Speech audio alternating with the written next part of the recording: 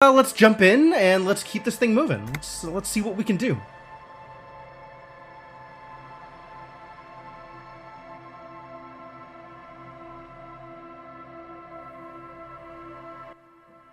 Also, gotta remember not to be too self-deprecating, because that actually hurts my morale, which is truly a fascinating thing to happen in this game. Alright, so let's kind of catch up real quick. I don't currently have a skill point, unfortunately. Money's so easy to get. Yeah, unfortunately not that easy to get. Would be nice. We got all this stuff. I got a cockatoo book, which is good. I got this photo of a happy couple that I'm probably not going to sell. I got clothes that I'm never gonna wear. Like, actually just never gonna wear. Nothing can beat the awesomeness that is this t-shirt. -2 authority. Very not enough authority. Absolutely. We got some tools here. Oh yeah, I could get high if I wanted. Gotta remember that getting high is an option. We got a long series of tasks, right? We have to do a thing here. What is this? Talk to Titus and establish authority in the Hardy Boy's eyes. Man, not with my set of options. Apparently we have a newfound ability to go check on this volition check. Oh yeah, okay, that makes sense. Volition. I still don't understand why these are here when I already have them. Literally go days bored, and now tonight you've got 20 followed streams live. That's a lot of streams. Wow. Slightly concerned about my stream title. No, it all makes sense. It's in world. It's in world. Like, we find out about leprosy and stuff. We found out about stuff in the game. There's like a history, right? We found out about a history of things. Oh, there's a whole bunch of stuff down here that we can't go to because of the water lock. Oh, maybe there's a way around the water lock. No, probably not, actually. There's a lot of stuff in this town. We need to go where... I'm so sorry, Icarus. I don't know. I don't know what to do about that. I've been on this schedule for 5 years, alright? I declare primacy. They should be coordinating around me. The whole saga, the job hunt situation. Yeah, I saw your post on Facebook. That's wild. Well, I'm very happy for you that that you found something that you're interested in doing. So that's really cool. But yeah, I'd be down to get the whole story at some point. Can I just talk to Kim, actually? If I'm gonna just talk to Kim and do this volition thing, we should be better at Psyche. I do not care about my health. Not even a little bit. Whoa. In your hand, Pyrrolidon, the double rainbow of synthetic hallucinogens. Rare Neat. and gritty. A product of the age of atomic power. Product of the age of atomic power. Atomic power? Too scary. No, we'll look at it. What a funny little cat. Don't let the scary medical warnings throw you off. It's an inadequate antidote to radiation poisoning, but a potent antidote to boredom. Radiation? We're not talking about radiation poisoning. Radiation poisoning doesn't seem relevant, actually. I guess this was originally designed to be an antidote to radiation poisoning, and then ended up actually just being a hallucinogen. Let's go for it. The container is warm to the touch. Or is that just the anticipation? You screw the lid open and look. A little slit on the side lets you just slurp it up. Like an oyster. Come on, slurp it. Weird. What is he? Your mother? Is Kim your au pair? Slurp it. Slurp the morsel of danger joy. Oh my god. This is a lot of... Slurp is a weird word.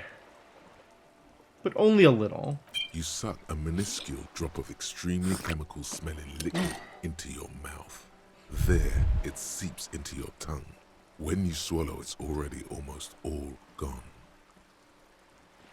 Tastes like an anti-radiation drug. Slurping is your U word? Oh, wow. Okay, okay. Fascinating. What, all right, well, I mean, I guess I can't really ask further on that. Like, why is it bad? That's like a really stupid question. But, that is an interesting one. Deciding between two different offers, one of which you're already in a trial period on a short-term research. Yeah, you mentioned. Tastes like fire. Tastes like gas. It probably tastes like gasoline. It tastes like many things, all melting into one conflagration in the back of your throat. As you look around, the world slowly exists. Exists, like it did before. Only now, gentle. The non-trial period? Okay. Its edges, Totally as fair. though it were a photo burning. Really? No, of course not really. It's just a metaphor. The effect of that otherworldly drop of liquid is slower, more subtle than that of real flames, yet just as warm. This warmth, it makes you want to share your discovery with Kim.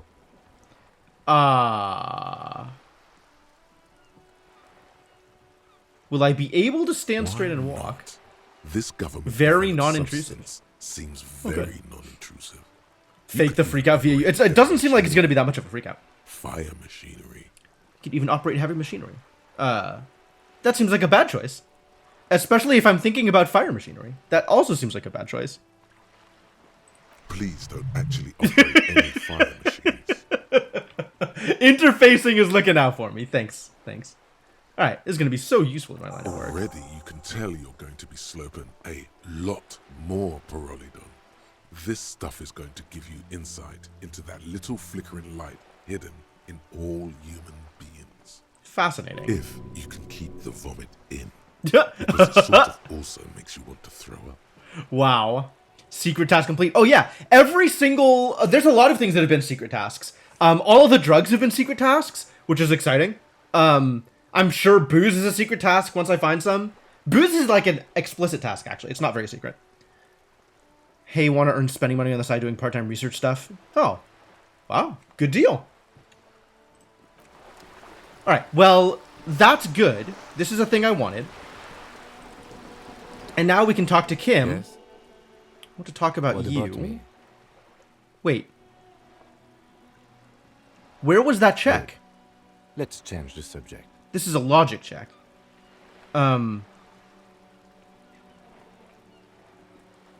Volition. Where was the volition check? Hang on. How do I get to it? Given that I can try it again. Kim Kutsuragi volition check, but like, how do I get to it? Oh no, I don't remember where in the dialogue chain it was. Talk about super leprosy and communism? Well, communism failed, which is maybe a result of the super leprosy, but maybe not. No response. He just arches his brow. Have Okay. you tried concentrating on something other than your personal affairs? I've been down this There's track. a sudden, harsh edge to his voice, like he's tired of hearing about your personal affairs. So what should I Try concentrate work. on? The case at hand. Okay. It can work miracles. Have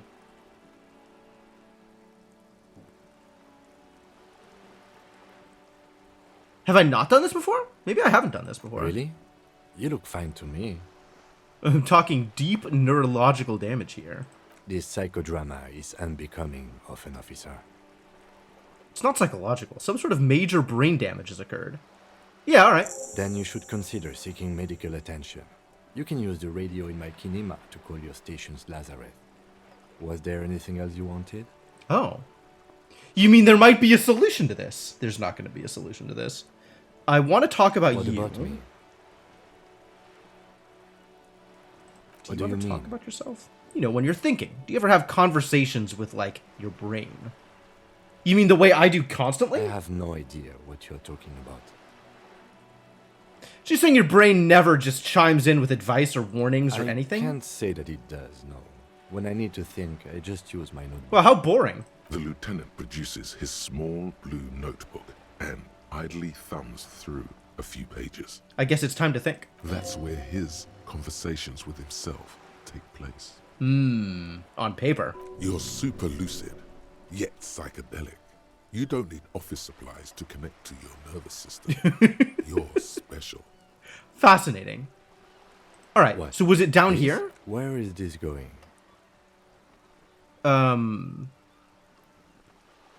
Interesting. I think it's called a brain. Yes, a brain. And something happened in that brain? Yes, my brain suspects that you have some kind of thing with the Revolutionary Air Brigades. I do not have a thing with revolution. Okay, so we've definitely I been wanted through to this become path an before. aerostatic I remember pilot. this. Then I turned 10. Absolutely nothing. Absolutely nothing. Absolutely nothing. Oh, okay. Good. All right, well, Good. I don't Let's know change where the this subject. came from. Was it Excuse here? me? You have a distinctive way of... Was I it hope you don't here? take They say it's a scene clear... Yes, but containers Why I don't know. containers? passing along frivolous interdepartmental stereotypes is not usually his oeuvre. He regrets bringing it up. Okay, I remember all of this stuff, but none of this seems to be the check that I can do with Kim. Maybe it was a thing... Maybe it was a thing that happened during, like, the debrief at night, so I can't do it now? I'm so confused. I wish I knew how to get to the check.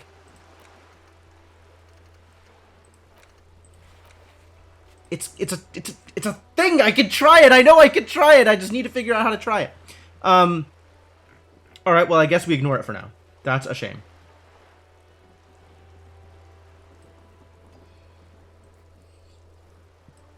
We could always go try the cargo container door again, and we could try the horseback monument, but I'm okay with not doing those for now. Hardly realize it's evening. It's kind of evening. It's a little evening. Also, there's a thing happening. It's unrelated to evening, but is related to the stream. Alright, well, I don't want to keep carrying this jar of... What is the thing? Pyrolidon? Is that what they're calling it? Pyrolidon. Okay, yeah, let's choose a different thing to carry around. Like this crowbar. I like that better. Let's just carry a crowbar around. That seems like a good call. Right? Alright, so maybe we can go... What is this? Hey, look. Looks like there was more construction here.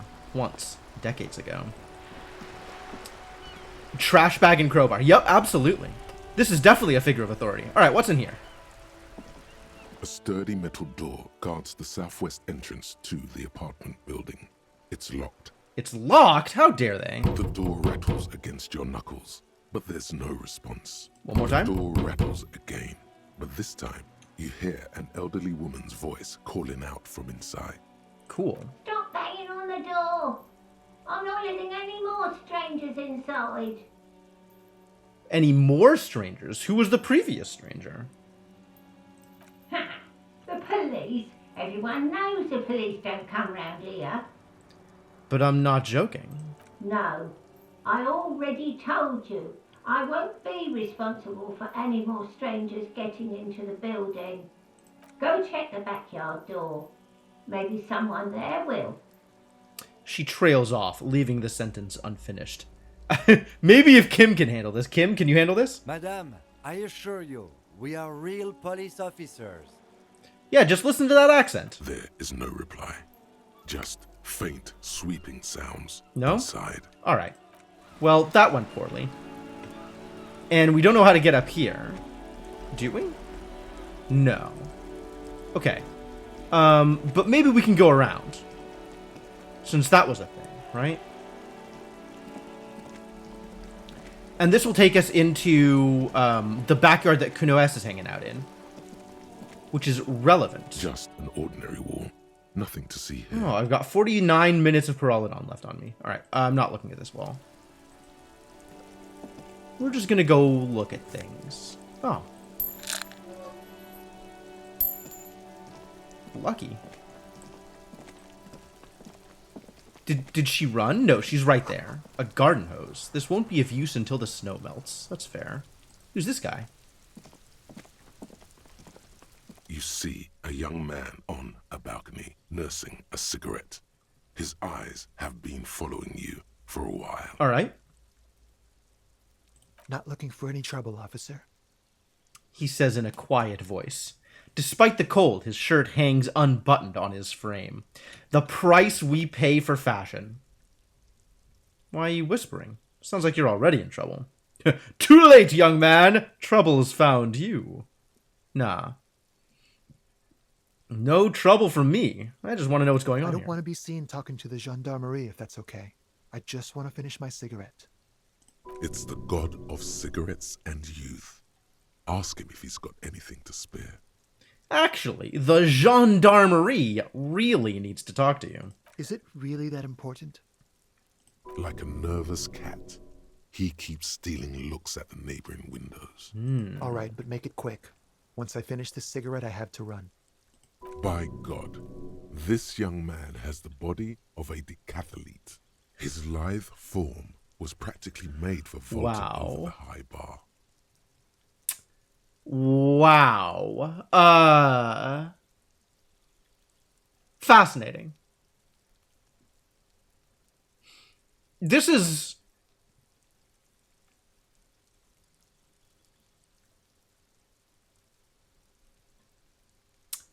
I'm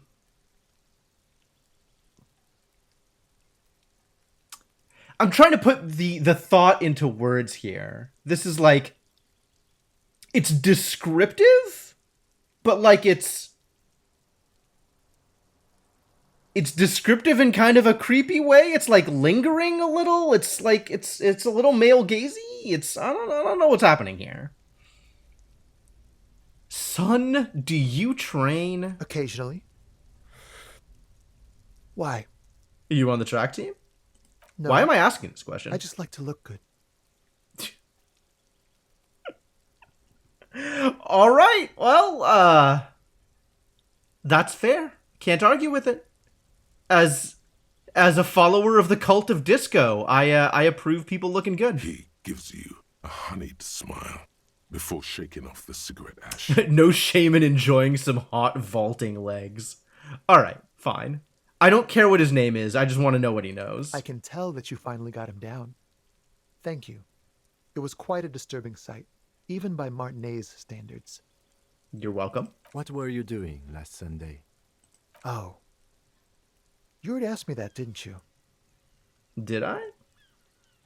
No, not you. Some more muscular type.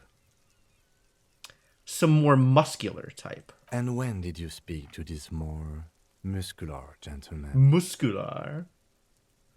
I kind of love Kim's accent. The lieutenant takes out his little blue notebook and writes something Last down. week? I don't know. Look. He looks around the courtyard again. Rain patters on the windowsills and dead houseplants. Too late to do them any good. You didn't answer the question. What were you doing last Sunday? I had a friend over. What kind of friend? I think we know what kind of friend. It was my Sunday friend. Oh, yeah, Sunday friend. I definitely partition my friends out into days of the week. A Sunday friend. How intriguing. I don't actually care about the friend's name. Why do I have to ask this? I am muscular too. It's true. I'm pretty muscular. I got muscles. He doesn't reply, gesturing no with his cigarette. Under the grey sky. As if I the don't have Google neighbouring Calendar. windows Okay, fair are enough. Streaked with rain. I mean, just because I tend to see people on specific days of the week doesn't mean I would refer to them by the days of the week that I see them. Sunday friend. That's a hell of a way of living your life. I can't really find fault with it, but it feels a little impersonal. Someone hides behind a curtain.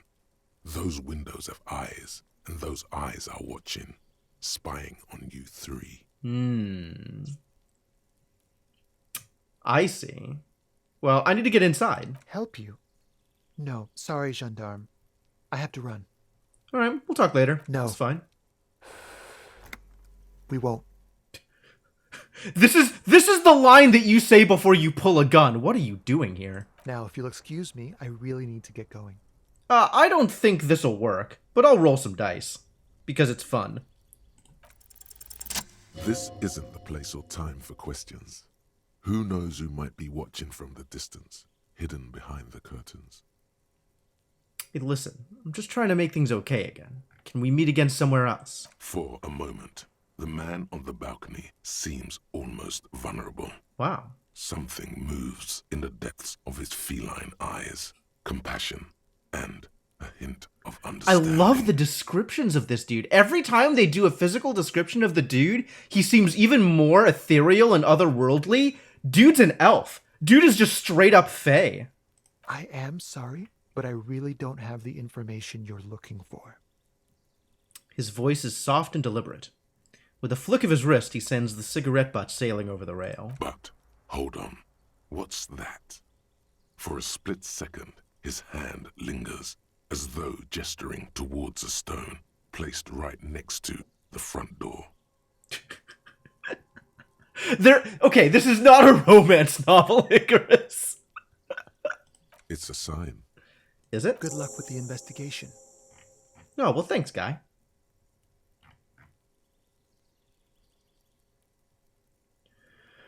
Oh my god, look at his walk animation! Yeah, I ship us also. I'm there. 100% there. He's gone. We should run after him. See where he went. No point in running. Tenements like these often have multiple exits. If he doesn't want to talk to us, then he'll know how to hide himself. So we just give He up? could be a witness. He Time might to be show him safe the now. Either expression. way, we need to look into that muscular type who's asking about our case. Yeah, the expression has done me so much good so far. He did leave us a sign. Did you see that? He wanted to draw our attention to that stone right over there. It's true. The lieutenant nods towards a small rock on a soggy patch of grass. If we find a way inside the building, we can ask around for his apartment. Seems like as good a deal as any. Alright, where is the stone? This is the stone. A stone, like any other, lying in a whirl of sleet and mud. Maybe there's something under it. Maybe. There's a key beneath it, rusty from the dirt. Nice. This must be for the front door. Pity he doesn't have the apartment number. Dick graffiti on the door. Oh yeah, This building absolutely. has many apartments, and a man can be in any of them. How are we going to find the right We'll one? just have to go in and see. Okay. Chairs and tables eaten by rain and rot. Oh, I don't get to click on it because I'm not up there. Okay. What is this, though? The curtains shift just a little. Someone is watching from within. I see.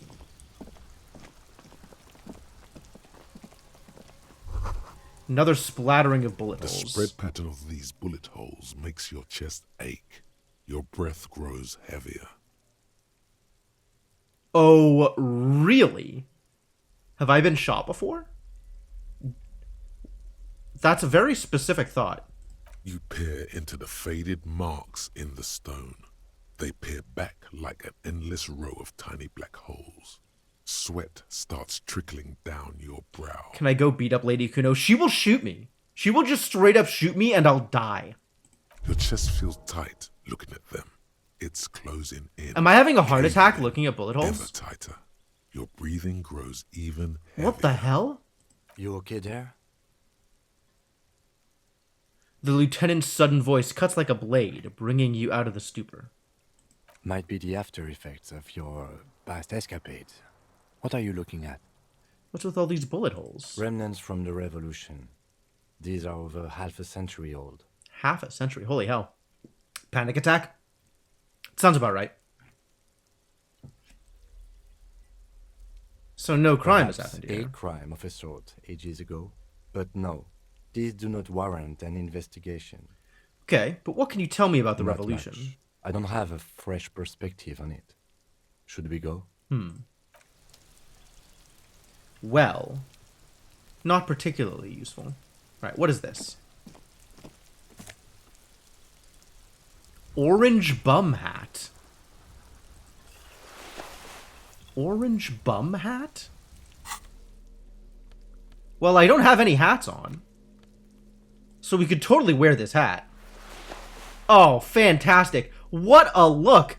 I have gone from disco to deadhead. Now we just gotta fix these pants.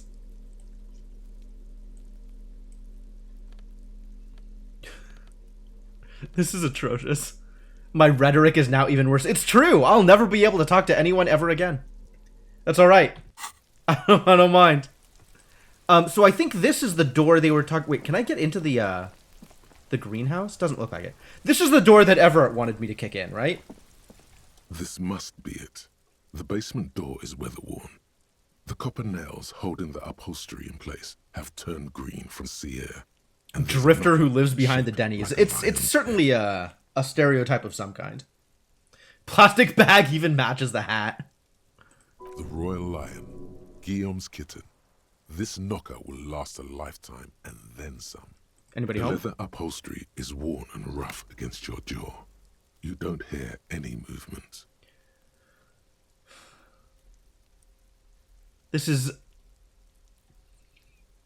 I feel like this line really encapsulates this game in a way. I have chosen to listen at a door, and the first piece of information it gives me as a result of listening at that door is what the door feels like against my face. That is 100% like the ethos of this game distilled into one line. In fact, it's oddly silent in the yard around you. No birds chirp.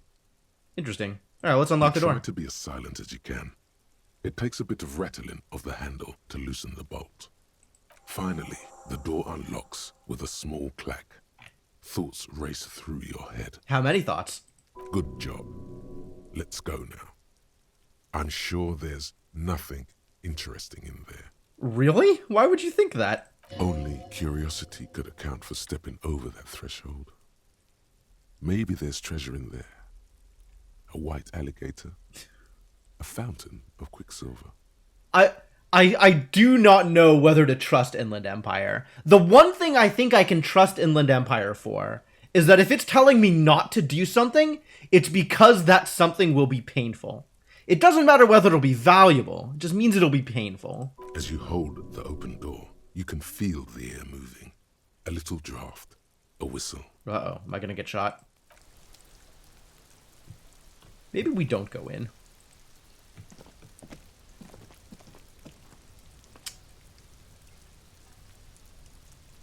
Can feel a draft, huh? Dangerous, potentially.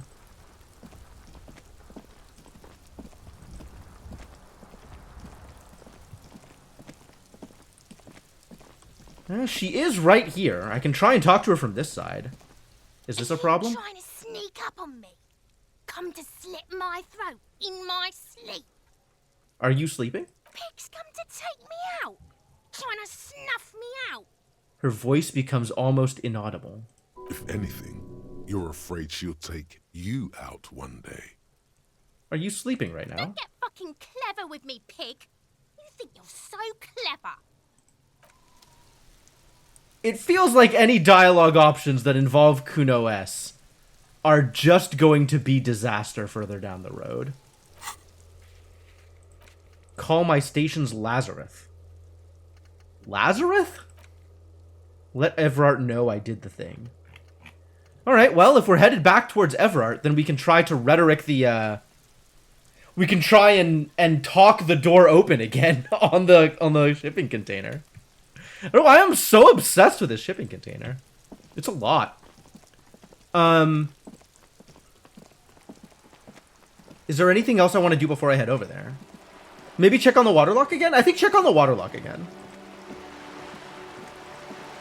We kind of went up this way instead of checking on the waterlock earlier today, right?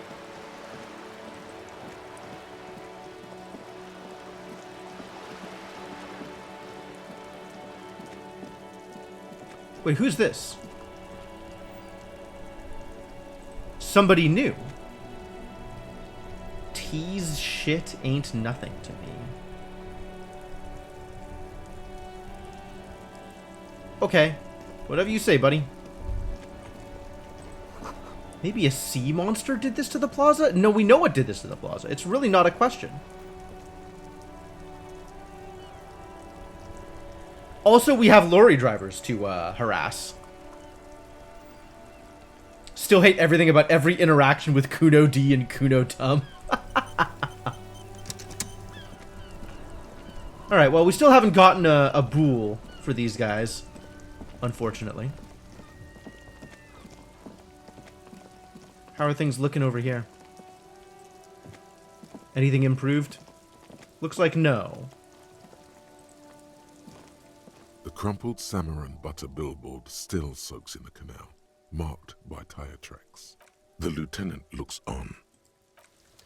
Alright, well, did we ever try interacting with this thing? A couple of indicator lights are missing from this control panel. Wow. Loose wires dangle from the now vacant holes. In the middle is a lever. Beneath it, a small metal plaque. This panel usually closes the waterlock, turning it into a bridge that lets you cross the canal.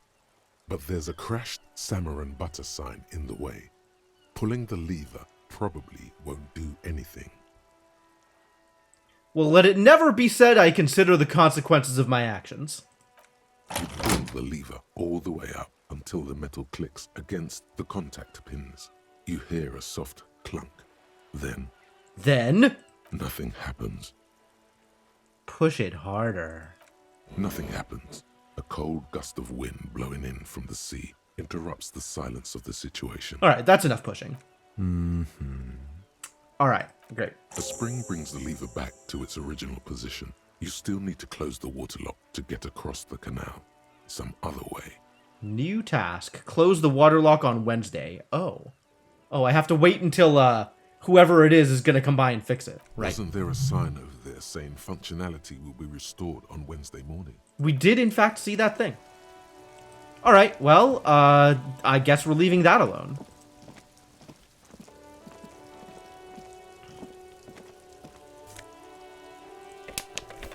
Oh. New garbage. New garbage for my plastic bag. Plastic bag full of garbage.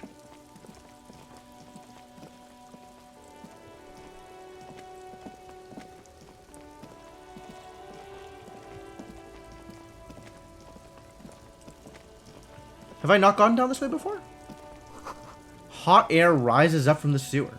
Sour, acidic, and strangely comforting. Alright, Shivers. Whatever you say, buddy.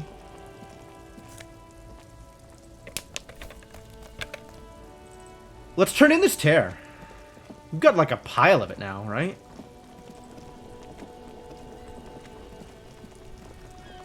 I guess we could also find some people to harass. Like, we could still harass, like, random lorry drivers about things so that What's-Her-Face will talk to us. Maybe I'll do that on the way out. I do want to turn in all this garbage that I picked up, though.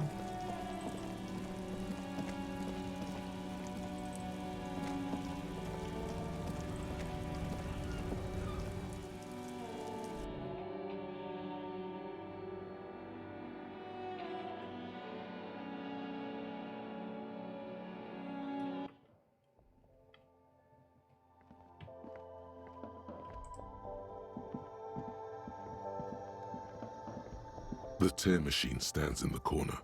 A sign says, 1 bottle equals 10 cents. Alright, give me my money. Your bottles clunk into the machine, and the money appears with a satisfying jingle. You're a richer man now. Hooray! Do you know what you should do with that money, kiddo? You should buy more alcohol. Enter the endless cycle of consumption. Thank you, electrochemistry. Is there any cheap alcohol? Is cheap alcohol a bad idea? What does clicking this button give me? Why are you lighting up?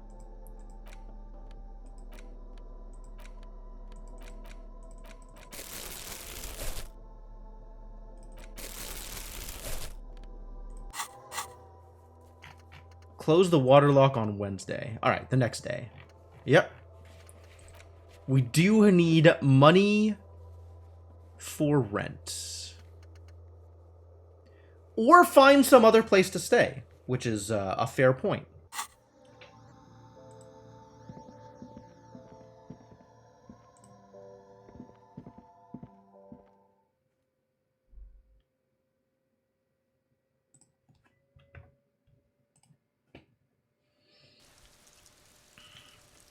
Well, that was probably worth it. I don't know if it's costing me time to pick up all this garbage. I don't think it is, but I haven't checked, I guess.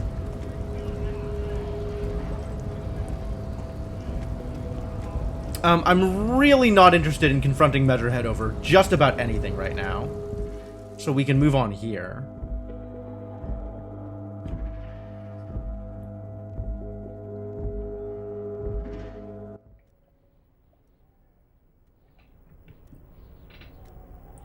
And there's still stuff here that we can look at, assuming that we've ever, The file cabinet stands steady as ever. Oh, I can And make the this check unlocked again. drawer That's good. slides out to greet you. Volition thought focusing. Interesting. I can retry it. Hang on. The drawer slides. Do I have anything affecting my volition right now? No. Alright. Good enough.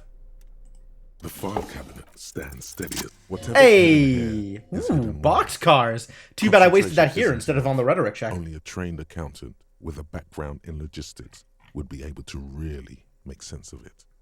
However, there is a little handwritten note stuck on the side of the drawer. Okay. It appears to be a to-do list written in large, uneven capital letters. So we didn't find what we were looking for, but we found something potentially equally interesting. Remember, Leo, Everard's shoes, special whirling borscht, water Everard's plants, sweep office floor, more banners. Oh, Leo, yeah. Leo's got stuff to do. All items on the list have been crossed out, and the note itself is crumpled. Look, Kim, a to-do note with a list of errands for Evrars. One of his aides must have left it. Nothing incriminating here. Are you sure? What is so special about this borscht? Code for drugs? Booze? Blood? I mean, if you think about it, Evrar's jug of choice is probably food. Remember, Leo, Everard's shoes, special whirling borscht, water Everard's plants, sweep office floor, more banners. More banners. All items on the list have been crossed out, Okay. and the note itself is Well, crumpled. I will take +5 experience Draw as my slides reward for shut. succeeding. That seems fine. 5 experience is 5 more experience than I had before.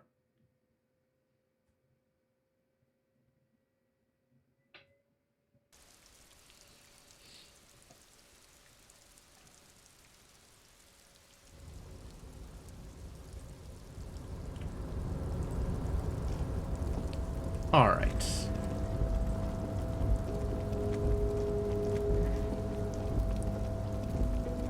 Still don't know how to get out here. But it feels like I should be able to get out here.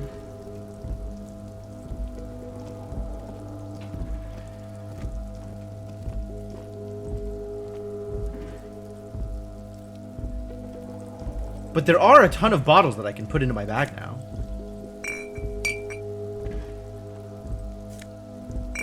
I can clean up after myself. Amazing. Look at all the good I'm doing. I could never have done this without a plastic bag. And it doesn't look like it's costing me any time. Other than, like, real world time. Which, okay.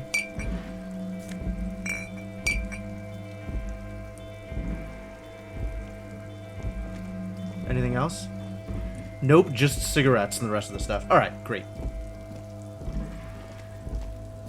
Wild Pines, but not for long. More rewarding materially and spiritually than being a cop. Wow. Alright, let's go talk to the shipping container. Let's go fail another rhetoric check. How bad is this check, by the way? You're back before the 18. cargo container. Its drawer has not lessened since you were last here. If anything, it seems to have grown slightly. So we've got a bunch of negative modifiers. But, given that we need to make an 18 anyway... Negative modifiers... It doesn't matter how many negative modifiers I have. Even if I had none of the existing negative modifiers, I would still not be positive enough to make it any easier than rolling boxcars or nothing. And, as it's always been, it's impossible to open a container with rhetoric. Maybe you're losing your mind. Maybe. But I'll be back and trying again later.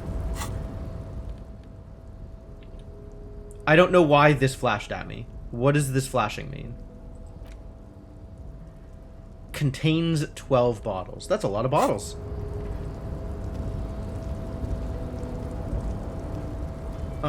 Where is...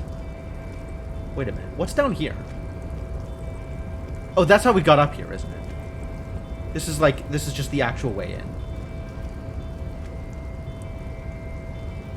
Okay, fine.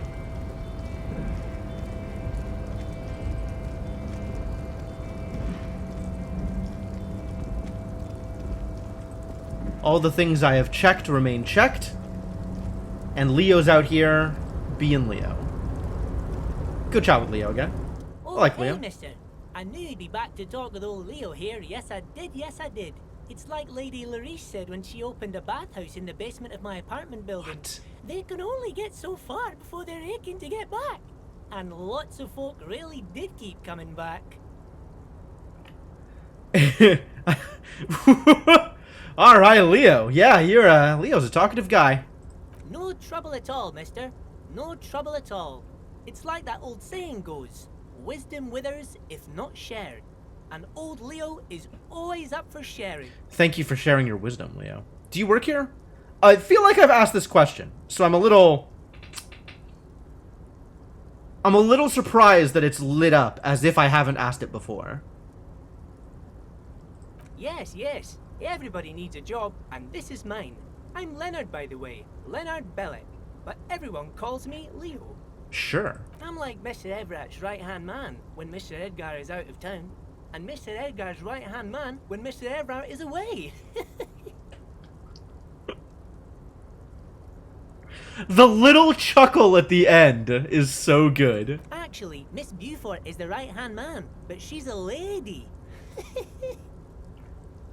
What does that mean also? Who's Miss Beaufort? Who is this, Miss Beaufort? A real pretty lady with a skin like those Douai Sucre candy bars my missus likes so much. Them are real nice to suckle on once the dinner is done and me and the missus sit down beside the radio. This is a hell of a word. Please never say that again. But I can't listen to the radio all the time. There's so much to do around here and I'm always busy keeping things running here. Yes, I am. Yes, I am. Stay on this Miss Beaufort topic. You're doing a great job around here, but, really. Oh, Lizzie, she is a real sharp tool.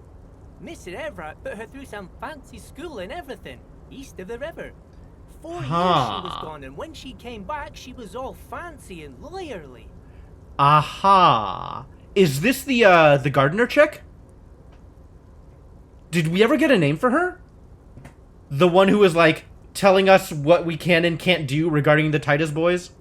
But she's a real nice girl. Grew up in this here neighborhood. Knows everybody and gets along with everyone. Real pillar of the community one day, I'm sure. Leo, you are extremely trusting. If me Just missus and me ridiculous. was to have a child, I'd be real happy if she turned out like her. But she can't have kids. She can't have kids. Dr. Lemaitre said so. And she knows about such things. Been a doctor for almost 50 years she has. And he has run out of tangents to follow along, and is thus falling silent. Amazing. I think you're doing a great job around here, Leo. Yes, this place really seems to run like clockwork. Keep it up, Leo. The lieutenant smiles at the little man. Well, thanks a lot. Coming from you, it means a lot, really. You didn't think it was possible, but the smile becomes even wider. Well, we've made Leo's day. Sometimes That's good. I feel some of the guys don't really get how much I bust my ass for them here. But you guys are alright. Worth the note to Oh, make yes, more banners. yes. I leave all kinds of notes for myself. That old head of mine ain't so good at keeping things in no more. I almost forgot about the borscht. What was that about the borscht? Oh yes, I've been taking special whirling borscht to the men every day since the strike started. Ah. Well, what a fine, upstanding man you are, I guess. It's very, very good. Makes a man feel so warm and happy. I feel like I could take on Mr. Renadan's boar dogs every time the lunch is done. Wait, are they feeding you like PCP or something in this borscht? Power borscht, huh? Never heard of a borscht that turns little guys into dogfighters. Alcohol, however. Huh. What do you mean by taking this soup to the men? Is it for striking? Yes. I'm taking it to them. The borscht keeps them happy and in fighting spirits. Makes you all warm inside. They brew it in the whirling in rags. Hold up, who makes it at the Oh, whirling? the whirling's cook. He makes it. Them is always talking with Mr. Manana in that weird language and laughing together. He doesn't speak what we speak. He's from Grad. In that weird language, Spanish? Spanish is a weird language now? Oh, sure, mister. Sure. You do that. Yes, sir. Leo's just like, yeah, whatever you want, buddy. It's all good. Everything's cool. He didn't actually understand what you meant. And now he's just nodding along. Alright, well, good enough. Thanks, buddy. You gave me more things to do. Love it. Always happy to have things to do because things to do give you experience. And when you get experience, you become better at doing things, which means you can accomplish more things and get more experience. I think you see where this is going.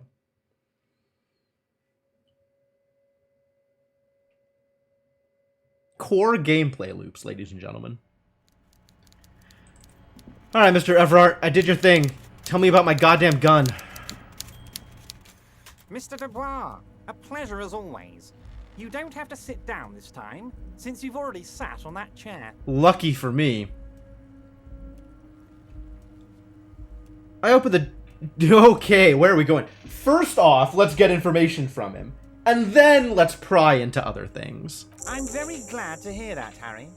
One question. You didn't actually happen to stumble in and see what's inside the apartment, did you? The deal wasn't for me to go inside, You're right, so I Harry. didn't. You only had to unlock the door, which you did. So we're all good here. Fascinating. Now let's get down to brass tacks. It's time for men like me and you to figure out who's killed who and why. Real police work is gonna start happening now. I promise you, Harry. This is gonna be... I was for sure being watched. There was the one neighbor window, right? That the cigarette guy was like, there's somebody watching, and there was somebody watching. We were for sure being watched. Yeah, absolutely. Heard about a connection between the lynching and the strike. I'd like to hear what you know about it. I'm sure you figured out who the dead man was working for. The bad guys. Wild Pines. Sent to scare us. Another violent measure of the top hats against us flatcaps. Us flatcaps. Harry, this strike is the culmination of many, many mistakes made by the Wild Pines group. They tried to shut the strike down by sending in armed mercenaries. And so you lynched him. You mean our victim? A security contractor? Can you imagine that? Workers standing in peaceful protest, united in the spirit of fellowship, and they send hired killers to mow us down with machine gun fire? Are you buying into your own rhetoric, Mr. Clare? He performs a motion as if spraying bullets from a machine gun. Yeah. I'm talking beasts, hardened killers from proxy wars in Yisut, Semenine, Saramaritsa, you name it, they've done it. Raping, killing, burning villages, killing little children for the Senorita Pineapple Company, Harry. He could be serious here and still be a slimeball. Oh, yeah. No, he's definitely a slimeball regardless. And whether or not he's serious doesn't affect that. The question is this a front? Is this just a show of Union Man? Does he really think this way? Has he talked this way enough that it's become ingrained with him and he can't be anything but the thing he's presenting as? Like, it's just interesting that his casual conversation sounds like this all the time. Those Senorita Pineapple people are scary motherfuckers. Decimating your state if you don't give them your pineapples. Oh yeah, I heard that's how we got Hawaii as a state, right? Senorita Pineapple. I think it was bananas, actually. Basically the same thing. None of this would be surprising as a Pinkerton-esque guy in armor during a strike in a DMZ-ish looking disputed jurisdiction region. Yeah, Everything they did there, they brought over here. They want to turn Revachol into a third world slum. Honestly, the only thing they didn't do is kill the village elephant. Well, you have a village elephant? No, Harry, the elephant is metaphorical and so is the village, but the mercs and their brutality are very real. I like poking at his metaphors because I feel like it makes him come back to reality for a second instead of speaking in pure propaganda. All right, keep going. Now, I haven't personally witnessed the brutalities out there. I have the luxury of staying in my container, you see. If I need to go somewhere, they just move my container. Do they? Yes, I'm an old man, Harry. My legs aren't what they used to be. They lift my office with that big crane. It's actually very fun. You should try it. I should try it? I would like to know how to try it. But enough about me and my fun container. The killers the company hired, I think there were 3 of them, all hardened commando types. As if this isn't already a slum. Yeah, no, that's a fair point. Straight talking cop to ask people if they're being literal or metaphoric. Yeah, that's true. I feel like that's pretty fitting for the kind of cop that I am as well. Just like,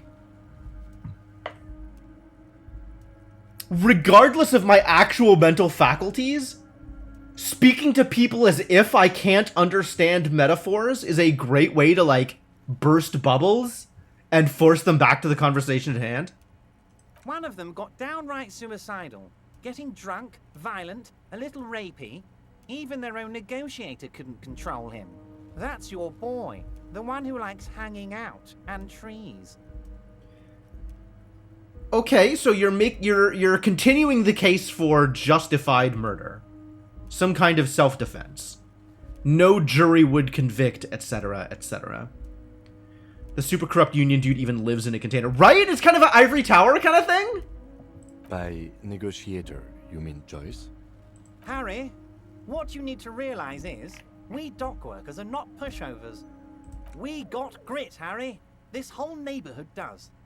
Push us hard enough and we push back. And when we do, we push to kill. I feel like this metaphor may have gotten away from you a little bit. Push to kill? Think they're doing it on the Berkeley waterfront? It's like the tiny home movement, but less bougie? Wow, that's awful. An entire neighborhood of killers. Wait, the whole neighborhood is in on Potentially, it. Harry, potentially. We got arm wrestling champions, I see. rowing club people. You're saying there's no way, tough because guys, anybody would have all done ready it. to spring into action for their home base. There's a militant wing inside the Union, a group of people whose duties don't involve manual labor, but peacekeeping in the neighborhood, making sure everything runs smoothly. They're like you guys. Idealistic people who want to make sure bad things don't happen. And if they already have, well, punishment must follow. So these idealists killed our victim?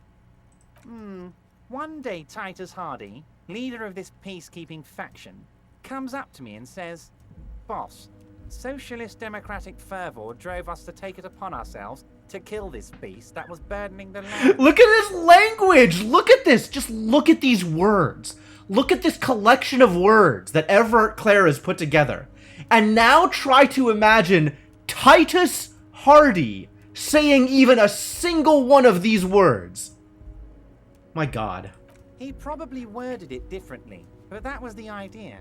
Sure sounded to me like they killed him. I gave them 2 weeks paid leave and told them to lay low to avoid retaliation. Well, everybody is just straight up being like, yep, Titus Hardy did it. And I'm not sure what they expect. I guess they expect us to just learn that and then leave? Like, they're not even trying to hide it at all? Like, I'm not sure. It's so weird. It's such a weird set of interactions. This guy has the gift of gab. He sure does like to talk. Aren't you worried we might arrest them for this? Oh, I'm not at all worried about that. These are not the kind of men who get arrested. They're Martinez boys, tough and gritty. I'd like to see the man who takes them in. Besides, I sent my lawyer girl to look after them. Okay, so, Everett Clare has decided to go from reasonable person, right? At first he was like, yeah, we could just be reasonable together. Let's be reasonable people. We're working together to just completely, like... There is nothing here that is like we're working together. Everything here is you are powerless, and it doesn't matter what I tell you.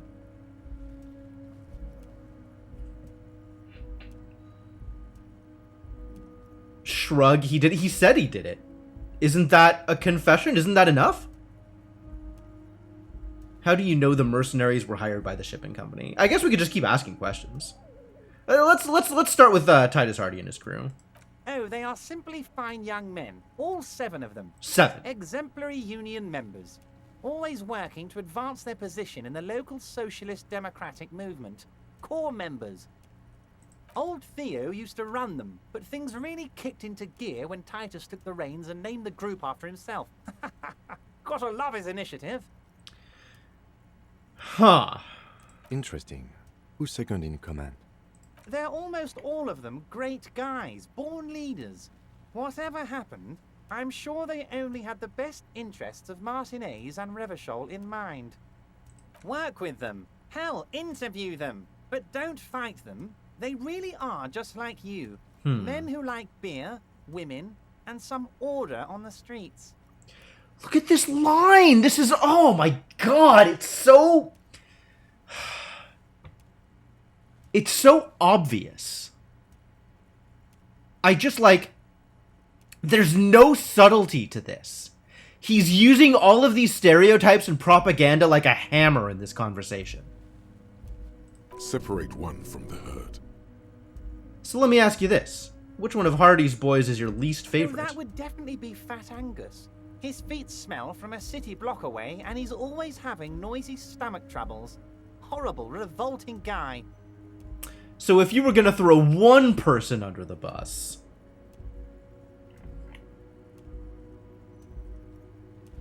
So let's say something happens to Fat Angus. Let's say a citizen's arrest. You would die, Harry. You would die, and in the process start a bloody and completely unnecessary war between the Debarders Union and the Citizens Militia. Angus, his ever-growling stomach, and his smelly feet are all part of the Union. You have as much right to arrest him as I have to arrest your partner here. Wow. So this might just be you have no right to arrest him.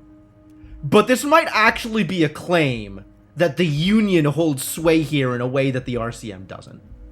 Like, officially. Actually, less. Because this is my hometown, my territory, and my backyard. You are a guest here, Harry. Please remember that. Oh, Harry. This is getting real grim, and there's no need for that. We are friends. Are we?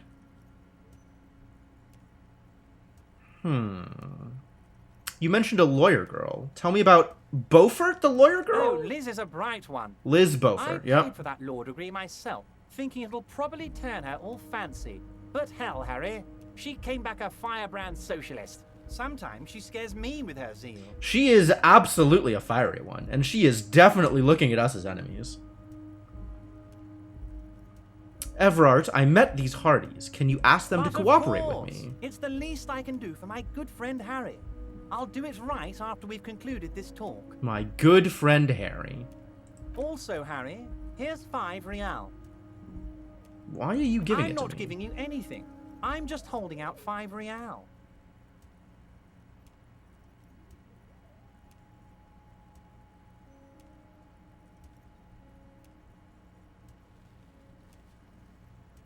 I'm so confused. I mean, we're way past bribing me to do his dirty work. So I'm really curious what the heck is going on here. Oh, that's cool. I don't want your money. Oh, I wasn't offering it to you, just holding it out there. But I'm willing to share information. Was there anything else? How do you know the mercenaries were hired by the shipping company? How do I know? Let me tell you about these people. That's their MO. It's what they do. Last winter, some poor workers in Terminal E went on a little strike. The company sent in Sediment, a security contractor. The strike was over the workers' right to wear protective footwear, Harry. I don't believe you, by the way. We're gonna have to go back to Joyce and ask her about this. These guys turn up and start beating people. Tell you what, Harry, I wouldn't be surprised if we got the same mercenary company after a little rebranding. And I'm sure as hell not surprised to see an army of scabs under my gates. So you believe the scabs were organized by the security contractor? You said it. Hell, one of those guys looks big enough to take down that proverbial elephant. Boys like that don't just happen to show up during strikes. All right, well, that's as much as we can talk about, so I guess we're done talking. Was it a good talk? I'm not sure we made much headway here. I was hoping we'd bust the case wide open. Heck, I even wanted to tell you what I really want to achieve with the strike. We have busted the case wide open. We know the identity of the murderer. I'm not sure what else we could have done here. I don't know what happened, Harry. I wanted you to feel like Mr. Martinez. And of course, I also wanted you to find your gun. But it's like I can't completely trust you. Yet.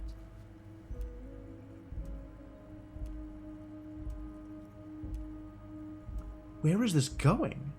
Yes, Harry. It's like I can't fully trust you if you're not a man of the left. I want to, but I just can't. Okay, so you're asking me to do more for you so that you can share more information. He's been hurt too much in the past by men who aren't social democrats.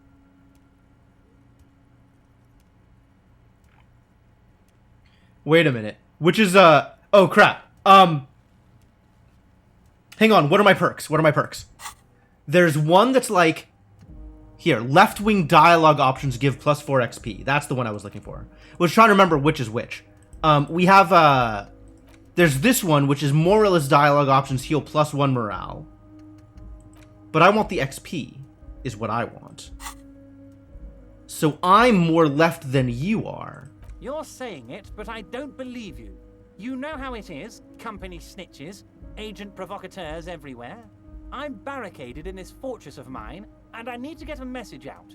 Will you help me? It's unclear whether or not this is useful, but presumably it is an option that gives me experience. And what would this entail?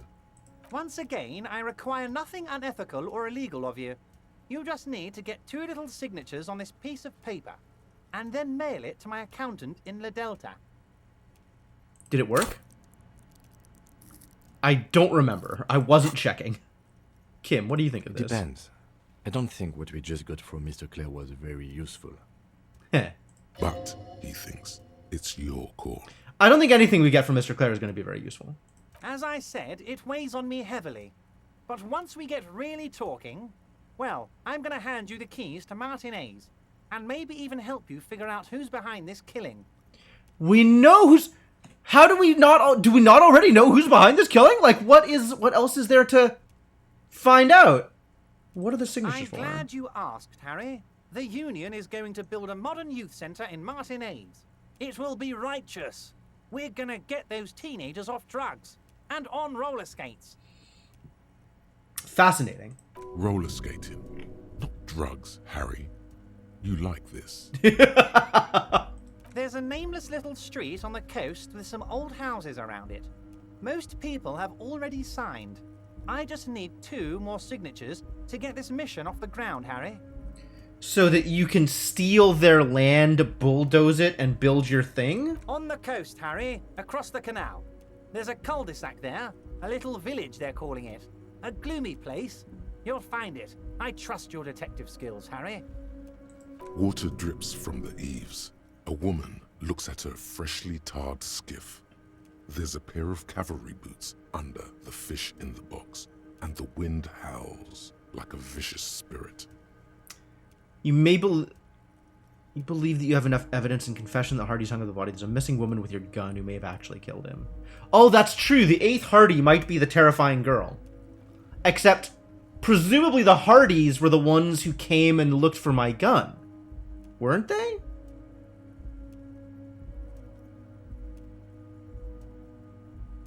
That's true. They were covering for her.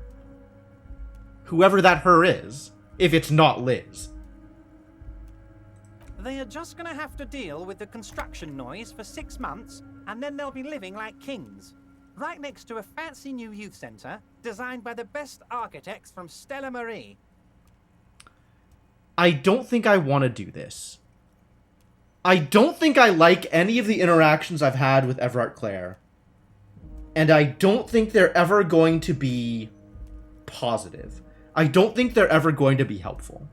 Perfectly acceptable. No one's gonna force you into anything, but I don't know about that gun of yours. You see, I'm a vengeful man, Harry. Part of how I got where I am is that, well, I can be quite nasty sometimes. Fortunately for me, you don't actually have any control over where my gun is. But the good news is, the moment you change your mind and want to look into this matter, just tell me, and we'll be buddies again. The lieutenant's eyes meet yours, and he shrugs. Okay, fine.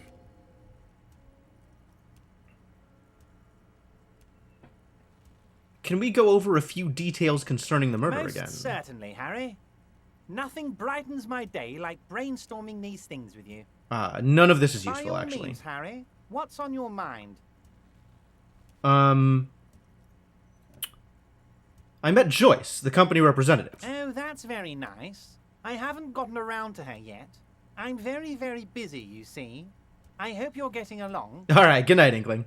One thing I want to make very clear, Harry, is that this is not some kind of union versus corporation situation. Everyone is just pals here. Everyone is just pals. We're all trying to do what's best for Martinez. Don't feel like you can't cooperate with her because you and I are such good friends and I'm helping you find your lost gun. I'm not a jealous guy. Aren't you? What happened to the previous negotiator, Mr. Gaumont?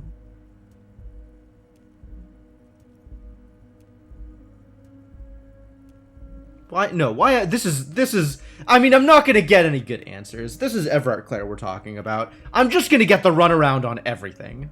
He's just going to sit there grinning and telling me what great pals we are.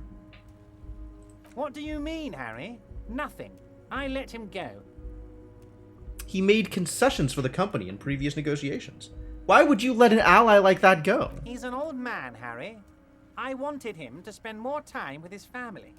God knows how long he's got left. You called him a midget. Harry, I have little people in my organization. I would never call someone a midget. What is this? Honestly, I'm beginning to think you're a midget, Harry. I'm only kidding, Harry. You're not a midget. No one is. We're pals. What? What is this? It's hard to say if he really lost his temper, or if this is another one of his tricks. This man almost never angers visibly. Yeah, that feels like it's not real. That feels like none of this is real, and also none of this is helpful. Joyce said the previous union leader vanished under suspicious circumstances. Vanished? Harry, the woman left her casserole in the oven and couldn't make it here in time for the voting. Oh, did I leave my casserole on? Better go home and check. The election can wait. When she got back, the whole thing was over. Why haven't you let her in to see If him? she actually wants to see me, she will find a way. Any good negotiator would. And I just don't have anything to discuss with a bad negotiator. Wow. He doesn't want to see her. Yeah, I It's mean, as simple as obviously. that. Everard, Joyce seems to think that the union is lowballing Yes, her. yes. Low balling, of course. This isn't a casino, Harry. Real people, real livelihoods are at stake here. But everything's a casino for those rich types. Aha. His expression makes it clear. This is childish and irresponsible behavior.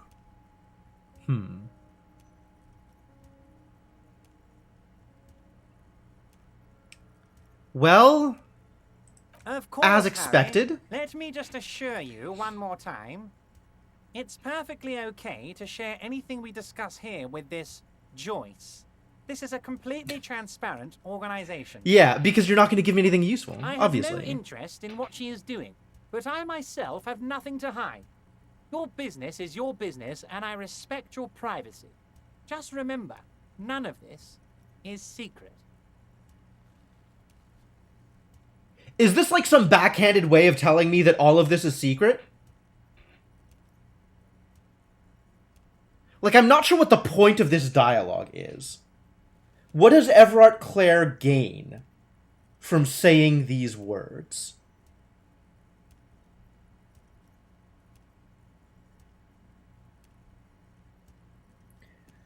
Is he trying to ingratiate himself with me in some way? That seems very odd, given that literally all of his negotiating with me so far has been from a position of power. Like, other than the, like, propaganda talk, there hasn't really been any kind of, like, oh, we're all actual friends and coming at this as equals. And the propaganda talk is literally just that, propaganda talk. Like, there's nothing serious in there at all. Tell her about all of it. My brother's picture, my singing swordfish clock. Tell her how overweight I am and how I'm helping you find your lost gun. Tell her about everything. Everett doesn't mind. Okay. This is weird. Right? Not nice weird, but okay. Yeah, this is pretty weird. I agree. Can we talk about the lost gun? Yes, yes. My best men are tracking it down. Some kids saw some other kids running away with it. Some folks said a paranoid schizophrenic might have it. Leads are being checked, Harry. No, I don't What's think any of that is Harry? true. You're getting a little pale. Is it the words paranoid schizophrenic and lost gun in one sentence? Don't worry, it's just a lead. It'll probably turn out to be nothing. It is nothing. And I know you're just saying this to put me off. Because I talked to the dude that had my gun. I'm told the Union is involved in the local drug What? trade. Harry, how could you say that to me? You know I appreciate a joke as much as any jolly fat guy, but I can't take slander. Are you actually investigating this? What's he going to do if I tell him I am? You've hurt me, Harry. Me, a friend. But you know what? And gets over it in 2 seconds. Seems like it didn't really hurt him. I trust you, like I trust all my friends. And I know you'll never talk to me about this again, because you don't want to wound me. So do what you want, and let's change the subject. Okay. Thank you for your understanding. We will continue to do what we must. You too, Lieutenant. You know, I like you, but you never were my favorite. I'm a Harry guy. I'm Team Harry. He's literally the only person in this game who refers to me by name. No wonder I hate my name. None taken. Did we have anything else to do here, Harry? Nope, I think we're done. Like, I just don't want to talk to him anymore. I think we're See done. you soon, Debardeur. Just kidding, but not too much. Like, I just don't think we ever get anything of value from talking to him. Like, we could go, you know, full Union stooge and do everything that he told us to do. And I think it actually wouldn't get us anywhere. I think we actually wouldn't accomplish anything as a result. He's just so oily. Like, it feels like Joyce has been honest with us in a way that Everett hasn't. But maybe that's just because Joyce is putting up a better front. Maybe Joyce is just better at lying.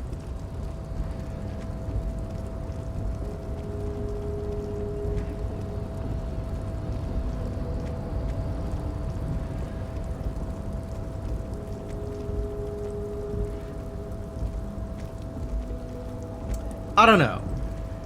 I don't know how I feel about this. Alright, well, I guess the next step is to talk to all the lorry drivers and see if they have anything to say about bringing in drugs.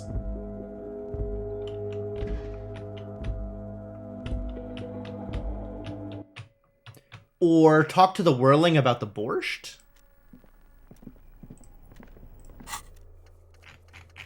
The special borscht. That is on the list, in fact. Prove your authority to Titus. Yeah, that's pretty far away.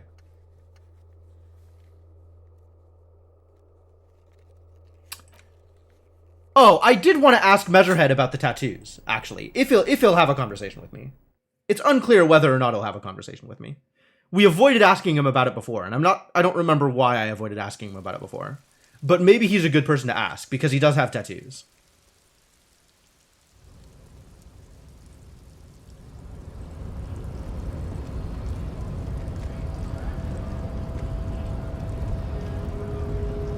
Excuse me? Do not presume this has drastically altered our race dynamic. Whatever you say, buddy. It was just something I had to do. Our personal dynamic has changed. A little. What are those tattoos of yours supposed to mean? Racists are generally not very good examples of their race. Uh-huh. I agree. Welcome to Revachol. You hear him yell at a redhead woman visiting the fritter nearby. I am not like them. I am craniometric perfection. I have taken Are you kidding me? trouble to Phrenology! permanently draw a phrenology grid on my skull and features. No wonder they call him Measurehead. He has measured his own head. That's miserable. Oh my god, this is amazing. Okay, no, everything becomes clear. Suddenly I understand everything in a way that I did not before. Thank you, Measurehead. Thank you for revealing this information. True. That is a noble cranium. Oh. You got a hard look in yourself. You sure I'm not craniometrically superior to you? No, I'm just gonna say nothing. It's fine. You Your can say silence things. betrays your inferiority. You do not have a reply. You should enter a deep race slumber. Perhaps in 4,000 years, there is need for a servile homunculus. Alright, what about the Hardy Boys? I am not the first line of defense. I am the last.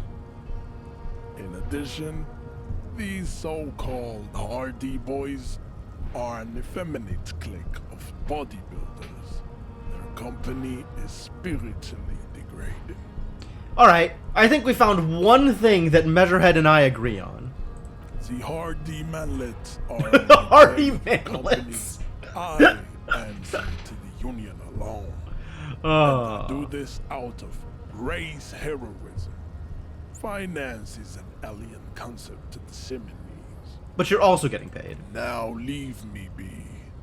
I must luxuriate in the company of my woman. Alright, well, we're done here. Thank you.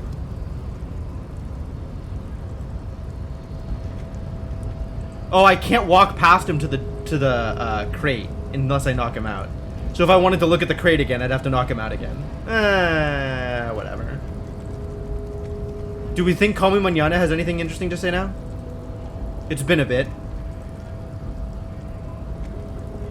Maybe Mañana knows about the borscht? Hola, wandering man. How can I help you? Do you know anything about the Hardy Boys? Los Ardis? They're an independent militant group. A bit too high-strung, but it comes with the responsibility. I mean, he's on, or they're on his side, rather. I don't know that he's on their side. They're sort of like you. Preserve the rule of law and all that. Except it's Everard's law. But really, they're just like you. Huh. Well, okay then.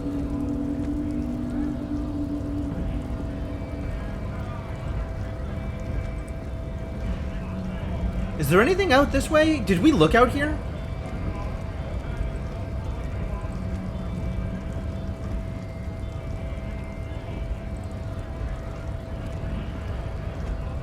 Alright, this guy's still agitating. I don't know that he's gonna give me anything good. If we look in here, this is the racist guy's truck, Lorry right? stuck in the traffic. Yeah, it's fine. Alright, let's go. Oh, no, wait. As long as I'm here, I have a check on the statue, right? Here. What was the check? Encyclopedia. Have I hurt myself with regards to Encyclopedia? I am not gaining any positives or negatives to Encyclopedia right now. But I could take a drag on my cigarette in order to try and improve my odds.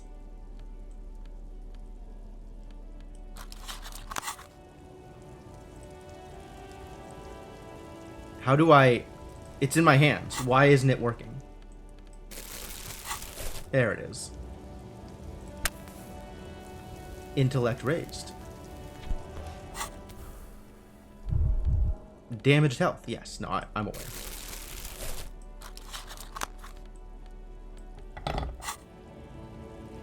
Alright, let's try this again. Take a smoke to focus my senses and see if I can actually figure something out. Even by Hey, the standards lucky. of the Philippian kings, old sumptuous Philip was known for his profligacy. In what Well, way?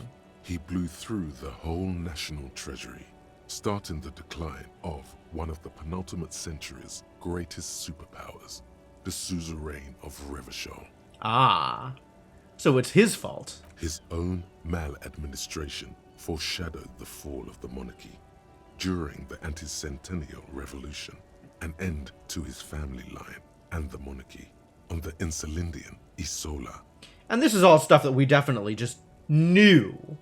Stories have Probably. it that he had his bedroom converted into a treasure chamber, where he stored unfathomable wealth. Krugerrands, bars of gold, ornate weaponry, armor, and various chalices. Ooh, chalices. Those are exciting. There were whispers he slept on a huge pile of gold-dipped feathers, Wow. like some obese dragon, instead of a bed, like a normal person. The king is the king, and he can do anything. But wait, you haven't even heard about his fabled cocaine addiction. The what now? You see, This old sounds like a Philip thing I do want to wasn't know just about. good at squandering the national treasury on gold and ceremonial weaponry. He was also a prodigious snorter of nose candy. This sounds like something Electrochemical is going to be interested in. Not just any nose candy, though. We're talking Royal Philippian Blow, allegedly twice as potent as the stuff you find nowadays, and purple. Philippian cocaine was purple. Okay, what is nose candy? I know what nose candy is. I'm going to ask this anyway, just to see what the result is. Cocaine. Oh, yeah, okay. As expected. Cocaine, sure. So he was addicted to nose candy. A bloated druggie? That's what the revolutionaries said 150 years later. Right before they emptied out the royal mausoleum and dumped His Majesty's mortal remains in the Insulindian Bay. His Majesty's courtiers said it helped him connect with the higher realms. Dope. Beneath the cold waters of the Insulindian Bay, Yep. thrown there by the revolutionaries after they cleaned out the royal mausoleum. That's about right. A group of marble pleurons still surround the king's vandalized tomb. A deathly cold wind sweeps up candy wrappers and old newspapers. What happened to the statue? The original was blown apart by communards, then further damaged during the landing of the coalition's airships during the turn-of-the-century revolution, when Martinez was Okay. leveled. Got blown the heck up? That seems about on par, given what has happened to the rest of Revachol. Some years ago, a group of liberal, artistically inclined individuals, designers mostly, thought it Designers would be mostly. ironic to restore Okay. the statue of the most wasteful ruler of Revachol in the poorest part of the city. I see. Irony. Irony is the cause of this. The statue is supposed to capture the moment it was blown apart, like an instant frozen in time, a rare butterfly trapped in amber, floating on a sea of shit. I really don't get art. Neither do people in Martinez. The statue has proved to be controversial in a neighborhood mostly populated by the left-leaning working class. No lies. Philip III, the squanderer, however, with his bronze face up in the air, doesn't seem concerned about what the hoi polloi think of him in death. Neat.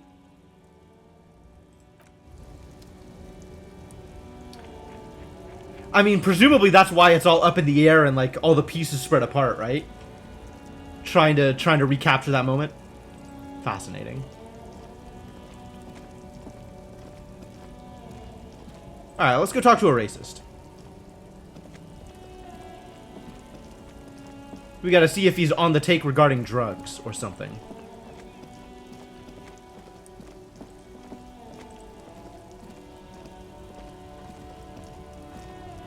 Looking for something, Aunt? Come to tell me to fuck off again? Yeah, that was actually pretty fulfilling. I might. You're Lorryman, right? What's your stance What? on drugs? They're shit, man. I don't let anything pollute my body. Oh yeah, your body's a temple. Look at you. You know where that shit comes from? Sarah Miriza, Safre, Ilmara. They take the money from our local junkies here and then use it to outcompete us in the manufacturing sector. Ah, I see. So part of your racism is the fact that you have internalized that all the other races are doing better. They know they can't beat us in a fair fight, so they have to get us to weaken ourselves somehow. It's racial sabotage, racial economic sabotage. Listen, I agree. It's our responsibility to keep this poison off the streets of Revachol, right? This is an interesting one.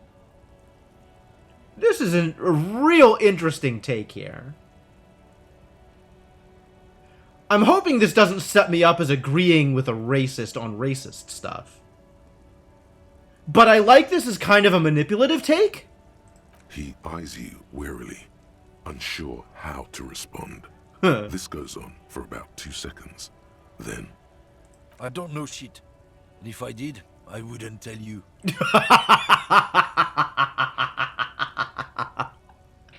Alright. Well, that's fair. Then what are you still hanging around here for? Most other camionneurs have left. What the hell is this word? Hang on, I'm Googling this. Camionneur.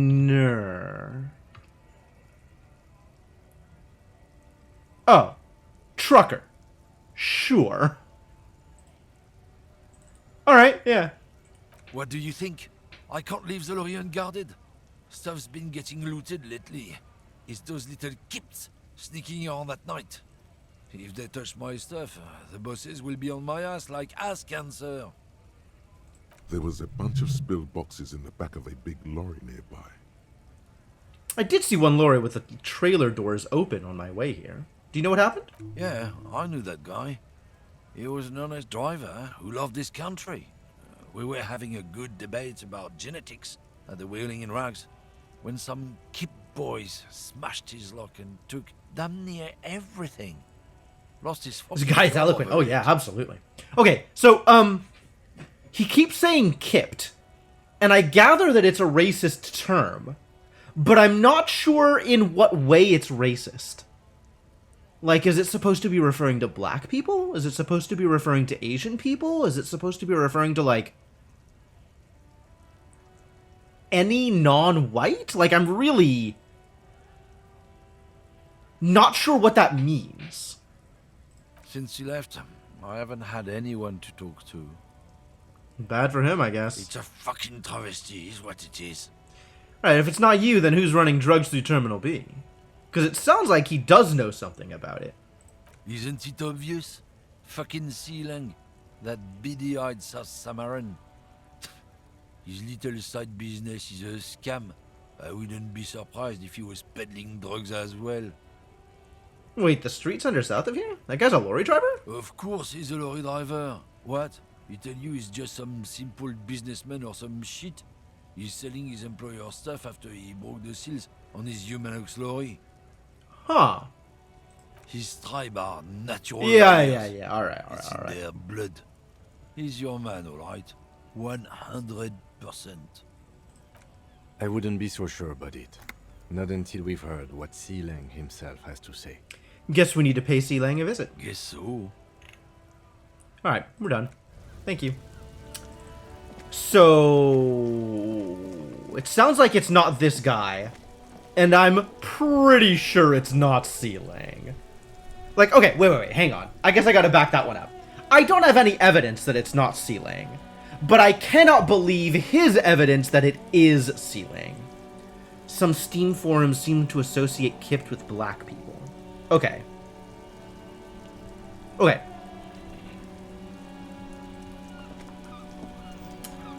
So that doesn't rule out Sealang, but I don't trust this guy at all. Stuck in this damn jam, my man. What's up? You did not go very deep on this. Sure. Sure. You seem like a man who knows about drugs. Oh, man. Me and narcotics go way back. Had some good times surfing the psychic waves of my own consciousness, you know? But those days are behind me.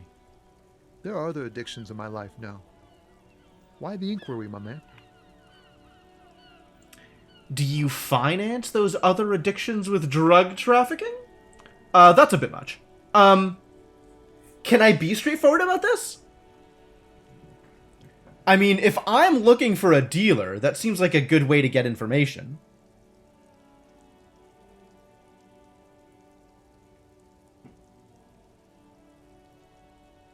Is that the best way to get information? I mean, I feel like I would just be like, I need to find out who's smuggling drugs. Because I am a good cop. I figure this is not a good cop question here.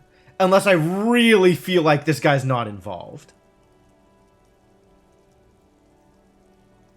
Doesn't hurt to look for a dealer. Hey, man, that's serious criminal talk. Are you trying to pull some sort of an entrapment thing on me? What? Then No, of what's course your not. deal here? Let me be straight with you. Trying to figure out who's smuggling drugs at a Terminal B. We have a credible lead, sir. Someone on this roundabout is waiting for a bulk shipment from the harbor to load it on their lorry and drive it to Jamrock. Not me, man. No way. I don't need any trouble. Shit's bad enough anyway. This jam's got folks up in arms, and I'm afraid it's headed toward a conflagration. Wait, why are you still hanging around then? Gotta guard the stuff. Bosses don't look kindly on missing cargo, and it gives me time to work on my rhymes. Okay. Working on these rhymes clearly leads to muscular atrophy. Make sure you don't get hooked on poetry.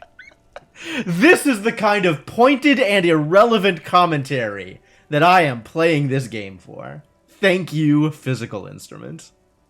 Look, man, I try to stay away from the criminal underbelly of Revachol. I'm a guest here. You really need to find another man to probe with those questions. Well, we need empathy. This conceptualization check we're going to be very bad at, but that's all for now. Can I make my odds better on conceptualization? Yes.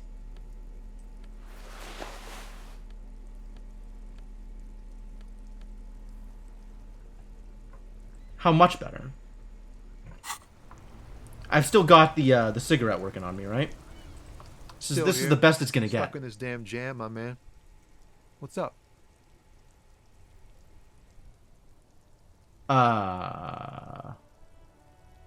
Hit him with your best verse. How badly do I think I am penalized for failure here? It'll be embarrassing. Which is a morale hit. Yeah, let's not. Let's not bother. I'm gonna go back to this sick-ass t-shirt. So really all we've got left is Silang, huh?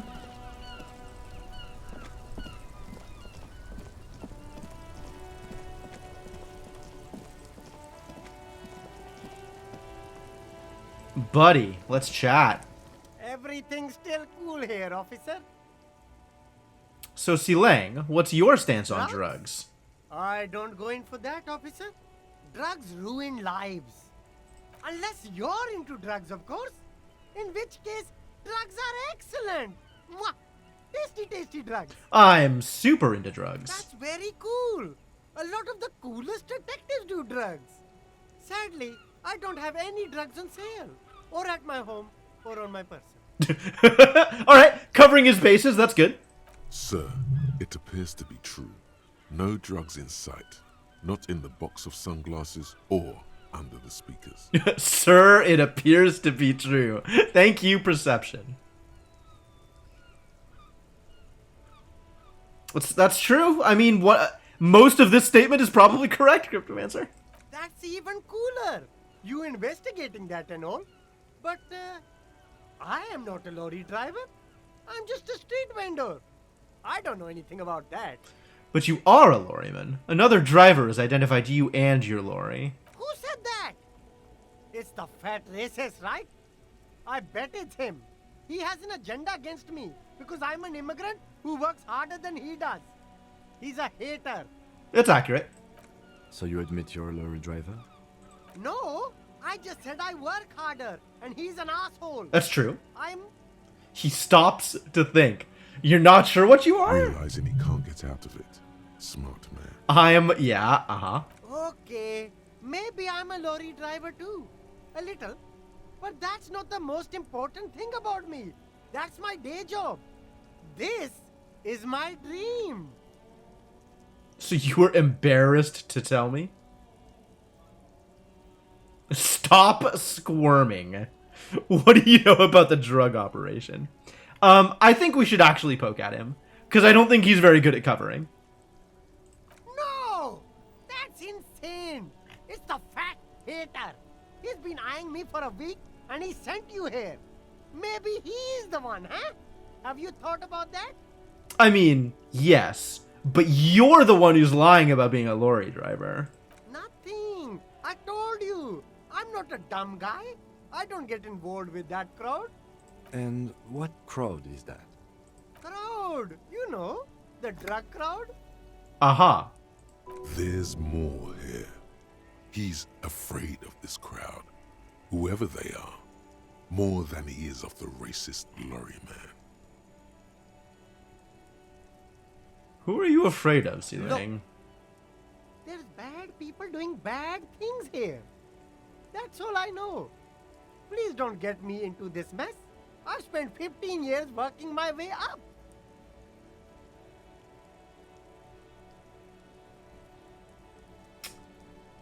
Let's not be too aggressive.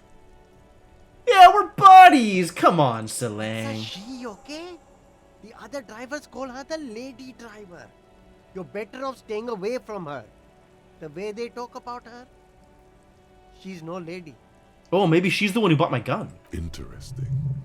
Could this driver be connected to the Hardy Boys?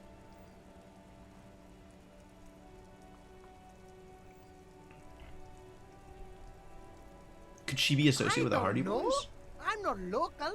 I don't know anything about that. Who are these All other of drivers them. who talk? I don't know. I told you all I know. Are we cool now? I really want us to be cool now. Who exactly is talking about this lady driver of yours? The racist or the other one with the tattoos? All of them. Even the ones who've left. I don't hang out with them. I don't remember who has tattoos. Alright, well, this I don't think is at all related. The pale driver? I don't know. Maybe. If she is, I haven't gone near her. I don't get involved. I told you. It could be. She was strange. Okay, we're cool now. All right. I scored. Let's cap this off with a purchase. You can walk away from here with funky sunglasses, detectives. Both of you. You deserve it. Alright, well, that's good. Is there anything I actually still want to buy from him? I don't think so. Who was the pale driver? Oh, wasn't there like a woman that was hanging out over here last time or something?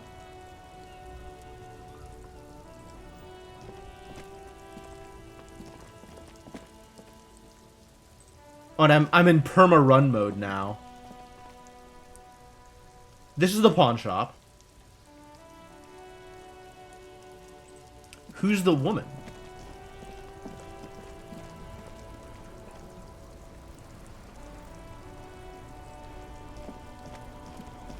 Wait, is this the guy with tattoos? Did we ask him about his tattoos? Now it's turning into a kind of a snow limbo, man. What's on your mind? I heard that one of the drivers is a woman, but I don't think she's here. Do you know this lady driver? I don't want to talk about that. I don't mean to pry, but I need your help. I like this. Like, this is kind of... Tommy seems like a good dude, mostly. Man, I was hoping it isn't going to be her. All I can say is, she isn't around here anymore. She isn't some evil drug trafficker. And I don't know where she is. Who is this person? What's her Thank name? God, I don't know. People here call her the Lady Driver. She kept her name a secret. From me, too. Now I see why. Who is she? A friend? An acquaintance. I don't know. She was the only person in this damn jam I could talk to. She's someone I don't want to rat out to the law, okay? What does she look like? A youngish woman. Gruff, but in a cool way. Gruff, but in a cool way. That's not super helpful. What color hair? Blue and violet. Died. It was violet when she got here. Blue before she went. Then she may have dyed it again. Okay. I really don't want to get aggressive with him. This is needlessly aggressive, I think. Damn, I don't want to... Please just let it go. Whatever she did, it can't be that bad. She's not a bad person. I know that much. We can't just let it go. It's part of a police investigation. That's how it always is with you, isn't it? All part of the investigation. The girl's troubled. If you hunt her down, she may not survive it. I can't have that on my conscience. It won't come to that. We won't pursue her on this. This is information only. I don't believe you. You said she's troubled. She's got the darkness in her. What? That young person's darkness when you think it's all over. And you're looking for a way out. Oh, he doesn't think there's trouble following her. He thinks she'll commit suicide. She shared this with you? Yes. Which is why I don't want to snitch on her. I was told everyone's afraid of her. You're not? I heard the rumors. I saw the other drivers looking at me strange when we talked. And she told me, too, that she's had a violent life. But I wasn't afraid of her. More like for her. Yep. Did this violent life include drug trafficking? Well, it looks like it did now. But we didn't talk about that. We talked about life, you know? She talked about her mind. Her mind? The way it worked. The trouble it was giving her. Tell me more. I know a few things about troubled minds. The pain it was causing her. Huh. Fuck, man. Go grill someone else with these questions, okay? There are plenty of drivers here who couldn't stand her, or were afraid of her. They'd be more than happy to rat her out. He's right. There are other options. The raceman, for one. Push Tommy, and it will break his heart and his spirit. Don't expect you to be pals. Now is not the time to focus on feelings. You need that info. This is a lot of different options. It's right here. The answer is right here. You just need to ask him. Come on, do it. No, I like Tommy. I don't want to break him. Thank you, friend. Wow, this makes me feel like I should pick up smoking again. You are smoking. You're already Help smoking. with my rhymes, too. All right, well, thanks, man. Thanks anyway. But if we have another avenue that doesn't involve forcing Tommy to do something he doesn't want to do, then fine. Looking for something odd? I don't know what you're talking about. Just tell me which ones are... Then why are you smirking? Listen up, fuckwits. You don't scare me. You cops don't run Evashel West. You don't run Martinez. You don't run anything. So who does? No. He means La Puta Madre. The name resounds like a bell in the air. Ooh. A dark gong. You get a bad feeling about it. Looks like the lieutenant has a plan. Let him do this. Absolutely. Yeah, him. Then I presume you are familiar with his peonies. Yeah, they're his little bitches. He's got them all over the unions. Not just the unions. He has peonies everywhere. Some say he even has them in the RCM. Dirty fucking peonies who'd do anything for him. Multi-ethnic drug addicts. Where? You're not peonies. You wouldn't be investigating a drug thing if you were. No, of course not. We're not peonies. But if we were, and one of Madre's drivers were to be stealing from him, then it's a good peony's job to find out who that is. Of course that's not us. It's not a hard job. It won't take a long time. It won't make Padre Madre angry. But a stupid fucking racist is standing in the way, protecting this fucking thief. Oh, I really like this side of Kim. Man, Kim is actually such a great cop. I'm not scared of you or the mob. I'm under the protection of the Lorrymen and Carters Guild. You've seen that corpse in the ceramic armor there. Did his shitty little guild protect him? Nah, you wouldn't just leave him out there if you... He tries to light a fresh cigarette, but his hands are shaking now. The sentence simply ends. The lieutenant turns and gives you a barely perceptible nod. Ah. I softened him up as best I could. Now it's on you All right. to finish this. Well, let's keep this going. Be careful. This man's still got some fight in him, by the looks of it. It won't be easy to break him. Go fuck yourself was a -1. All right. Well, I feel like we've got pretty good odds on this roll. I feel like we're probably gonna make this.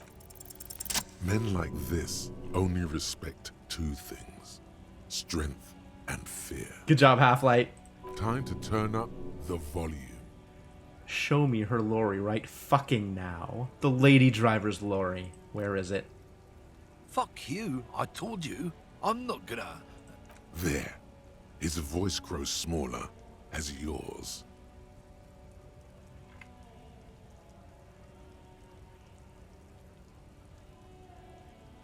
Well, we know what he's afraid of. So either of these two seem like decent options. Like, we know he needs to watch his stuff. And we also know he's afraid of La Puta Madre.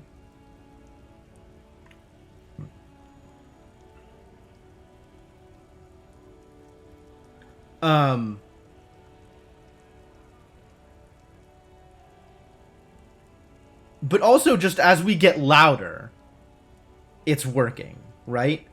And I don't think I want to start this with another question. So let's go with this. Look, fuck you, man. It's some lorry down there. Green, banged up thing. I don't fucking know who she is. Well, his accent is all over the place here. Is he losing it because he's scared? When did she go away? I don't know. I don't even know her name. She just rolls with the fleet and acts like a big shot. Some dyke, probably. I haven't even seen her for days. He's sounding more British now instead of French. I wonder why that's happening. Past the monument. Down there. The Green Temple. Now, leave me the fuck alone, okay? A small temple by the monument. Green. Let's get into that lorry. Right. We did it. Alright, we got the information, and we didn't press Tommy on it, so that's good. A major British export is racism. You're not wrong. That is a thing that we believe to be true. Green lorry. Oh, it's the Humanox one. That's, what's his faces? Sillang's. Green lorry. Where? Oh, on the other side of the fountain, the statue. So not down here, but on the other side, in here.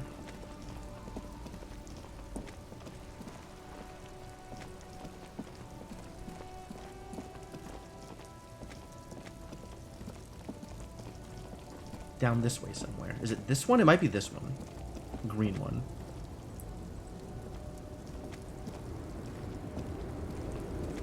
Who's this lady? This is the one that I thought was down there. Pale driver. Has her eyes fixed on the photograph in her hands. Yeah, I'm still not going to mess with her. Nothing has changed there. That's fine. This green found, A to Z, contemporary, is parked in the shadow of the ruins looming overhead. It's seen better days. This must be the one he told us about. Unless he was lying. Try to peek in the window. The glass on the side windows is tinted and covered with dust. You can barely make out the shape of a seat and two steering levers. The door is locked. The handle looks shiny, like it's recently replaced. That's interesting. There's no picking this lock. The owner has put special care into it. It's a recessed design. Well, that lends credence to the theory that this is somebody doing some drug running. Use the pry bar to smash the window. Open it from the inside. Ah, good idea. I don't know how good it is, but this investigation has taken long enough. We can't afford it to take any longer. Alright, well, I can succeed with this roll. I like my odds here. With a firm grip, you raise the pry bar, a glint of light catching on the tip. Call down the hammer of truth and justice. Release your secrets, Lorry Cabin. I'm sorry. Smash it apologetically. What is going on here? Oh my god. Welcome to Revachol window. This is amazing. All of these options are amazing. Well, I mean this one's fairly standard. But like, I'm already a sorry cop, Tolikini. You have no idea how sorry I've been. Let me reveal to you my secrets. We are the sorriest cop right now. We're definitely not a boring cop. Do we just lean in? Extra sorry? Let's just continue being super sorry. Maybe being sorry will be helpful at some point. The window shatters and droplets of glass fly everywhere, shattering over the lorry floor and pavement. Subtle. Subtle, says the lieutenant, and sticks his hand in the window, like a common car thief, and then opens it. The smell of cigarettes and perfume welcomes you. The cabin inside is plastered with old movie posters. Neat. Actresses smile from the walls. There's a radio transmitter in the front and a toolbox tucked under the driver's seat. Some tools lie scattered near the pedals. Oh yeah? What tools? You wedge yourself under the steering wheel to get a better look. Seems like the few tools lying around here, a hammer, a pair of pliers, a rusty wrench, have been casually thrown there by the disorganized driver. But one odd detail does catch your eye. Ooh. A piece of sandpaper has been glued to the throttle. What does that mean? Sandpaper adds extra grip. Looks like the driver has glued a piece of sandpaper to the throttle to offer some extra grip. Sandpaper? A novel technique? The sandpaper would also rub off the pattern from the driver's right boot sole. Yes? Do the honors, he thinks. Connect it to yourself. One of the footprints at the crime scene had an aberration. One sole was smoother than the other. Which means that the missing lady driver was present at the lynching. The missing eighth Hardy? Looks like her, yes. First the drug smuggling, now this. How deep does this rabbit hole go? For certain who's the missing eighth person at the lynching. Do you think that Hardy and his boys could also be involved in the drug operation? Well, given that Everard Clare is very clearly involved in the drug operation, it sounds like the Hardy boys would know about it. Those jerks? Definitely. We should see what Titus has got to say on the matter. Are we finished with the lorry? The movie stars are still smiling from the walls. The radio transmitter sits on the center console and a faint smell of perfume is in the air. Now we gotta look at the A tools. metallic drawer slides out from the seat. It's empty, except for a folded newspaper. Really? It's an issue of Périphérique from last Wednesday. A piece of paper falls out from its pages. Okay. It looks like an article ripped out from a radio enthusiast magazine. Complex mathematical equations explain the basics of something called the Ulan frequency system. Where is this going? These formulas look oddly painful. Maybe it's the hangover, but they give you a headache. Maybe it's the one int. The Ulan frequency system? I've never heard of that before. I know of FM, AM, UKV, but... Alright, well, I guess we're not getting any more out of that. The pull-out toolbox slides back into its nest. The rest is as it was. Radio, posters, a trace of motor oil smell under all the cigarettes. Radio? Looks like the frequency dial is absent. It requires a key to work, but the key has been removed. Likely by the missing lady driver. Strange. There are so many radio stations saved here. Must be over 100 at least. Is there anything we can do with the radio? Doesn't look like it. It's completely inoperable without the dial key. Okay. Well, why would anyone need so many radio stations? Does ULAN have something to do with an this? entire fleet of lorrymen, for example. This is all shortwave, UW and UKV. And Looks ULAN, like we're apparently. dealing with an impressive organizational tool. The nerve center of a huge operation. With quite a range, too. Damn. A 20-kilometer radius at least. Perhaps extended by an attachable antenna that's not here right now. The smell of 1,000 cigarettes, some dead actresses, and a rusty old toolbox under the seat. Posters? These are movie posters featuring starlets from long-forgotten films from the 20s, the teens, even the 90s of the last century. Fascinating. One of them particularly catches your eye. A centerfold of an ingenue A attached quiditator. right above the back seat. There's definitely perfume in the air. It's spicy, with a hint of amberette, wafting through the bitter air of the cabin.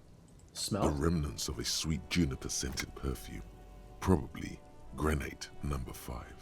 That's amazing. How would I know that? The actress is draped in a sheath dress, one of her shoulders bared. The faded remains of an autograph run across the Wow. poster. She's looking past the camera. So, whoever this is, she likes her starlets enough to go get a poster autographed. Wait, doesn't she resemble someone you know? What? But you can't put your finger on whom exactly. Confusing. The actresses and the rear Right. actor all smile you a warm goodbye. A radio transmitter is attached to the dashboard and a toolbox sits under the driver's seat. I guess we're done here. Close the rusty old lorry door. Great. I think we got everything. A word, detective? Before we return to Joyce? A word indeed. Sure. Give me your words. Alright, we've finished here. Let's quickly debrief and go over what we found. So we don't do it in front of the company, right? I don't think there's anything to discuss. No, we can have a talk. Honestly, I'm quite worried by what we've seen so far. The evidence seems to point to a rather extensive and well-organized operation. But I'm interested to note that what we found doesn't necessarily lead to the idea that drug trafficking is happening. We have some confirmation from Everett Clare that drug trafficking is happening. But all of the lorry drivers that we've talked to, they've pointed at this lady driver as somebody who's involved with stuff. But I don't know that it's been explicit that what she's involved with is drug trafficking. Although, there's been hinting at that, but I'm not sure that I trust those hints either. But yes, this is an extensive and well-organized operation, but not necessarily one that is drug trafficking. I'm especially intrigued by that radio transmitter, particularly the sheer number of stations it can connect.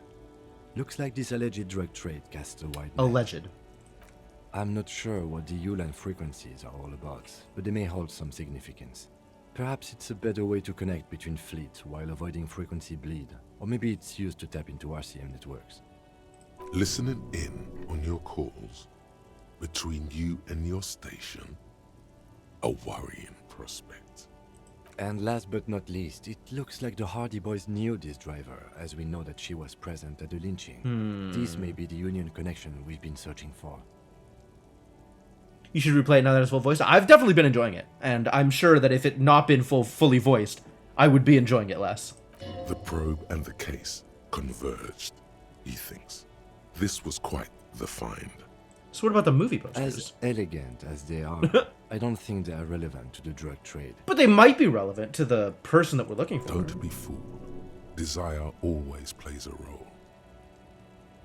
A lot of women there. I don't really know. I don't really think I want to play up this angle. Maybe the traitor is some sort of cinephile. Yes, well... Unimportant. Alright, fine. Unimportant. So it turns out this is connected to the Union. Like Joyce told us, yes, logistically. But don't expect to bust this open during our stay here. At best, this is an angle we can use against them to other ends as extra ammunition. Okay. That's potentially useful. Meaning, someone as slippery as Everard won't be caught by a couple of cops and some stuff they found in some cabin. Yeah, this won't lead us to being able to take Everard down. But I don't know what leads to us being able to take Everard down, given that Everard effectively controls this area. We should return to the murder case. See what Joyce tells us about the lynching. When we are done for the day, I call my station and suggest our narcotics department look into it. Okay. There are more than enough grounds to start an official investigation, sometime later when we are done here. We do not want to get caught in that. The fact that one hasn't started already gives me pause. Ha. An investigation, I mean. Especially if the Madre grouping is involved, and I can't imagine they aren't. It's certainly worrisome.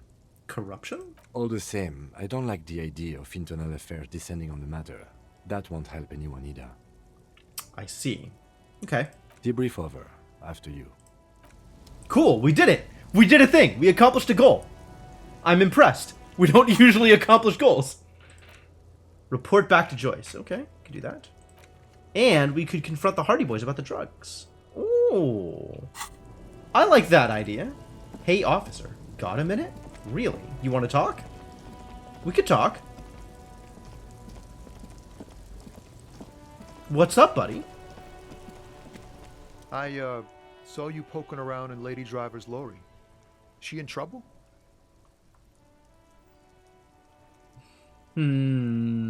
That's a really good question. Can't disclose the facts of an official investigation. It's that bad. Man, what should I do? What should I do to help her? I really don't know. Damn. I always warned her to watch herself. Man. Nothing to do now, I guess. Yeah, sorry that it's your friend. You seemed like a cool dude, but maybe I should just keep my head down and work on my rhymes while I can. What's the plan with those rhymes anyway? Oh, you know. Tommy Leham's gonna be a musician. Sprechgesang, but with beats. No, with beats. I've got a lot of free time on the road to hone my craft. Why Tommy Leham? Tommy Lam was taken. My real name's Jerry Lafitte. Tommy's way better. Fair enough. All right, I had another question, actually. Taps his fingers rhythmically against his I arm. don't know that I had any other questions, actually. Thanks. Well, I'm sorry that your friend's involved. I think I'm actually sorry that you're friends with the person involved. I don't know anything about this lady driver. Maybe she's cool, maybe she's not. Is there anything I want to do before I go back to Joyce?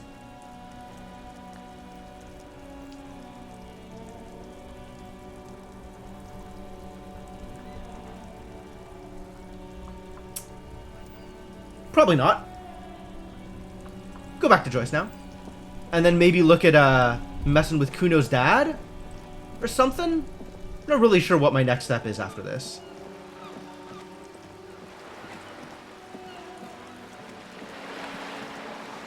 Is there anything we can do out here? Doesn't seem like it. I don't really have a reason to go talking to Renee again.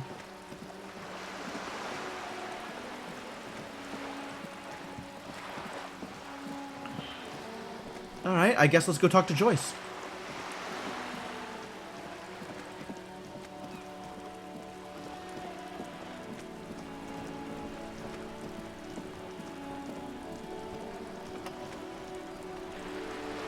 Do you have information for me now, Joyce?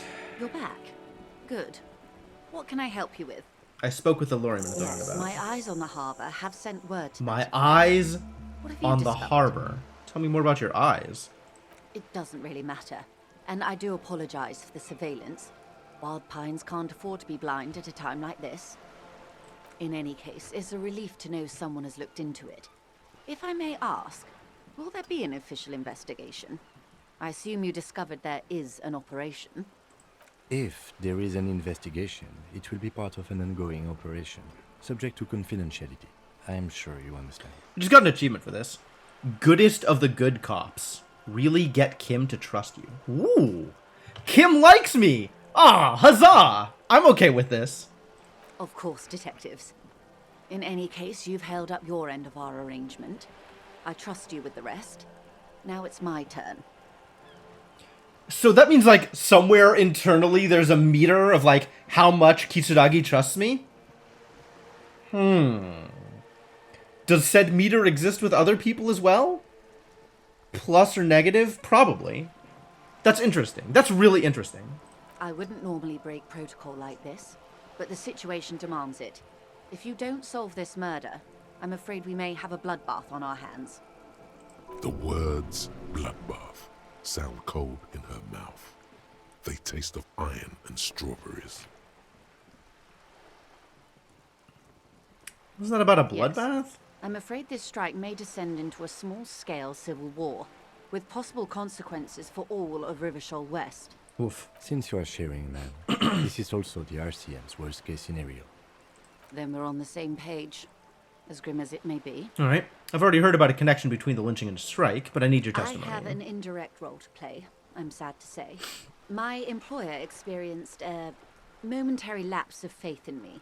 In that moment, they elected to deploy a private military contractor as an insurance measure. They called it my security detail. Tell me about this momentary lapse of faith. That sounds like something I should know more about. They were dispatched after I relayed the union's initial offer. Ah. Every worker... A member of the board. I tried to convince my employer it was simply a piece of rhetoric, or a joke. They did not appreciate the humor. Absolutely not. These mercenaries are muscle, pure and simple. They are meant to intimidate the Union into surrendering. Well, that sure didn't work, did it? Who are they, exactly? Crenell, an Oranese military company. As far as I know, 3 arrived in Martinez. They report to me sporadically, but they do not answer to me. To be frank, our relationship is deteriorating. So there's 2 more of these mercenaries, and... What? There's fear that the mercenaries may actually take it to a violent fight? They wear ceramic armor, have semi-automatic weapons, and years of combat experience. They also have trauma and stressor disorder, and no idea how to conduct themselves in an urban civilian environment. That sounds about right. So, what happened? The story is, one of them, the colonel, I don't know his real name, sexually assaulted a local woman while he was drunk and separated from his unit. This allowed some of the more militant Union members to subdue him. Ah. He was taken out behind the whirling in rags and lynched last Sunday night. What then? Nothing. Mr. Clare refuses to let me into the harbor. I have not been able to discuss this matter with anyone there. The remaining 2 Crenell contractors carry out their orders, for now. For now. Until they decide not to, right? It's a smokescreen.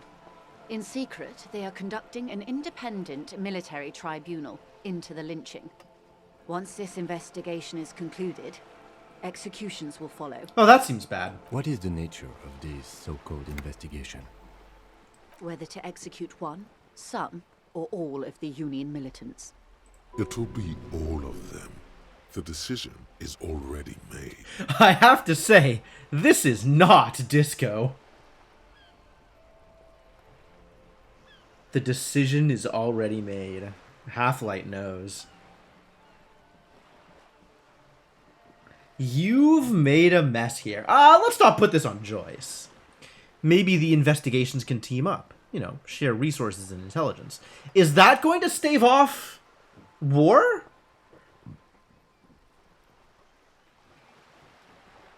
I mean, it's better than just being like, this is not disco. Is it, though? This is just a fantastic line. I have to say, this is not disco. It is very far from disco. My only hope is that you provide a single, concrete suspect before the mercenaries indiscriminately pick theirs. Simply put, if you don't pin this on someone good and do it fast, they will identify and execute everyone present at the lynching. This in turn will force the Union to respond. The Debarder have over 2,000 men. It will be 1,000 to 1. Have you ever seen a Hornet invade a beehive, Lieutenant? It's not pretty. These men work in tandem using semi and fully automatic firearms. Their armor is virtually impenetrable to muzzle-loaded weapons, even yours. Most Union workers don't have guns at all. As I said, a bloodbath. Alright, well, they're all assholes, but that doesn't mean I want them to die. Maybe a good bloodletting is just what Martinez needs. And Half-Light immediately says the opposite. I don't think I trust Half-Light. They're so effective, one of them has already been lynched with no other casualties. Dude was drunk off his ass. Houses drenched in red, blood gushing down Rue de Saint-Cispar. The whole place mopped with a giant red rag. Fresh bullet holes for all the old buildings. What happened here? Did this work? Breakthrough imminent. Okay.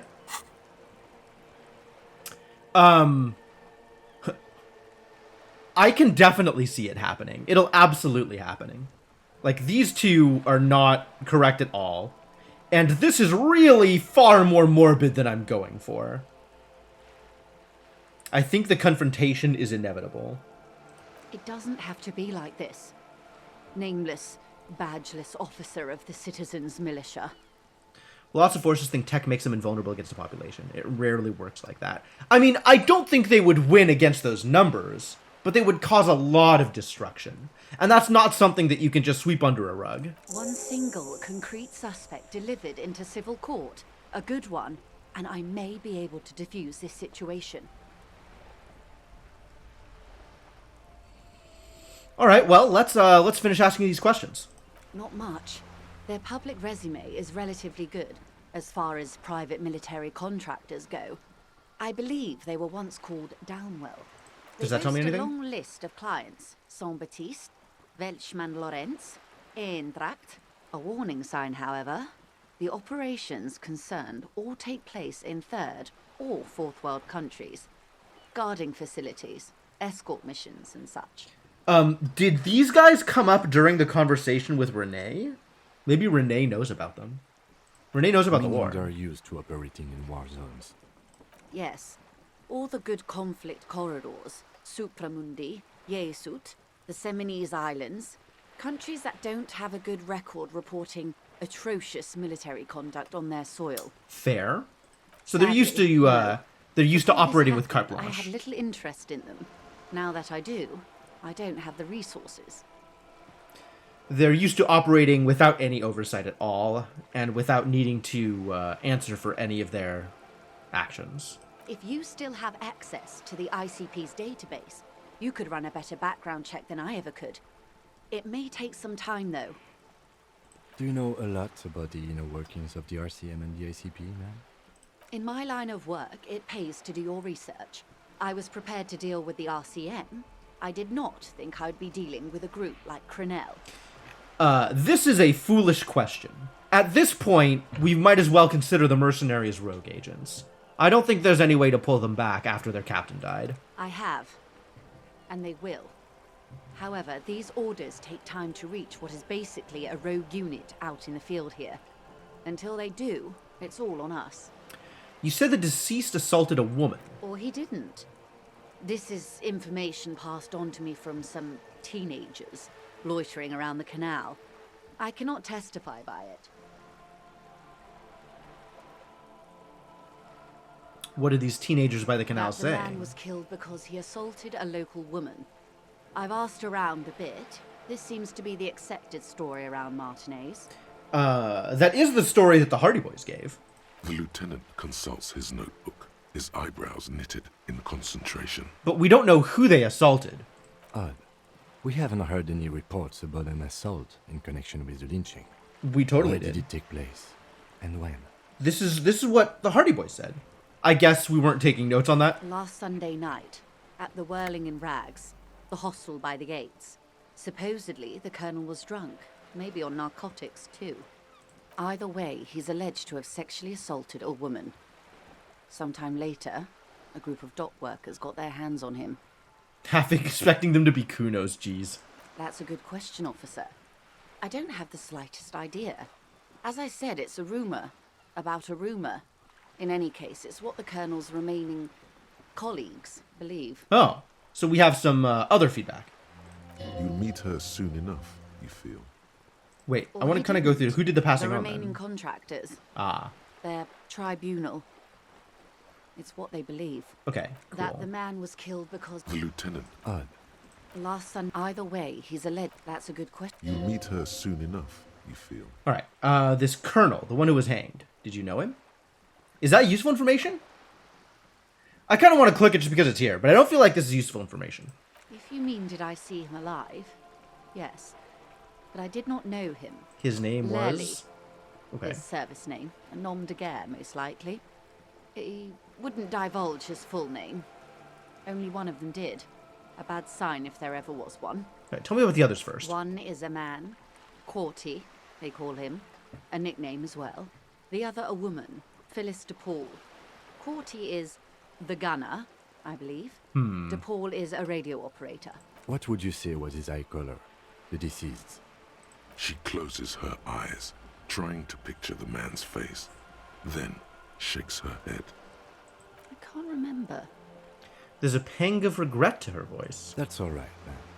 Anything else? Nationality? What would you say was his age? That's true. If we can get corroboration on any of this info. He was 40. Or 50. It's hard to say which. He had a combat injury on his lower jaw. It made it difficult to estimate his age, or gauge his facial expressions. Oh, okay. So I'm kind of piecing some things together in my head. The reason they've been so forthcoming about the lynching is because they don't want this to be a murder pinned on the one girl. Because that's going to break their drug trade open. Not from any, like, internal solidarity. Just like, if this girl goes down, that really hurts the union's ability to make money via the drug trade. So, in order to prevent it from being pinned on her, the person who actually killed him, they went through this lynching rigmarole after the fact in order to spread the blame in the hopes that with this many people involved, the rest of the mercenaries wouldn't do anything about it. And then also, by spreading that blame around in the way that they're doing, they're making it a union matter instead of this one girl doing it for revenge. And trying to exert the authority that the union has in Martinez, rather than just trying to hide a single person. Okay. Indeed. This matches the dental reconstruction we saw on the body. What else? Nationality? Accent? He was, Occidental, I think. Light brown hair, a mixed accent, Oranese, or Messinian, maybe. His injury gave him an accent all his own. In a way, it was humanizing. He had to learn to speak through it. Through the injury. That's all I know, I guess. I only met him once. Must be hard to force your face to move in a new fashion. If you continue like this, you'll have an aneurysm. Then you'll have to...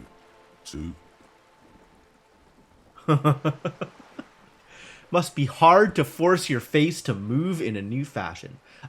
So the current evidence points to Lady Driver being the 8th Hardy in this situation.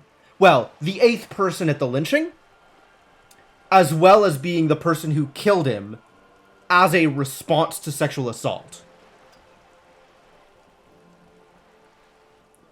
And if she's, like, kind of the linchpin of this drug trade stuff, then it makes sense that the Union would want to protect her, which is why they spread the blame amongst the other Hardys. They've gone to ground, as it were. I don't recommend seeking them out. For one, they're almost certainly armed to the teeth. That seems likely. They don't have the same respect for the Revachol citizens' militia as I do. To put it bluntly, they think you're vigilantes. Ghetto savages.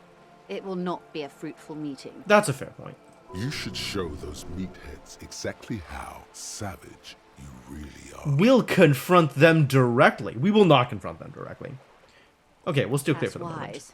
Our goal is to avert catastrophe. Besides, you're likely to encounter them sooner or later. How much time do we have? Until the executions start? Truthfully, I don't know. It depends on their progress identifying the members of the lynch mob and their impatience. I mean, it took us all of half a day to identify the members of the lynch mob. There's no way it's going to be much of a problem for them. They don't report their progress to you? Not on this matter. I'm afraid they consider this a personal initiative. That is problematic. It's a matter of days, not weeks. Alright, well, we'll do what we can with what we have, I guess. I am sorry to have been the bearer of bad news. If there is anything else I can help you with, please ask. Now, can you tell me about these Of tattoos? course. Excuse my hesitation before. She reaches over the guard wire and takes the photo. Holds it in her For hand. about half a minute, in silence. Really? It was taken with a Trigette not long ago. This is the man's upper body. There were no more markings on his hands. I have not found my badge. I did her dirty work. I went and talked to the lorry drivers about the drug stuff. Her mouth is relaxed. The accordion lines near her mouth vanish. The pearls of her eyes move slowly on the photo's surface. What do you think? Sorry. I was trying to see if I can read the web of interdependencies between these points. The stars. She points to one on the photo paper. I can't. But that's how you read this story. The points themselves don't have letters, numbers, anything. Their size, location on the body, and distance from each other tells you what they represent. Like vias on a microcircuit. Because I know about electronical engineering. Close. Electrical engineering. Port cities. This is an Oronese map of the waterways. Oh. A sailor's tattoo worn by wayfarers of the Dolorian century. Over 300 years ago. The sailors would mark their bodies to map their travels. Fascinating. The sailor's soul would use it to fly back home if they should die abroad. Whoa. This is a sort of contraption to be reeled back in by. An undead sailor, I guess so. They would call it. Fascinating. Quite a few. Redefort. The Merc's tour of duties, the yep. Oronese capital. Traditionally stands on the right shoulder. He started somewhere near here, I think. What next? Then he made his way to the Pretto Grande, through what I think must be the Stutz Canal, an artificial channel through the Occident. From the Pretto, he sailed to the Insulindic Ocean, first the Semines Islands, then this. And that is? Revachol. Ah. Those are the two constants. Redefort on the shoulder, and Revachol in the heart. They started the tradition of these maps right after the discovery of Insulinde, at the dawn of the Interinsulary Age. You said you can't read it. I can't. This man was no sailor, and these are no ports. I can understand geographic fragments, but not their meaning. Fascinating. Someone was reading Tolkien and thought a regurgitation of 50 proper nouns would be cool. It seems like all of the, So I'm not opposed to the way that they're doing, like, proper nouns and stuff, because it feels relatively real. It feels consistent in universe. It is a little tough because everything is fictional, so we don't have any kind of, like, reference point for this stuff, so it's all new. Yeah, the world building is thorough. The one thing that bothers me is the way that some of the actors, not all of the actors, put these, like, pauses and emphasis on some of the proper nouns and try to use, like, a different accent for some of them. Like what Joyce is doing here, right? Like, she's speaking with this very proper British accent the whole way through, and then she hits Pretto Grande, and, like, you can feel the pause as she says the word, and tries to fit a different accent on it, and then moves on. And it's kind of off-putting. Because they recorded it in pieces and stitched it together poorly? Maybe. Huh. I didn't think about that. Fits in with the amnesia, the what the F is that supposed to mean? Yeah, it really does. His platoon members? The other contractors. Though I do not suggest you go and show them that picture. That's fair. This man was their friend and comrade. Alright, well, thank you. Is there anything else I can help you with? Recorded the proper nouns separately, possibly as rework? You think so? I mean, it still sounds like one line, like one recording. Why would they do it that way instead? Do I have more questions about reality? I think I'm good. I think we went through everything last time. Jamais vu. Derealization. Tell me more. Jamais vu. The opposite of déjà vu. Not already seen, but never seen. Everything that should be familiar appears strange and new. Like Cool. some forgotten day in your More childhood. XP. Only now. That's the feeling you've been having. And for who knows how long. You should go and ask Joyce Messier about this. What world are we in? This is a fundamental question. Plus 1 XP for every orb clicked. Man, it's too bad I've clicked so many orbs already. Okay, are there any of these that we want to get rid of?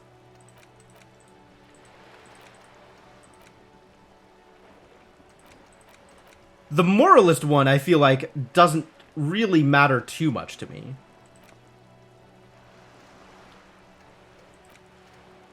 I really like Aces High, actually. I like the information I'm getting out of that. We have no other thoughts right now, so it doesn't make too much of a difference. And I have a million skill points that I haven't spent. I should probably spend these. Where am I spending them? Am I spending them to try and do checks again? What's on the map? Oh. We can try and empathize with Tommy Laham again. Conceptualization with Joyce Messier. Really? I guess I should give that a shot, whatever it is.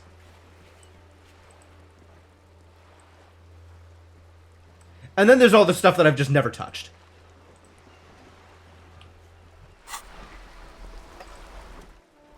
I maybe have some more questions about reality now. Lessons in basic reality.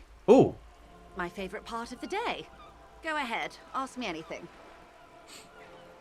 Apparently, we have a lot better shot at this. A good enough shot that I might actually be able to make it. Even though we're hitting for 20? Plus 12 is a big deal. Alright, let's see what I can do to make that better. I'll come back for it. Glad to have been of assistance. Conceptualization.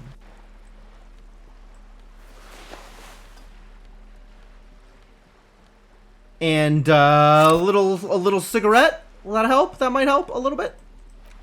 Take a drag. Drop my health even further.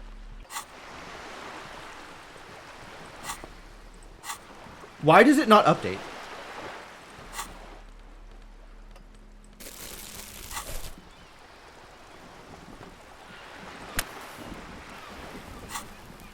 Alright, and then drop that out. You're back. More lessons in basic reality. Alright. I like these numbers. I like these numbers a lot better. Okay. Much better numbers. Go ahead. Ask me anything. What is nice all of this? The scent, the sound, the air. I did it. I made it. What world is this? What world? The only one, I suppose. The world of matter.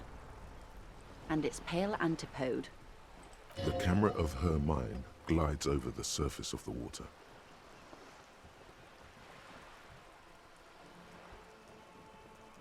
What do you see? Great bodies of water. Forest-covered surfaces. Clusters of light where the cities lie. You've seen the montage. We all have.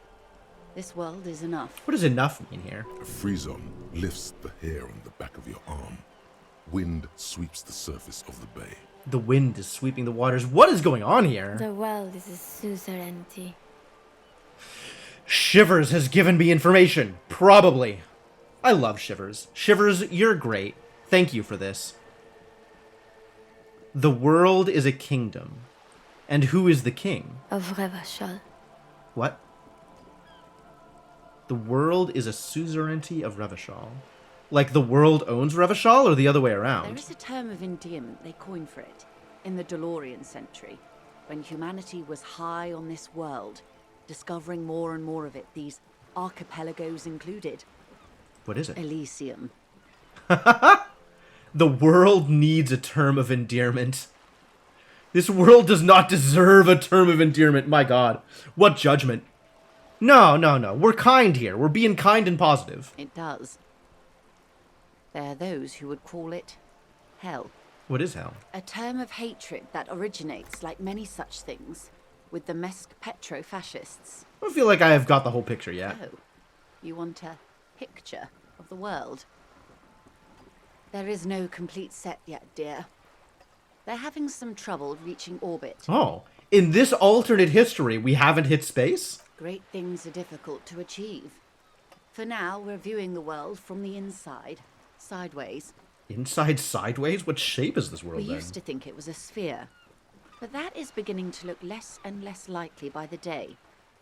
You wouldn't know Excuse from the me? tabloids, but the ORG nations have been launching weather balloons into the lower ionosphere since the 30s. Are you telling me we live on a flat Earth? ORG, Occident Revachol Grad. There's a steadily increasing trickle of images. Between the big three scientific contributors, they're piecing together a dark grey corona. What does that mean? Yes. Pale covers 72% of the surface. Let that There be are water. grey flares and prominences, even arcs above entire isolas. The images are blurry, but if there was a sphere in there, it certainly looks like it fractured a long time ago. Are you kidding me?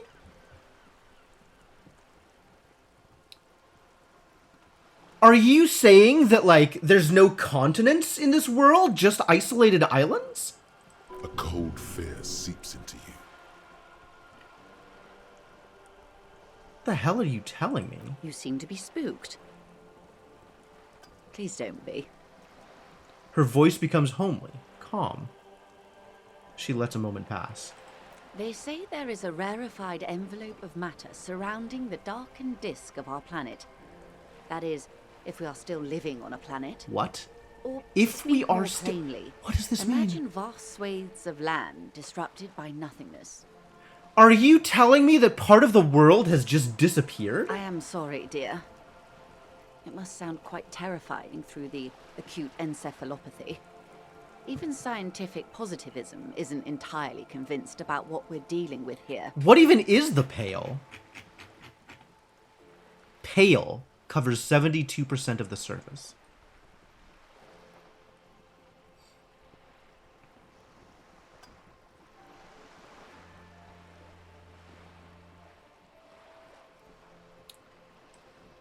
But this is one of the greatest questions of our time. Maybe when they get the complete set together, it will jolt us out of our rut, bring us together, however naive it may sound.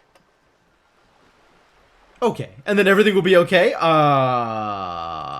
have misimagined no. it.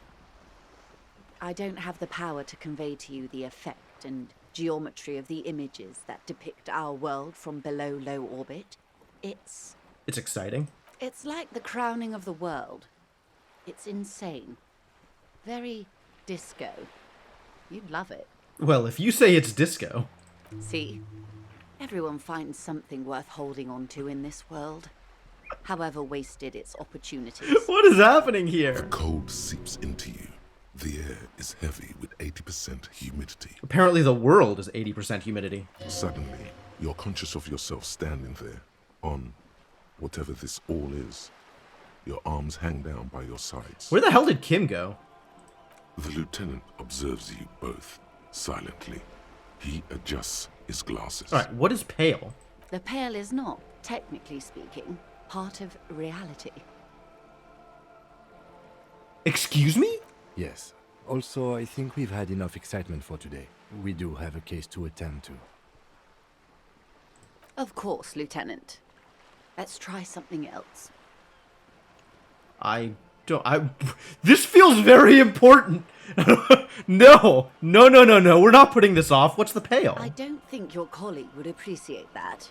He has already been so patient with this whole exercise. Let's continue with something else, all right? You can All right. ask about anything else in the world. Anything. Is this that volition check with Kim? We could try this. Is what you want to do. But should you? He expressly stated you shouldn't hear about it. What if it renders you mad? Or catatonic? Or... I don't have the willpower to ask this question. Alright, Yes. fine. Well, I guess later. Glad to have been of assistance. Well, we can always come back here after, Anything else? yeah, the crit fail, right? Atrocious. We can always come back when Kim's asleep. That is definitely a thing we could do. Where is Kim, actually? Kim has disappeared. There is no Kim.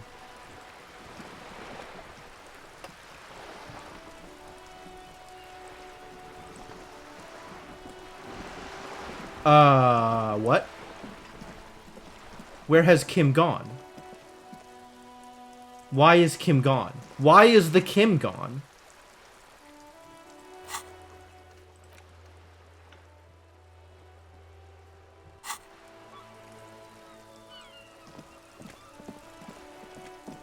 Really? Where is he? Maybe we need to zone in somewhere. Oh, here he is. Kim fell off the pier. How did you've made some mistakes, buddy. How did you do this? I guess we're ready to get on a pincer attack on Team Kuno.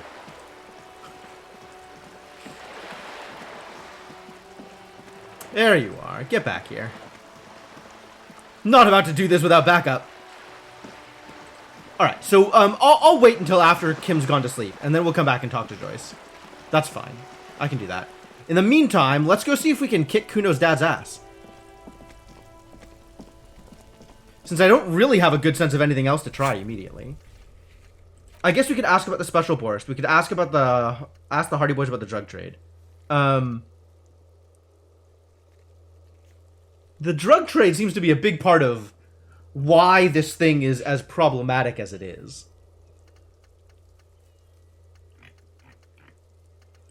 Victim's tattoos. Ask another about the tattoo's possible meaning.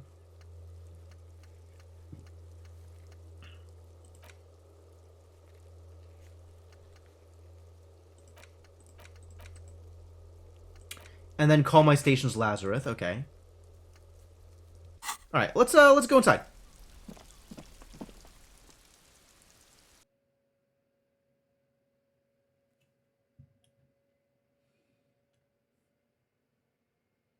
Somewhere in here is Kuno's dad, right?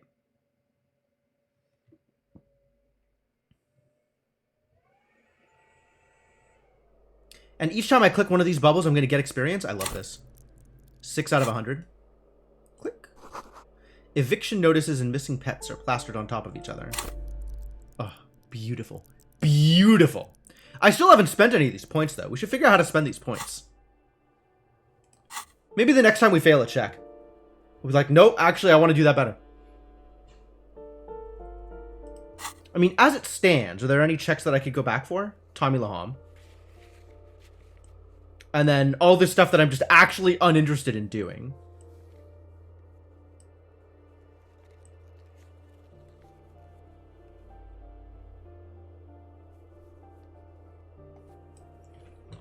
Okay. Is there anything that I just want to spend a point on? Anything that I like and want to improve? I actually really like Esprit Decor. I really like the insight into Kim. Whenever this succeeds, that's really nice to see. Really nice to see. I'm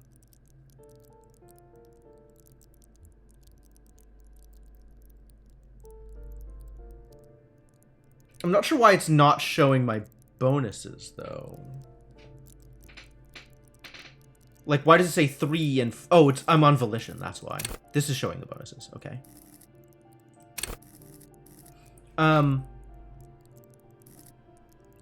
Where else would I want to stick this point? Endurance is probably in an okay place, although I could use some healing. Pain Threshold? I don't know the Pain Threshold has really done much for me. It's fine, but I don't know that it's amazing. Maybe reaction speed. This actually seems like a thing that we should probably improve. I'll leave the other 2 points as open. This box is filled with cleaning chemicals. Smells of laundry detergent. Flip up glasses. The Auditor. What?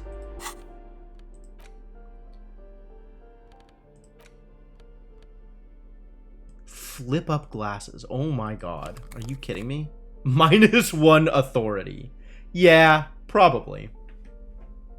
But it's a boost to logic, if I want a boost to logic. I appreciate the visual calculus boost more often, I think. Or maybe visual calculus is something that I can always prepare for, so let's stick with these for now. Not like I have any authority to begin with. These flip-up sunglasses were fashionable in the old. The old. But have since lost their popularity. Their thin gold alloy wire frames are a reminder of drug-addled bohemian artists. These days, the glasses are only favored by organized crime accountants who desire to look cool. Sure.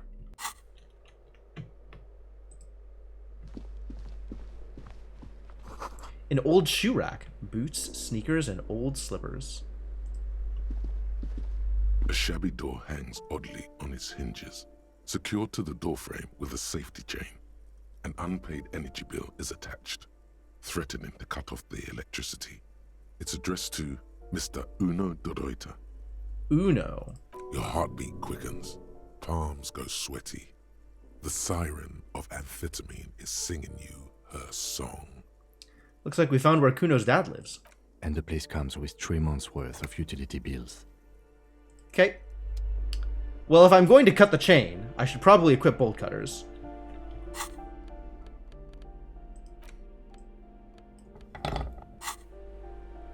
A shabby door hangs oddly on its hinges. Snip. The cutter goes through them like dead leaves. The links fall to the ground on the other side of the door. Don't let the quiet fool you. The beast is in there somewhere, ready to rip you to shreds with a broken bottle. I know there's no stopping you, but let's at least... I know there's no stopping you! Yeah, we're on the hunt.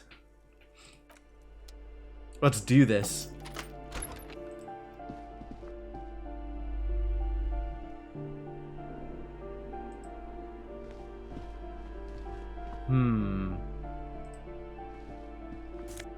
Yep, I'll take your money.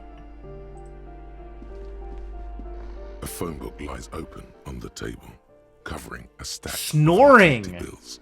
Right Snoring. next to Oh, that makes in it plain easier. sight, sits a small bottle of amphetamine, conveniently equipped with a straw. Score. It's right there, baby. Today's your lucky day. Lieutenant, I have located psychoactive substances on this table. Good. Confiscate it.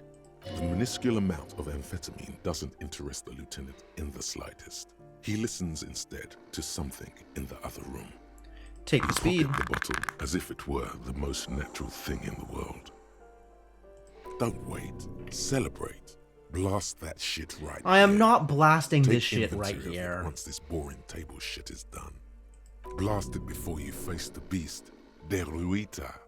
You're going to need the encouragement. We're not blasting anything. Do I even need to beat up what's-his-face? Speed bottle. +1 motorics, +1 psyche, -1 morale. Cool. How convenient. Someone has equipped this tiny bottle of amphetamines with a straw. It's the Lorryman Speed on the go. Yeah, my health is not super good right now. Take down Kuno's dad. Optional. Glossy erotica covers the wall, wrinkled for moisture. Honestly, I'm okay with not getting into a fight here. That's probably fine.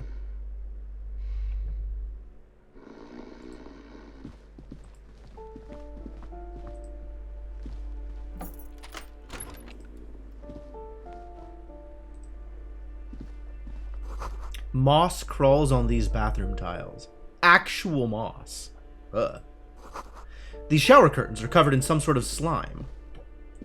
Atrocious. Alcohol? Really? And a healing item. A large crimson bottle of cheap sugary wine, made of poverty, sugar, artificial taste enhancers, and a vague memory of grapes. Guaranteed to cover your lips. So, not particularly good alcohol is what I'm hearing. Yeah, I'm okay with just not getting into a fight. I could get into a fight. We could beat the crap out of him. But why? There's no point. Wine LaCroix. Wow. Someone has drawn a 5-pointed star on the wall. Yeah, these half-assed anarchy symbols are everywhere.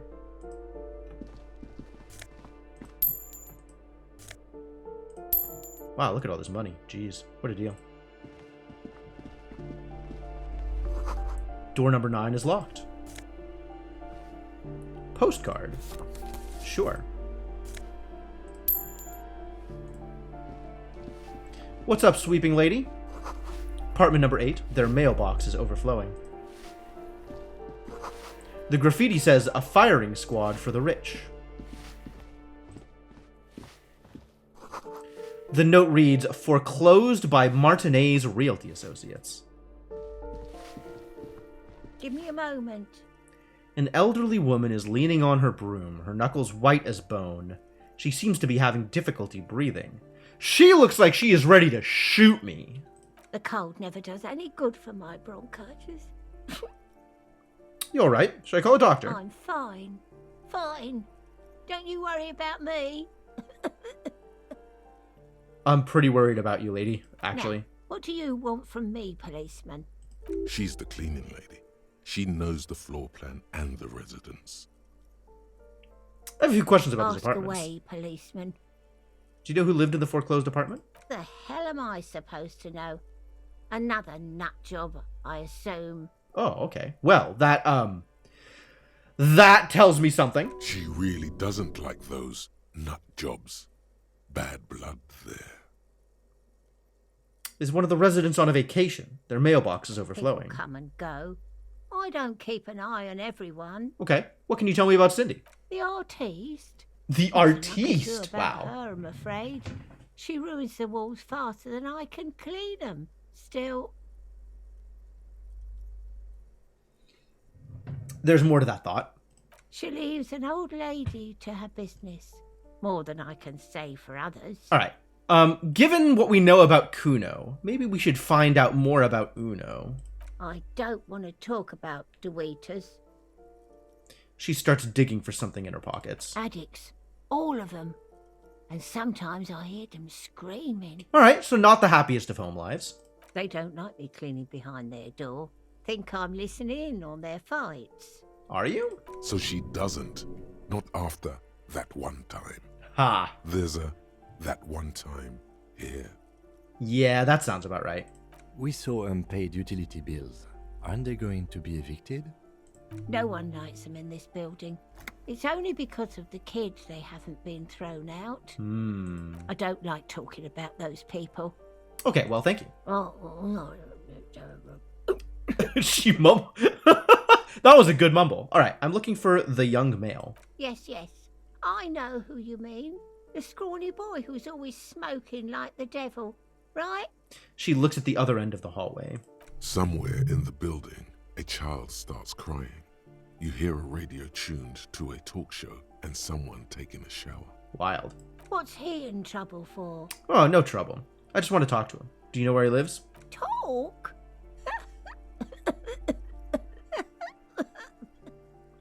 Apparently, quiet kid, friendly, likes to help out. Fair enough. He lives upstairs in room 28. Go to the balcony. It's one of those doors there. He's usually home in the evening. So she finds talk laughable here and is happy to give me this information. Thank you. We should go check out his apartment on the balcony. See if he's home. Well, I guess we could ask her who she is. I guess I don't mind asking this I'm no question. one. Just an old woman who cleans these hallways. Do you live here? If you can call it living. Huh. I have a little room upstairs right next to the coal room. It's barely bigger than a closet. But I don't complain, no. I don't And my complain. aching Listen to her. bones to keep me company. And that's all I need from this world. Damn. She's got the This is fantastic. This is absolutely an archetype. And all she gets, too. Yeah. The coastal wind beats down hard on the coal room door outside. Splashes of waves make the balcony slippery. She doesn't have much left. Time or anything else. Well, thanks, I guess. What's up with this area? Wow, that's it? That's what this looks like? The sea below looks cold and winter A gray. shift in temperature. The air chills around you. Dust settles on the stony floor.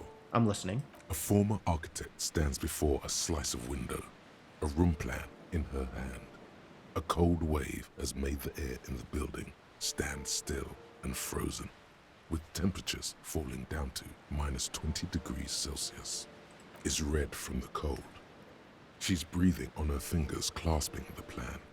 Traces of sadness are visible in her expression. She doesn't like the plan? Faint pencil lines on paper depict the same place, but a missing eastern wall connects the room with the neighboring apartment. Ideas for arranging the furniture have been jotted down. It's clean and empty, with new tapestry embellishing the walls. A standard HB graphite pencil has fallen off a three-legged stool in the middle of the room.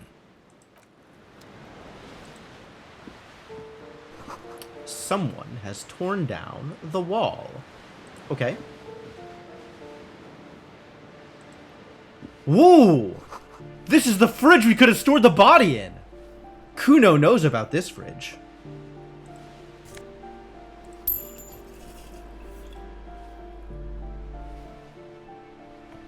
Well, now we know about a fridge.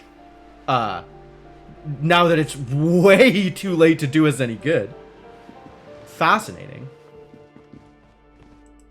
Alright, yeah, let's check the balcony then.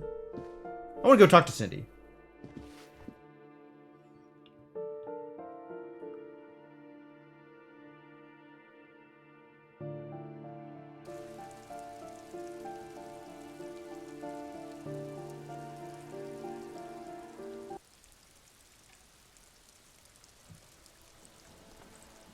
Man, look at this place. So many things to take.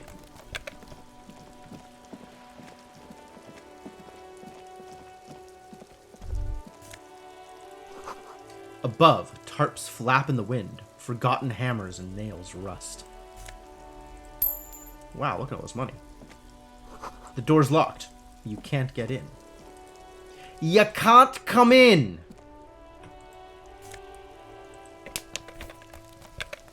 What's up, Cindy? Ooh, the piggies have learned how to saunter up staircases. I didn't think you could do that with hooves. But here you are. We cops don't like closed doors or unreachable perches. Or people having high ground on us. I don't... All of these choices are weird. Do I want to play her game? Do I want to be mean? I guess we're playing. That's right. We've evolved. I somehow don't imagine my character having this much of a sense of humor.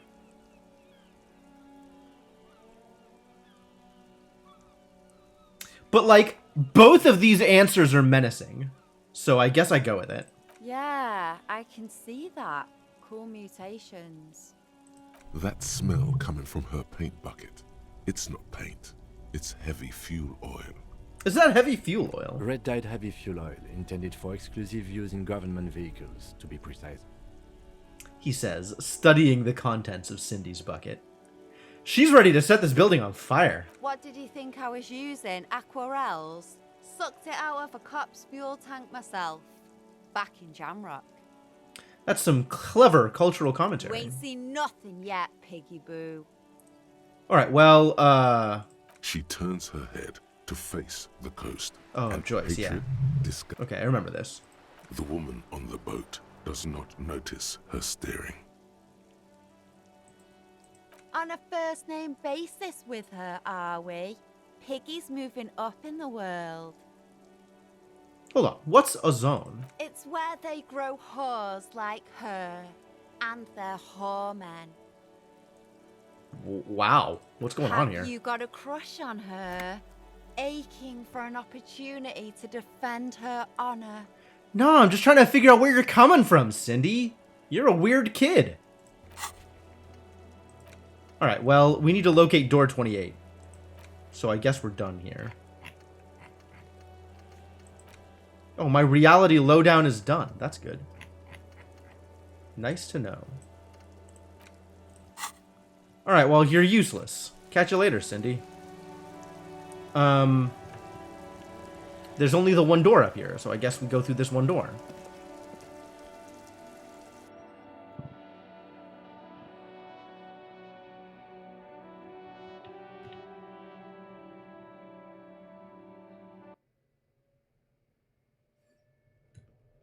Oh, this is the coal room. Okay.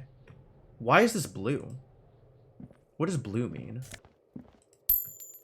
Ooh. Porlam laborer jeans. Okay. Are they better than my current pants? My current pants are minus savoir-faire and plus electrochemistry. But I could be wearing plus electrochemistry and minus reaction speed. Oh, so it's whether I want to trade savoir-faire for reaction speed. I'll keep the reaction speed, thanks. But how do they look? Okay, okay. Now we're starting to get into real deadhead territory. I mean, I'll stick with the other ones because better stats. What did I pick up here? Postcard, Boogie Street. This crumpled up postcard depicts an open-air market in Boogie Street 5 years ago. Maybe it's Bougie Street? A vendor smiles as dead roosters line his stalls, hung by their feet from canopy. Red blood flows onto the muddy street. Blurry shadows of people pass. Wow, that's remarkably morbid for a postcard.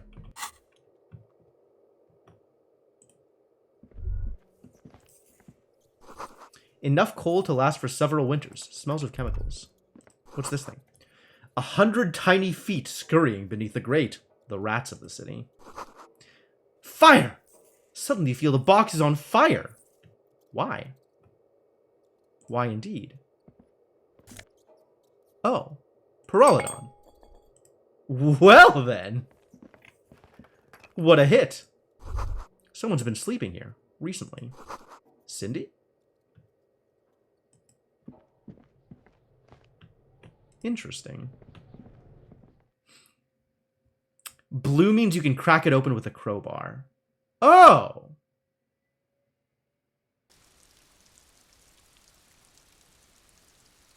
Oh, I guess I've just had the crowbar equipped all the time anyway, so I haven't noticed when there's a difference. But I don't have the crowbar equipped. I have the chain cutters. Hello again, officers.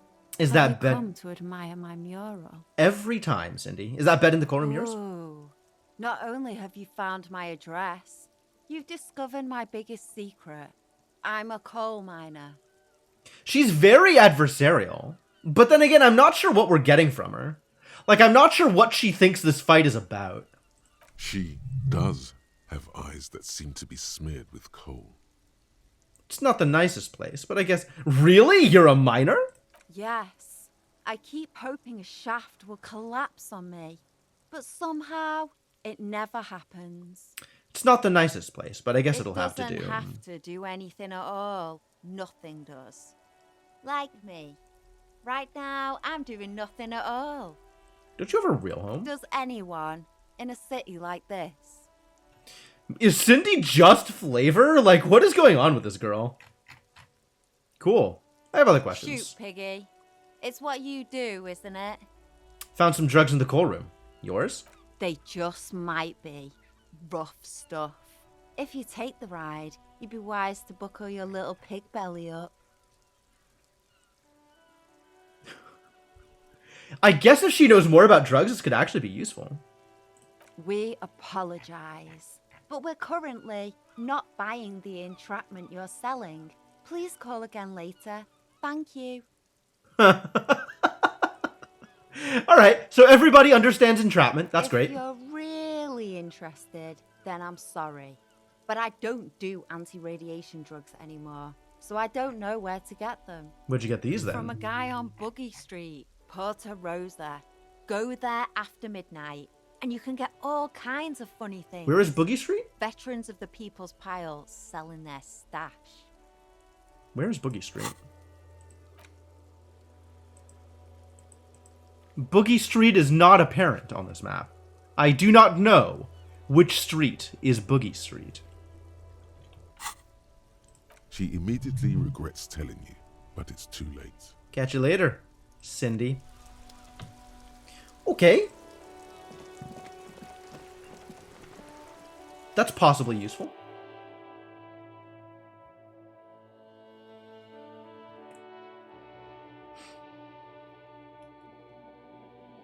All right. We've got another balcony to explore, so that's probably the next step. But before I do that, I think I'm going to take a quick break. I am out of water, have been for a while. And I should refill because it is very warm and I am sweating a lot and I should get more water. So I'm going to do that. We're going to pause. We're going to put this on hold. I'm going to give you folks some something else to listen to while I'm gone. And when I return, there will be more Disco Elysium. So let me just say, thanks for hanging out. I hope you're having a good time. If you're looking for something to do while I'm gone, maybe boost my stream. And I'll be back in a bit.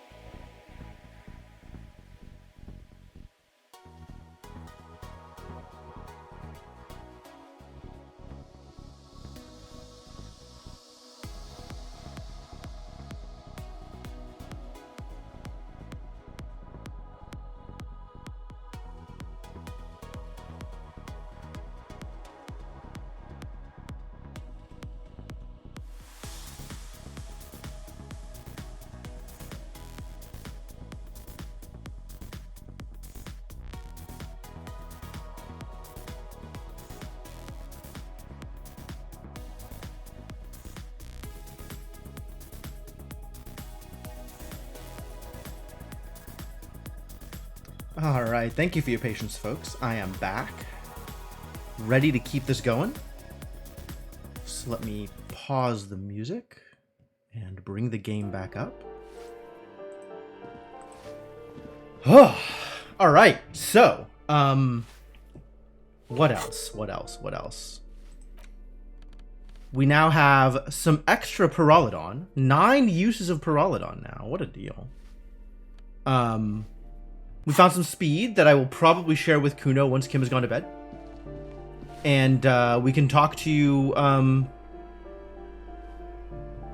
Joyce once Kim has gone to bed also. But that's several hours in the future. You In the meantime, walking around inside, rearranging the furniture. The number on the panel says 10.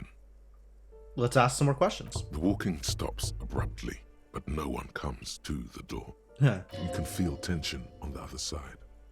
Alright, well, if they don't want us to be here, then we definitely want to be here. A poor communard, from the looks of it. The room is barely bigger than a closet. What? That's not the appropriate line. This time the steps come closer. Who is this? Demands a female voice, wary and tense. This is the police. Open up. Do I have to open the door? You hear the clacking of heels again as the other side walks right up to the door. Her tone is now getting a defensive edge. Do you have a warrant? I'm not obligated to open the door if you don't have a warrant. Let's go. We don't have a reason to get inside that apartment. Later then, entering this door seems a physical challenge. Ha. So if I ditch Kim, I can come back here and just bust the door down. That sounds like fun. What is this door? This door has been closed with a padlock. A padlock? A drawn number on the board says number 11. Not No not reply. Alright, let's take a look at the padlock. It's a solid lump of metal, but the shackle is deeply corroded. A solid pair of chain cutters would make short work of it. Time for a little snip snip. You seem committed to it, so go on. We are entirely too ready to do this. So let's do this. Actually, give me a second. Can I improve my interfacing?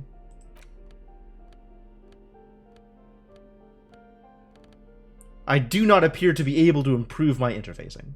Fine. This door has been closed with a padlock. The shackle Easy snaps peasy. like a twig, and the lock falls to the floor with a little thud. It should be possible to enter now. Fun. After you, detective. Absolutely. This is part of how the 41st runs their business. A flamboyant poster of a white star. Real lithography. Books of critical theory on the monstrosities of capital and such. Photos of revolutionaries posing with guns. Do we have ideas? Revolutionaries love to pose with their guns. Is that Karl Marx? A plaster cast bust depicts a middle-aged man with impressive Krasmazov. The name on the plinth reads Krasmazov. Okay. Kim, who is this Krasmazov? I have a thought about Krasmazov. Mazovian socioeconomics. This is the their in-universe version of Karl Marx, isn't it? He's known as the father of scientific communism, also known as Mazovianism. His theories about economic history greatly influenced, some would even say sparked, the anti-centennial revolution. Oh, Father Mazov, the hero of the working class. Whoever lives here definitely shares your enthusiasm. Well, the lefter we are, the more experience we get. So I am absolutely here to salute Karl Marx is bust. There aren't many communists around, not after the revolution. Some youth still keep the ideology going, it seems. Yeah, me, I'm the youth. I'm building it. I'm going to build all of the communism. My thoughts said so.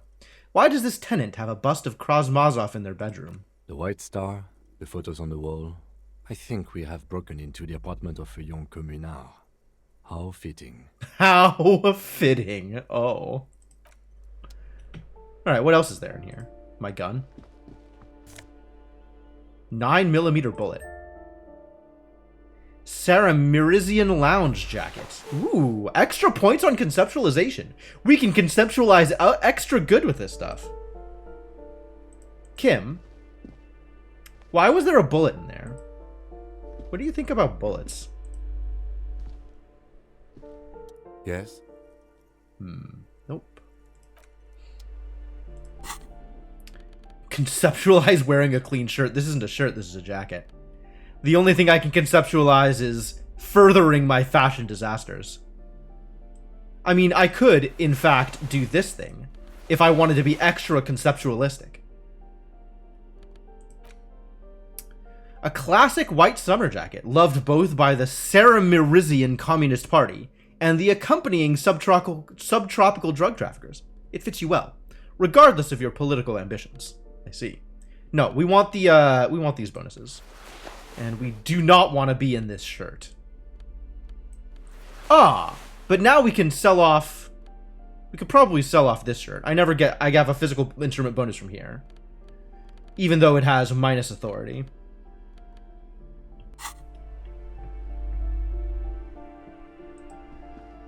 Okay, well... That isn't just a 5-pointed No, star. of course not. It's an inverted white pentagram cradled in a wreath of antlers. The iconography of communism, in other words. Oh. Right, antlers mean communism now. I forgot that was a thing in this game. The star and antlers was developed in the 6th decade of the last century and quickly adopted by Mezov and the communards during the revolution. Even today, half a century after, the star and antlers retains the ability to evoke hope, disappointment, and fear in equal measure. Yeah, those all seem like things that should be associated with communism.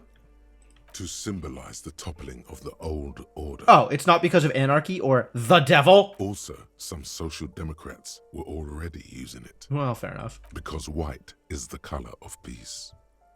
Interesting. Gone. Gone is the glory. Oh no! Of hope. Only the scribblings of impoverished students remain in dirty hallways. My sad leftist thoughts are wounded by the presence of this symbol. I wonder if I was like extra right-wing instead, this would be a different reaction. That's fascinating. Yeah, we can leave the door closed. That's probably fine. Alright, now there's a balcony here, which is potentially relevant. It's all about reining in the dear commoners against the horrors of capital.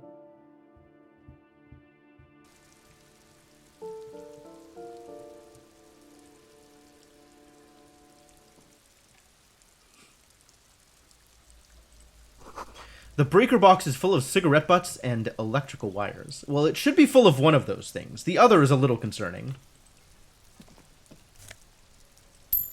I can't poke at the window. I want to poke at the window.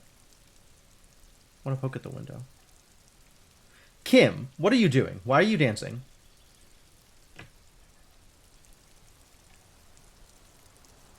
What have we done to Kim? Look at him. Look at him go. Fascinating. Fascinating. What a wonderful time to be alive. Ah, now I can get in here. I get it. Just a door. Nothing for you here right now. Really?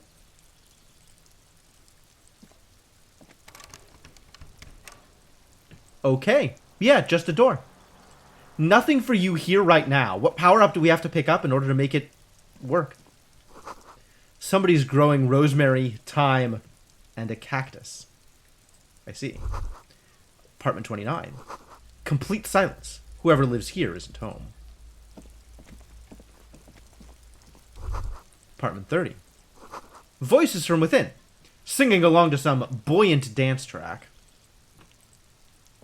And our boy, Apartment 28. This door is made of metal and appears to be reinforced. Someone here really values their security. Number 28. This is where the cleaning lady said the smoker on the balcony lives. Let's see if anyone's home. Knock on the door. Alright, whatever you say, Kim. No one answers. Looks like the young man we are looking for isn't home. I think our best chance to catch him is in the evening. That's fair. Gotta love security doors to plaster wall. Yeah, right? The door is not the weak point. We should return tomorrow after we have finished with our day's work. How about 9 p.m.? Sound good? What do you mean? The smoker on the balcony. This is why we're here, right? He might know something about the murder. So tomorrow 9 p.m.? Sure. Suddenly, he's a little worried about your memory. Yeah, sounds good. Tomorrow, 9 p.m. Tomorrow, 9 p.m., right here. Apartment number 28. Good, let's go. Yeah, we've got a meeting. Damn. Turns out it's quite tricky finding someone in a big apartment building. Don't worry. You'll get him. You'll get him. Yeah, I'll have him right where I want him. Remember, tomorrow, he's probably gone for today. Probably. Alright, well, I guess that's the entirety of this tenement building. So let's go show Kuno the loot that we got.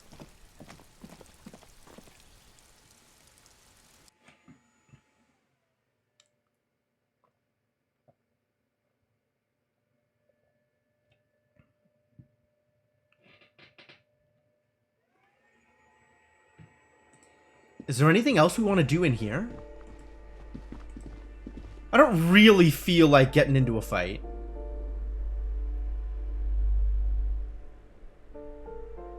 So I guess not. I guess there's nothing else we want to do here. That's fine.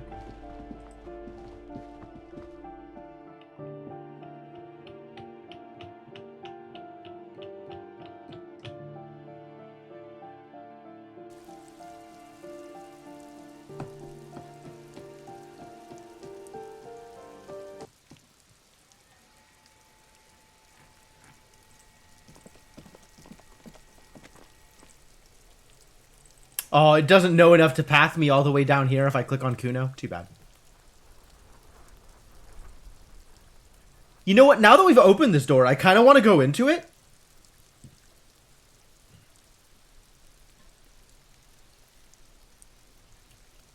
I don't want to play Everart's game. What was this check? 18? Just an ordinary wall. Nothing to see here. Oh, it's super locked. Okay, never mind.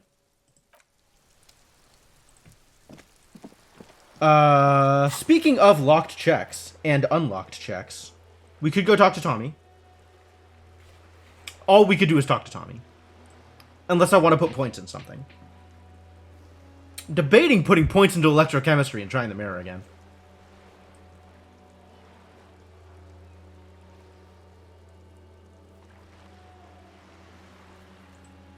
Godly. Yeah, okay. We do not have that much authority at the moment. Oh, I guess we're just going to go chat with Kuno. That sounds... Wait a minute. Oh, no, never mind. That's something. I know what that is. I don't need to interact with that.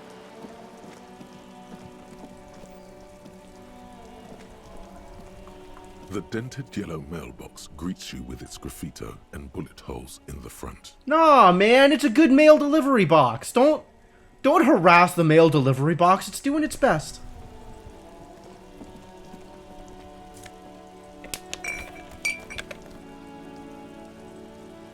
This is still a visual calculus check. You see a set of tire tracks in the brown slush that covers the plaza mosaic. And we still don't know how to get up to this building, up to this roof, which is a shame.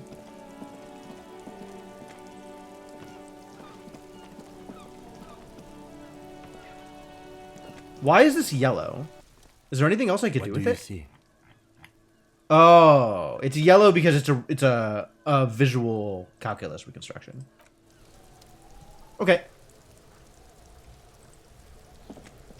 20,000 volts. Kuno volts. All right, buddy. Fuck does Kuno care? Kuno, I found your shack. Yeah, did you fuck in there? What is with the pig head, buddy? Oh, that? Kuno decapitates pigs. That's just a Kuno demo tape. Cool pig head. I liked it. I got one too. This one. It's shit. Oh, wow. What is going on here? No. I don't need to call myself a pighead. The blonde smoker is up there. Forget it. I'm not saying those things.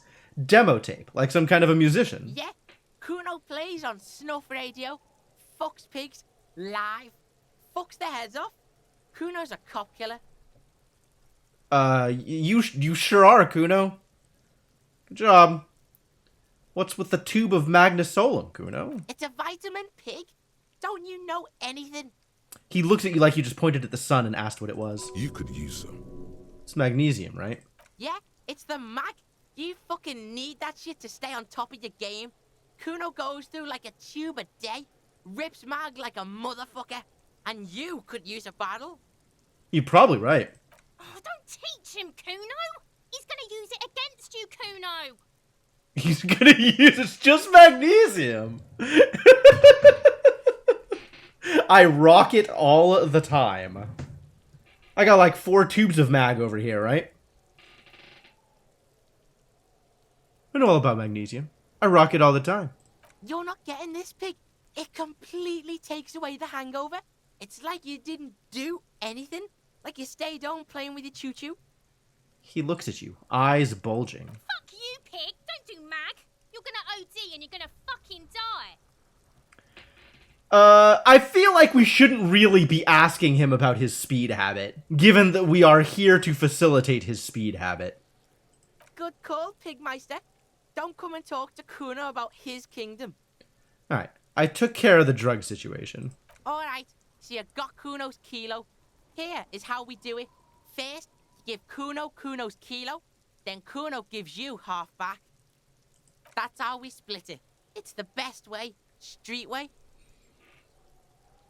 By kilo, you mean gram, right? Kuno knows what Kuno means.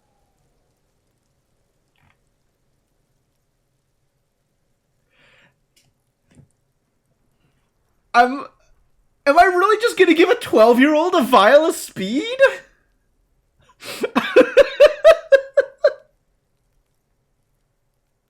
I mean, it's not like he's not gonna get it without me, right?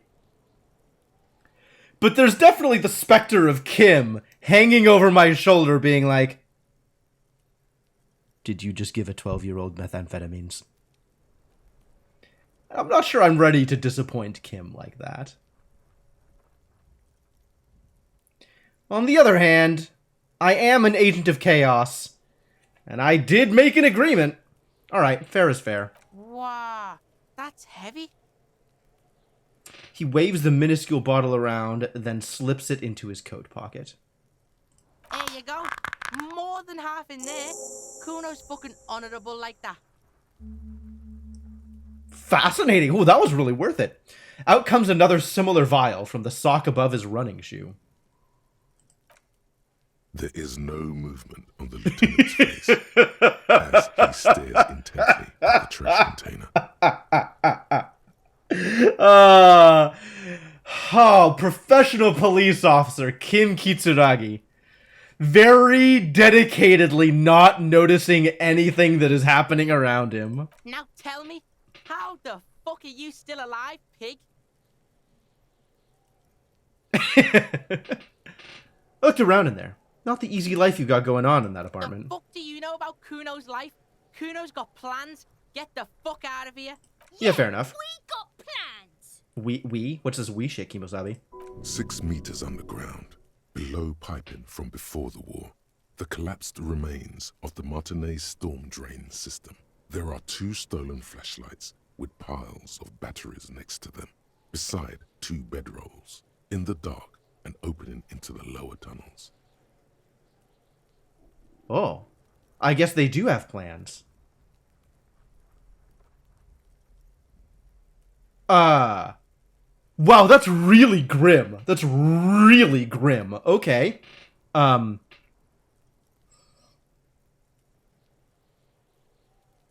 every time Shivers comes up, the tone just like whiplash changes.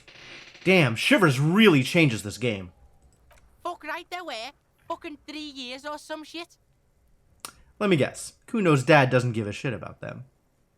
Yeah, that's right. Kuno's dad doesn't give a shit about that electricity and light shit. Just wants to pound on people and drink.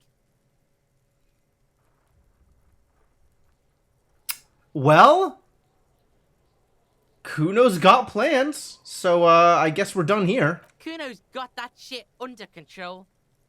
All right, let's conclude this business. Yeah, pig, this shit is done.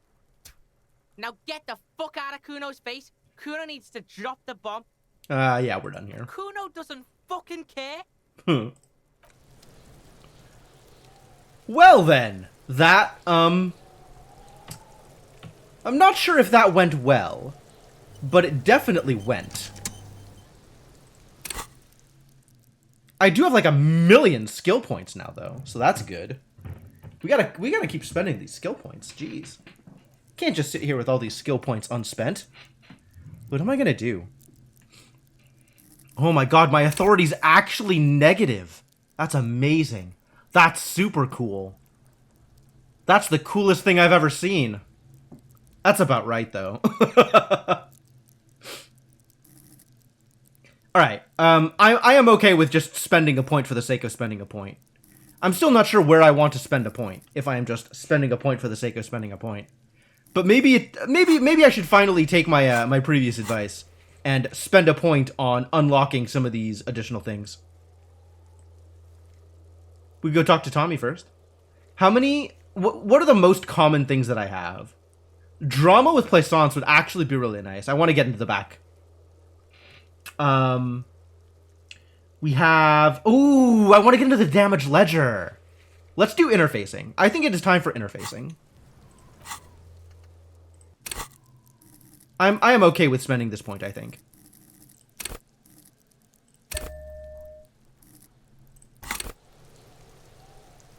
So now, I can go into the damage ledger, which is here, and try the thing again. It's the ledger you found in the trash. A cabbage of papers hanging. All right, 72% I feel like we can make Just this. relax. The two sides of the board are slightly misaligned, like a drawer that's come off the slides. All you need to do is bend the plastic on your knee, slowly. The slides snap back into place. It should be possible to just, you know, slide the drawer open. Without resistance or sound, the two panels move against each other. This is gonna hurt. This is gonna be painful, but it's gonna be progress. What's inside? 2 ticket stubs and a handmade postcard. Why is this an option? What the hell is happening here?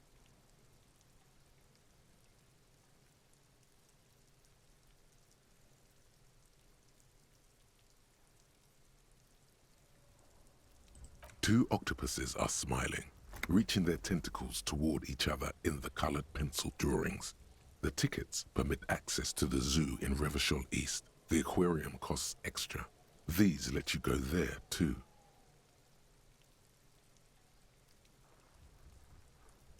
Do I have a kid that I don't have custody over anymore? Like, this is just asking for a morale hit. If I click this button, I am definitely losing a morale. I might be losing a morale anyway.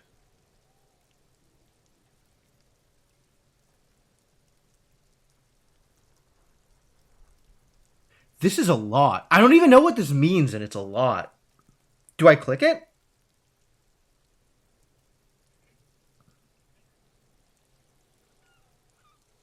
I think I just move on. Whew, boy. How much of an asshole am I? Yeah, it seems a bit harsh. Thin wax paper has been glued to a piece of cardboard. Sounds like leaves rustling when you pick it up. You see violet flowers, floral patterns, patches of glue. It smells of chewing gum, apricot flavored. Huh. A touch of cinnamon, the end of summer. You think the label says tutti frutti. This is... We have been given so many choices to not do the thing that I am doing. At every level, we've been given the opportunity to stop. and not do this. Something inside is very much warning that this is going to be painful. Familiar handwriting lines the inside of the card. Looped, round letters in a woman's hand. This is probably the X that drove me to my 3-day bender that resulted in my amnesia. Harry, it begins. You're already reading.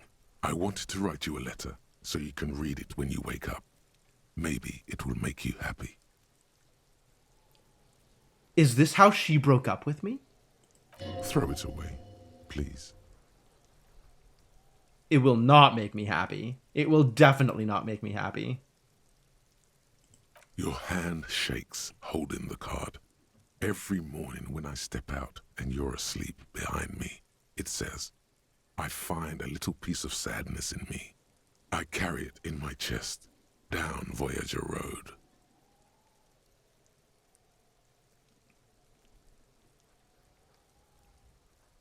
This is actually a bad idea. Like, I'm putting myself in Harry's shoes and thinking about, like, if I was in this situation, like, this is the way you get depression. This is how that happens. Every step I take, it grows. By the time I reach the fuel station, it has filled me entirely.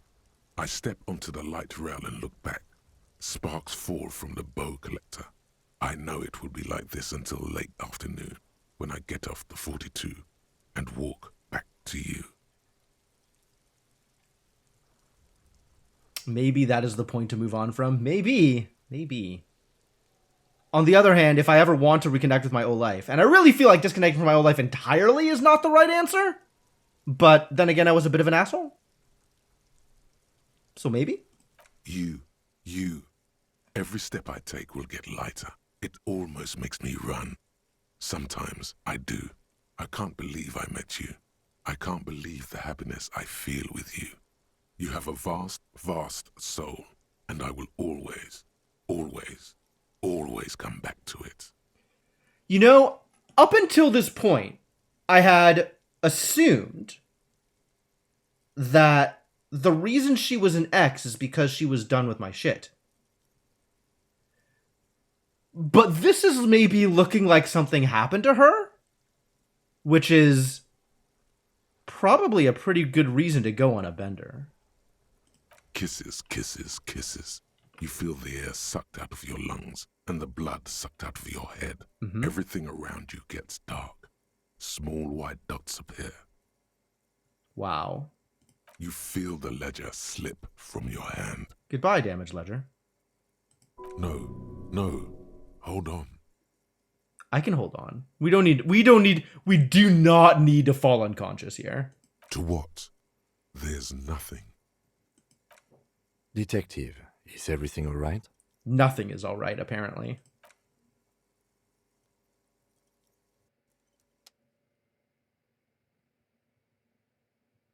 Holy crap. Well, we were very much not ready for this. I should have known, right? I should have known this was going to be some kind of disaster. Excuse me? This is not a title screen. I don't know what this is.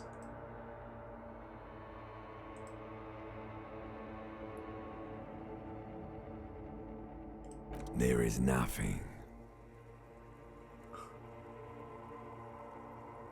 Again.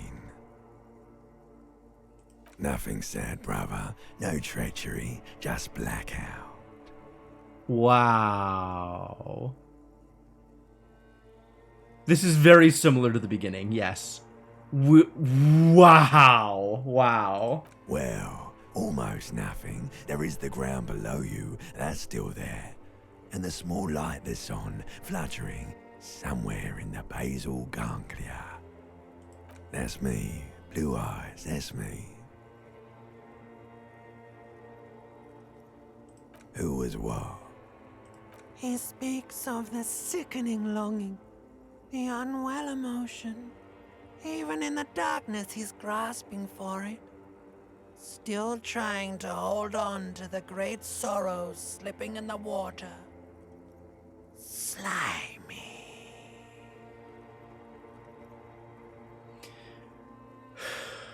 I do not like limbic system. The call when you're dead, brother. Here in the paleo-mammalian cortex, we call it the shadow. Do we? Because it's always there. White morning. Tell him. Tell him. Ah, yes. In the olfactory system, they call it the apricot chewing gum scented one. It's unhealthy of them to linger on it so. But as they say, what do you do? Yup. Smells will always bring it back in a way that feels so fresh every time. It didn't smell nice. It smelled like betrayal. Oh my god, alright, that's a bit much. Was that the X something? Bloated corpse of the past resurfacing. No, it was beautiful. Beautiful. Believe me, stupid. Cling to the good its things. Lack of beauty was not the problem. Cling to the good things. Surely there was something good in this relationship. Surely there is something you can take forward without needing to dwell on all the bad. Reptilian brain sounds like an orc. Reptilian brain sounds like you would eat people. Yeah, absolutely. So my name appears to be Harry. Is fuck all. Apparently. It certainly ain't Harry. Then what is it? Your name is passed out on the ground, dragged around by one of the other evil apes. They're taking you somewhere. Where is Voyager Road? There is no Voyager Oh, of course not. Yeah, there are right. no roads, no houses, no lights in the windows. It's all on pause. You're not helpful. You think they would let you? Until you disintegrate into biomolecules? No. Someone is breathing on your face now, inspecting your pupils, stupid idiot. Let's come back. I really don't want to do this any longer than I have to. Yes, they're pouring something on you. It's in you. And It's delicious. Oh, that's nice. Glowing lights on a dashboard emerge out of nothingness. Wow. We really got wrecked there. Where am I? In the upholstered cabin of Lieutenant Kitsuragi's motor carriage, seated in the driver's basket. Oh. The air is thick with leatherworks and heavy fuel oil. Cold water runs down your chin. Drink. Water. Yes, okay. The water is cold, silvery, the stuff of life itself, as it pours down your Oh, parched thank you for the health back. That's The convenient. pounding in your head recedes. The darkness parts. Drink. You haven't drunk water in 2 days. Did you know the human body is not made to survive on alcohol alone? You need a secondary form of hydration. Oh my god.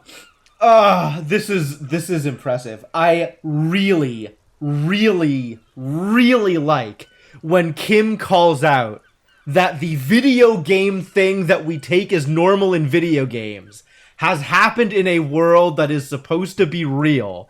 And now they have to rationalize the fact that I haven't drank anything in 2 days, that I haven't gone to the bathroom in 2 days, that I spend all my time asking dumb questions and opening up like trash cans and stuff. This is amazing. This game is so good. Holy heck, this game is good. With greedy gulps, you down half a liter of cold water. Some of it spills on the driver's seat. The lieutenant pays no heed to it. Oh, we have a new thought, too. Tell me more about White Morning.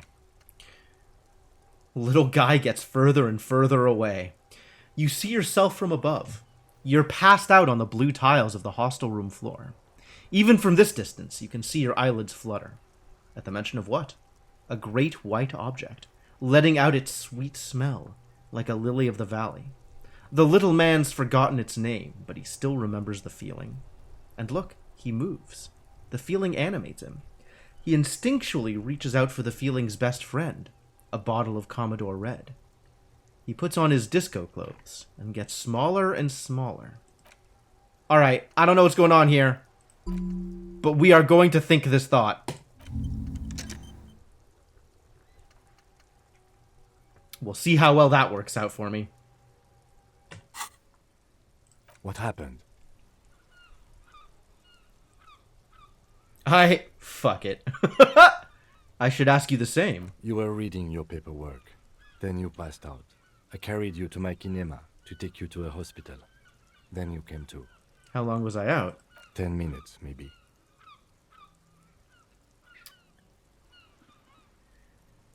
I came in contact with the burnt-out ruins of the past, Lieutenant. As much as Kim Kitsuragi does not want to be involved in my personal shit, literally all I have is this case and my personal shit. That does sometimes happen. Ledger of failure and hatred. You dropped these. Are you okay to proceed? Let's solve this case. Good. Ooh, hang on, I got a button to press. The afternoon sun shimmers off the white on blue police livery of the motor carriage. Wait, why am I even thinking about this? Wasn't I supposed to? Something about the motor carriage has me thinking about things. Do something important? Something murder-related? There's always something important. Doesn't mean you can't take a moment to admire this piece of machinery. It is a pretty sweet car. Way to master the understatement there, Kim. Yeah, that was... We went through a lot, and Kim is like... Okay. Even at a standstill, the unibody Caprice Kanema looks sleek and dynamic. The cabin is tilted frontward to give it a more aggressive, hunched look. Aggressive, huh? Someone has waxed it recently. I don't like your machine, Lieutenant. Machine really puts the loco back in locomotion. Very cool. Mm-hmm. You want to take a closer look? What's it packing there? 130. I reckon that's a 7-liter V12 there. That's what? 7-liter V12? 7.2. Supercharged. The lieutenant is trying to suppress a smug smile. Alright, Kim likes his car. That's good. Yes. An extraordinary machine. It's nice and all, but why so modest? Put some zing into it. Flare it up. Slam it down. Maybe not. Maybe not. Maybe let's not tell Kim what to do with his car. Anything else? Alright. Well, that was an unmitigated disaster. But we're alive. And we actually gained 2 health as a result. Because we finally got some water in our system. Overkill for a vehicle that looks frail as a Model T. Yeah. It does not look super, what's the word I'm looking for? It's like an older style of design, right? Like, this is not as solid as a modern car. Oh, we're supposed to talk to the Lazarus, though. Inside, you see a set of steering levers, a radio microphone, a pull-out toolbox, and the soft glow of the fuel preheater gauge. Let's do that This then. is Precinct 57. How may I assist you? Let's talk to the Lazarus. It will take just a moment, officer. Her voices fade out into the familiar radio static.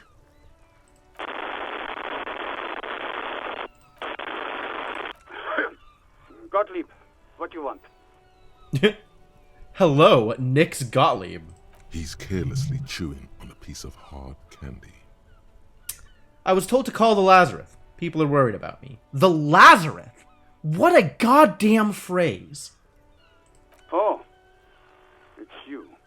You know who I am. Yes, there's no end to the misfortunes fate has seen fit to rain upon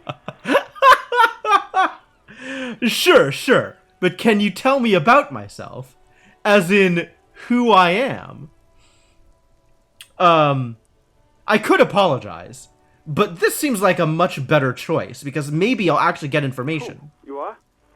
You lost your human visage a while back. Now let's get on with it. I've got more important things to do. I've lost my memory. All of it. With all the damage you've been dealing yourself with drugs and alcohol, I'm not surprised. You're not surprised. Okay. Anything else? What else? I'm not a brain doctor. Look on the bright side. You've got a whole new life now. Use it wisely. I couldn't reach up and grab a tie from a spinning fan without unbearable pain shooting through my arm. That actually was a real bad check to fail. Hard to tell exactly what it was over the phone. Could be a combination of peripheral neuralgia and high blood pressure. Could be that you were having a heart attack. Like a day and a half ago, just, had a heart attack. Or, actually, it could be both, given your profile. Wait, both? But that sounds bad. Yep. I still feel pretty good, though. I could probably take a lot of damage. Yes, positive thinking is a well-known cure-all. My suggestion is to exercise a lot. He sounds very careless about it all. Positively breathing. Oh, he hates me. He absolutely hates me. Cut down on the drinking, pal. In fact, cut off the drinking. The drugs, too. Anything else? I don't know. Which reminds me, when are we finally going to get that speed? Alright, isn't there anything you can do for me? What? You want me to do blood work for you again? Tell you just how bad things really are across the board? You want another rundown of everything collapsing inside? Man who does not care whether you live or die. Yeah, I mean, presumably after the trouble I've caused him, he's kind of okay with me just never talking to him again, regardless of the reasons why. No, that doesn't sound like something I can handle right now, actually. You want the real, honest-to-God truth? Stop drinking, eat magnesium and vitamin D. Our station is not a retirement home. We don't have the funds to deal with rock stars past their prime. Wow. So it's political. You're being neglected because of political reasons. Whoa! This is the first time I've seen one of these come up as a failed check. Like, I didn't choose to do a thing and it failed. This is just here. I guess a rhetoric failure is a pretty good thing to come up. The money is probably going to some old, oily... And no, I don't want to hear a political commentary on the topic. In fact, I got work to do. Some idiot has glued his eyelids shut with cyanoacrylate. It looks like Mac Torson.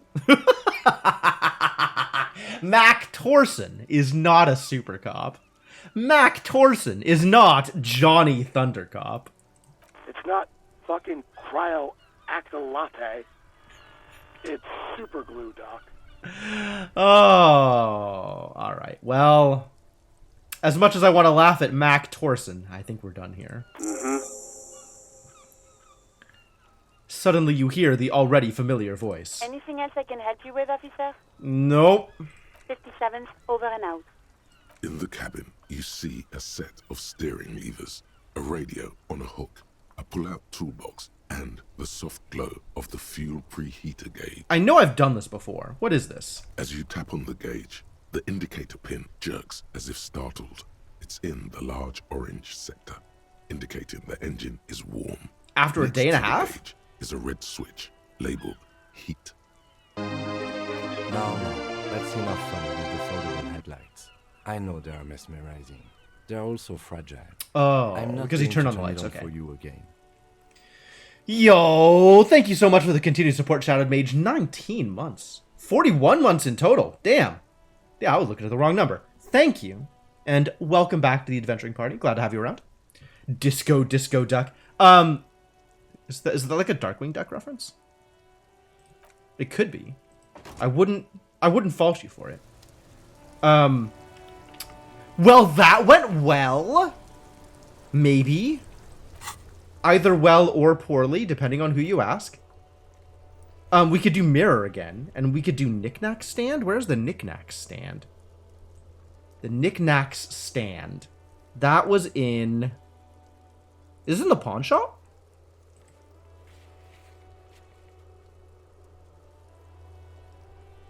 I think it's in the pawn shop. No. This looks like it's in the weird hut here? It's a disco duck? I don't even know what disco duck is. We could definitely go for the mirror, though. I mean, we're in the right place for it. All right, let's go see if we can challenge the mirror again.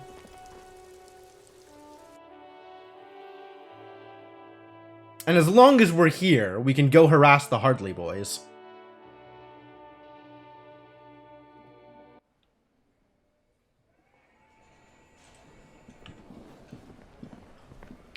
Is there anything I want to change before I have this conversation with the Hardley boys? Maybe I shouldn't have -3 authority. Then again, my authority is always going to be 0. So maybe I don't care. Oh, this is an equipment piece. Oh, absolutely. Ledger of Failure and Hatred. Fantastic. Those are good numbers. And I clearly don't care about my authority. It's the ledger you found in the trash. A cabbage of papers hanging from the board, with the permeables drawer inside. It's barely held together by a clip, then made complete by the faint smell of urinal cleaner. Yeah, let's not. We do have some booze, though. Alright, where are we in terms of what I can do with Titus and the boys? Confront about the drug trade. Where's the try to do your authority thing? That's here. Yeah, that's never happening. Not even once. Still don't know who made the call reporting the crime. Who made the call reporting the crime? It was some girl, though, right? That's all we know, is that it was some girl? Maybe it was the girl who did the girl who killed him? That would be fascinating if that was actually the girl who did it.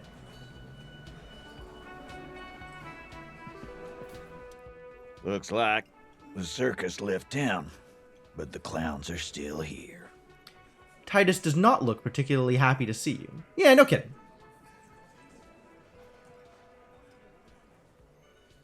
Me and Everard talked. He promised you'd cooperate. Oh, so you went and talked to my mommy, and now she's making me play with you. Is that it, lawman? And what's gonna happen if we don't? You're gonna go and tell on us? Very mature, guys. Everard sent word, right? Yeah, I heard him. Now fuck do you think I'm doing here? You'd have your ass handed to you if it wasn't for the boss man's word. Well, at least that, I guess. Let me state this very clearly, Capo. Hello, officer. I'm Titus Hardy, and these are my boys, Hardy boys. How may we assist you? So we're not going to get anything about the hanging. Probably. I guess there's the off chance that we just, like, ask questions and you know, cold read answers as a result. This is never gonna work here. Oh, but it opened up again because Everard asked to cooperate. That's interesting. We're still at -5, though. So I think we're not going to do this now. I might come back to it once I've taken off all of the negative authority things. But even then, trying to hit 16 off of, what? Base 0? Base 0 plus 3? I need to roll a 13? Still going to be 3% regardless. I talked to Joyce. The merc you hanged. His friends are coming for you. Yeah. By friends, you mean his squad mates from Crenell? Wouldn't want to beat up his grandma. Eugene's a funny man. There's snickering in the room. Some of the men put their beers down. Nervous snickering. There's a rush of adrenaline present. Yes. They're forming some kind of tribunal, and they're coming for you. This is what happens if you take the law into your own hands. Other people start doing it too. Let them come. The Hardy Boys are right fucking here. Yeah. Glenn's gonna get y'all killed. You heard the man. Right here. We're armed. We got the whole district behind us, and Glenn. Glenn is fucking crazy. That's great. I am happy for you and Glenn. I don't know what to do with this. I really have no idea what to do with this. Yeah. A well-oiled murder machine. The mood is on the rise. They're feeling confident, ready to punch out the whole Merc platoon. The mercenaries are armed with automatic weapons. We got weapons of our own. Oh, really? We got Ister 50s, Zeelagers. Glenn's got a knock cannon at home. Oh, well, if Glenn has a knock cannon at home, I guess you'll be alright. That thing has 7 barrels, 1 trigger. You do the math. Okay, well, I mean, if this is where they're at, what am I gonna do, right? Like, I've tried. This Crenell is bad news. You know that, right? So are the local gangs. The fucking Barmy Army. And the Madre scum. You've been out there. Seen any around? Yeah. Where are they now, huh? Sent back to Madre in an airtight cargo crate. Elaine, please don't confess to murder in front of the officers of the law. Titus, where do you get these people from? They're useless. These people are trained military professionals. Special forces, as you said. They're not a gang or Barmy Army. Barmy Army. No, they're not. They're uncoordinated and drunk. We know more about them than you think. Okay. Okay. What do you mean, okay?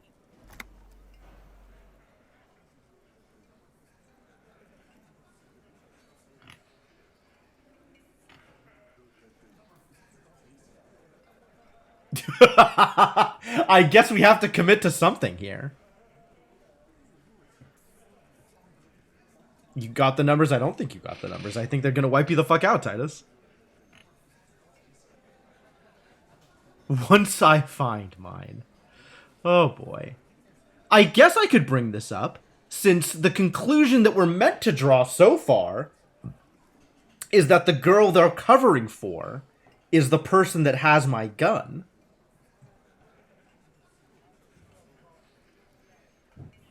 But no, really, I think they're just gonna slaughter you, buddy. No, they won't. Get out of here with your negative energy. Negative energy? What? All he means is that the situation is serious. No wonder you cops get shot to shit every day. Can't go to war with an attitude like that. Speaking of war, I've connected you to the local drug trade. Like hell you have. There is no local drug trade. This place is as clean as a rifle. Go back to Jamrock and ask the local junkies how clean your streets are in Precinct 41 Kilos. Oh, he thinks things are bad in Jamrock. We'll do that. In the meantime, did you know that there's an abandoned lorry at the intersection that was used to move raw ingredients for drugs from Terminal B to Jamrock? The person driving it was present at the hanging. It was one of you. We've connected the footprints. Detective, do you want to deliver the coup de grace? Apparently we're just laying it all out here, huh? The thought forms in your head, like a lightning strike branching in the sky. Oh, do the honor. You've earned it. Thank you. You're right, Titus. There is no local drug trade, because it's all controlled by you. You're the drug trade. That's a mighty interesting theory. I guess that's what you would need to do, theoretically. A big, strong, state-run monopoly would outcompete the runts on the street. State run. My god, the union is the state now, huh? Yeah, man. Theoretically, That's what you would do. To get rid of the gangs, the dealers, even some of the junkies.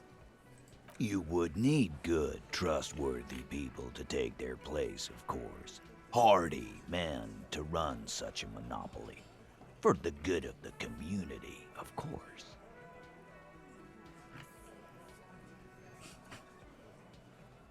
Wow. Fascinating. And I can go a lot of different ways here. There's still plenty of drugs out there. In fact, I have some in my bloodstream right now. I kind of like this as an option. Like, this is not, like, this is whatever, right? Like, okay, you're accusing me of a crime. I don't really want to side with Titus on literally anything. And this tells them that they haven't accomplished what they wanted to accomplish. But this tells them the same thing, and it does it in a way that I think fits better with the kind of person I am. So we're gonna go with this one. Enjoy your shitty ride, junkie cop. We still have it under control. All you're doing is contributing to the local economy. It's just a little hitch. Boy, you really are confident about a lot of things, Titus Hardy. Many of them are things that you shouldn't be confident about. Yeah, there's always going to be little sprouts. People find a way to make coin, but that's the little picture. Hardy boys are taking care of the big picture. Well then. Theoretically, of course. We're just talking politics here. My answer to your drug accusation is, how dare you? Go fuck yourself. Okay, well, that sounds like an admission of guilt to me, but I get that's, an appropriate amount of covering your own ass. Not quite yet, Mr. Hardy. There were 8 sets of prints on the crime scene. There are only 7 Hardy boys here. The 8th Hardy, the one who's missing. She runs the thing, right? My answer is, fuck off. Mind your own business. There is no 8th Hardy. I run this goddamn scene. So this is the same answer that he gave before. And he was worried about it last time. He did not want me knowing anything about this girl. Everard Clare very pointedly said the number 7 when talking about the Hardy Boys. 7 Hardys. So Everard Clare also really does not want me knowing anything about this girl. And here we go. Back to the usual. I know! Fatty walked on all 4s. He's so fucking fat, he left 2 sets of footprints. Shanky, I don't think it's a good idea to admit there is a second set of footprints, even if you are doing so as a joke. Titus does not run a very competent crew. Despite everything, the little man is quick on his feet. Go fuck your mom, Dennis.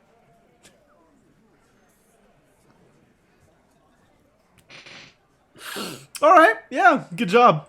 That's more like it, boys. You heard him. It was Angus on all 4s. Anything else you need to know? That was it, huh? It was Angus on all 4s. Anything else you need to know? Wow.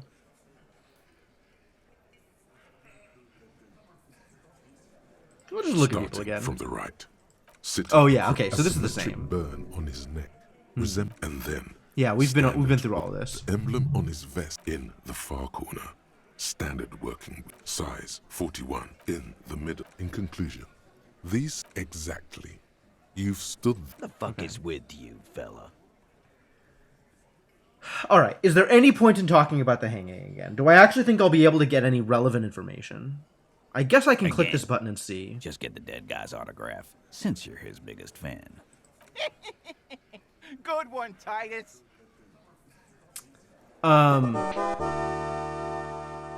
What?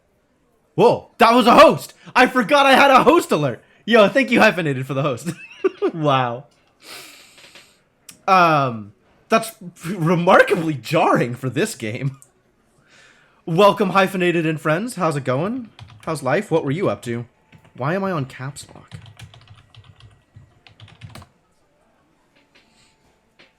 Oh, playing Obra Dinn. God, that game was so good. So good. I really, really liked it. That's very cool. You just finished it? What'd you think? Now that I've gushed for like 15 seconds. You're definitely allowed to have an opinion that's different than mine. I'm not worried about their remorse, but this is maybe interesting. You don't have to keep answering his questions. Felt like the ending was anticlimactic because you'd already inferred most of it. That's fair. I know, Lizzie. Relax. We killed him last Sunday night. Seemed like a good way to end the week.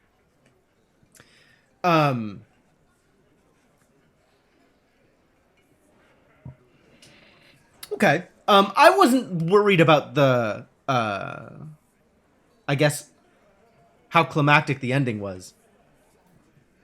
Just because it was satisfying to see it all come together. Although it definitely took me a while. Like, there was a while when I was running around and trying to put the last pieces of information together. Not in order to figure out the ending, but just to, like, complete all the stuff. And then, yeah, like, the ending made sense, basically, right? Like, okay. It didn't really reveal all that much, if I'm remembering correctly. I'm trying to remember how much of it I actually had figured out versus how much the ending actually told me. Well, I have VODs. I can always go back and check. Known him? We don't associate with scum like that, asshole. Oh, yeah, of course. Sorry, Glenn. Yeah. Who do you think we are? I think you're scum and assholes is what I think you are. Quiet. He came around about 3 weeks ago when that Pines cow first sailed into town. Happy? By the Pines cow, you mean Joyce Messier? The representative for White Pines? The same company you are striking against? No. I mean the Pines cow. The stupid-ass cow they sent in to fuck us over. But you know what? Why don't you ask her about the pretty boy? I'm sure she has interesting things to say when you ask her hard enough. That's enough insinuation for today, Titus. Officer, your interview is drawing to an end. Don't waste your last question. About fucking Yeah, I'm time. good here. I'm gonna take off now.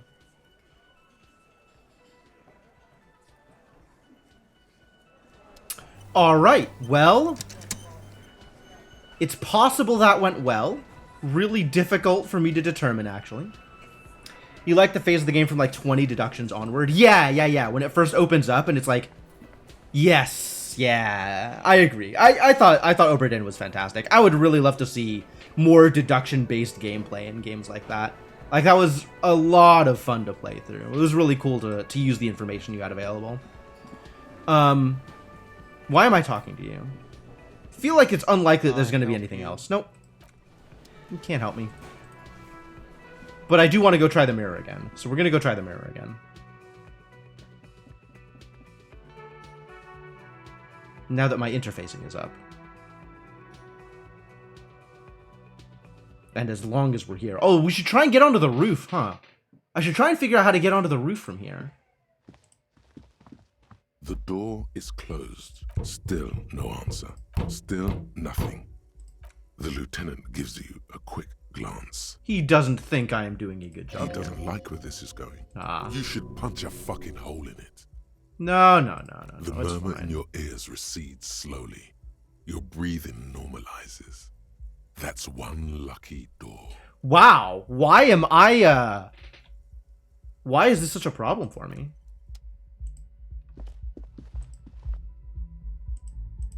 Alright, this doesn't get me upstairs. Is there a way upstairs from the balcony? Alright, well, I'll see you around, Hyphenated. Thanks for dropping by. And thank you for sending friends over. Much appreciated.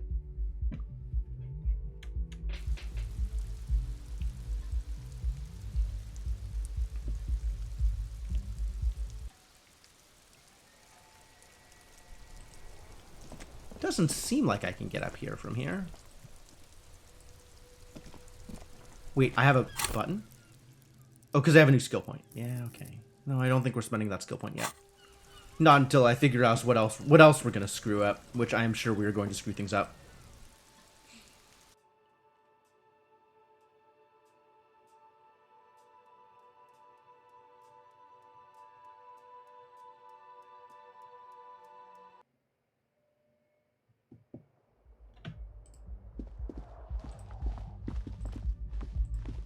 Why can't we get onto the roof? She can get onto the roof. Why can't we get onto the roof?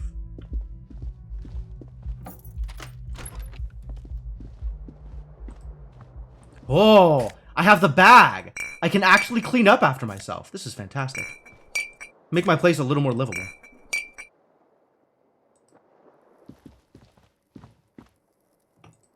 Alright, so now I have... A mirror hangs on the bathroom just the wall. interfacing check. Okay. In it.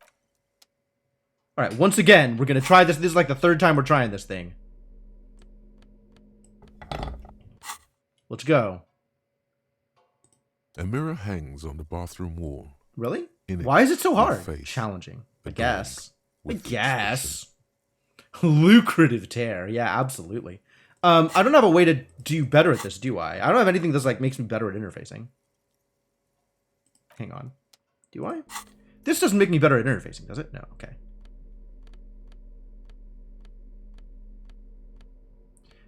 If I take some speed, I'll be better at interfacing. I don't think any of my gear makes me better at interfacing.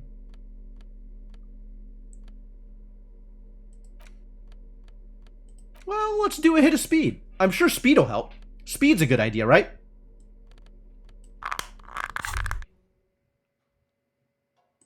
Now that you've acquired some stimulants, it's time for a little pick-me-up.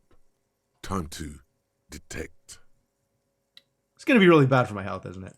It's not ideal, no. But you need the zeal. Let's face it, you're never going to finish this case without cheating. Cheating, sure. Will it make me into a super cop? It will make you into more than that. Oh, really? A mega cop. This is your modus operandi. This is how you've done it for years. Let's go. Let's go. But Kim is here. He'll be disappointed. My own Jiminy Cricket. My consciousness. Conscience. Different words. Different words. See? That's your problem. A lack of confidence.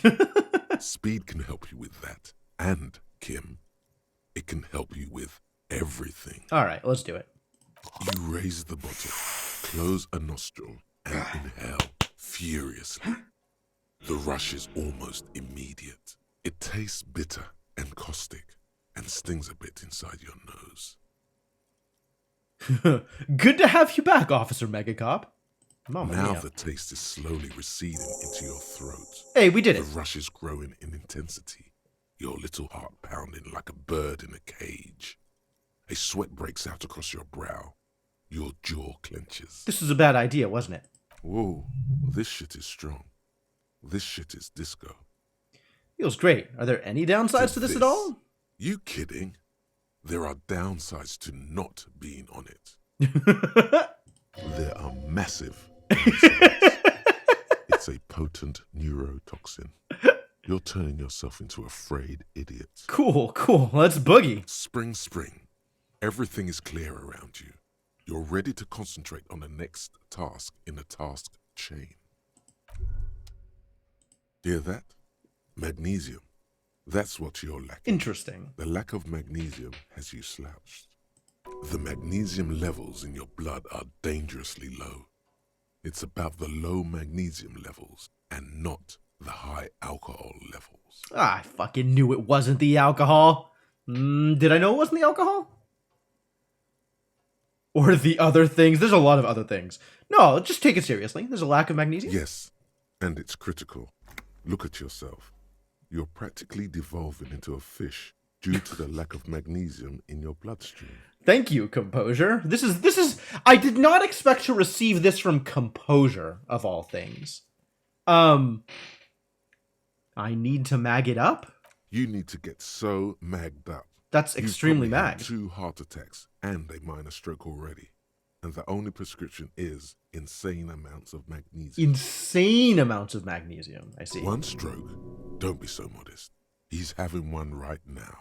You're saying I need to become a magnesium-based life form? Yes, if you want to live. What? You need to ascend the carbon barrier. Go to the apothecary and buy insane amounts of magnesium. It will reverse the damage to your circulatory system. Okay. Magnesium-based life form. -1 shivers. Aw, come on. But it's only for an hour and a bit. It is generally understood that human beings are carbon-based organisms, fusing little carbon tubes together to form complex, mushy structures capable of thought, love, and locomotion.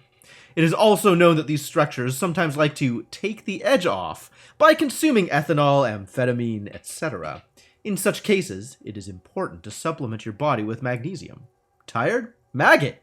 Down? Mag time. Liver damage? Maximum mag! Some people say magnesium doesn't really do anything and you just need to quit. What do we tell them? I guess we're gonna have a thought. Let's have a goddamn thought. I can't wait to think things.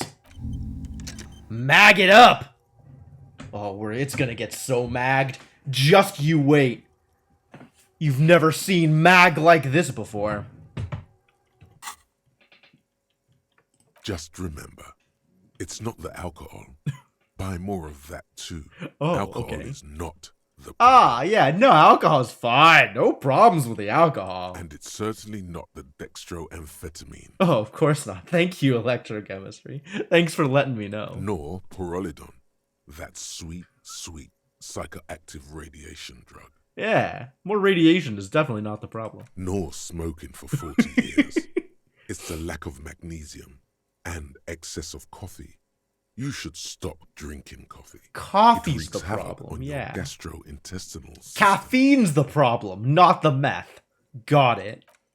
Understood. Okay, well, switch that back over. And let's try the thing. Hangs on the bathroom wall. Oh, this is pretty good odds. In it, your face. The faucet is quite terribly mangled, but you just might be able to twist its parts into place. Let's do it. You handle the chain cutters deftly, applying just enough pressure. The faucet regains a recognizable shape. Oh, nice. The steam stops. Good job. Told you that you needed Ooh, those chain morale. cutters. Everything is connected. Everything has a purpose. Fantastic. The mirror begins to clear slowly without you having to wipe it.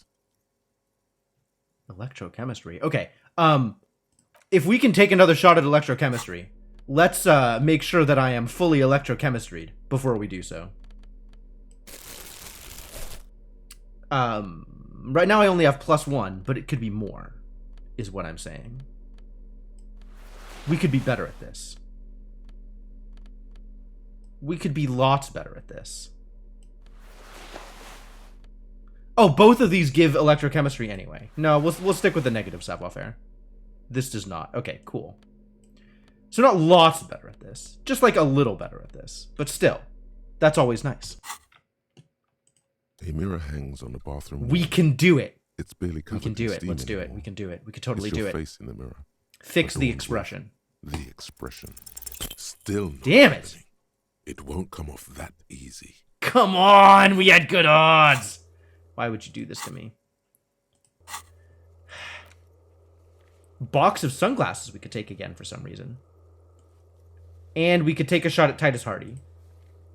Box of sunglasses has improved, huh? All right.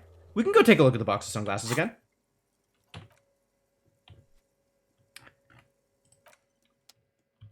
Bummer about the expression, though. Someday we'll get this. And I guess there's the question of, do we want to spend a skill point on something? Probably not right now still. Probably still not.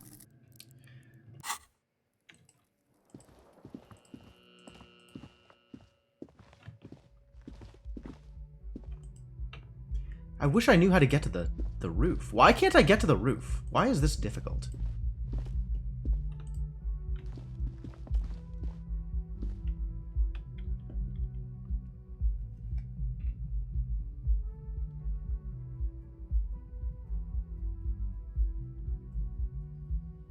Oh, we need to talk to What's-His-Face about the borscht. Man, there's so many things to do here in the whirling.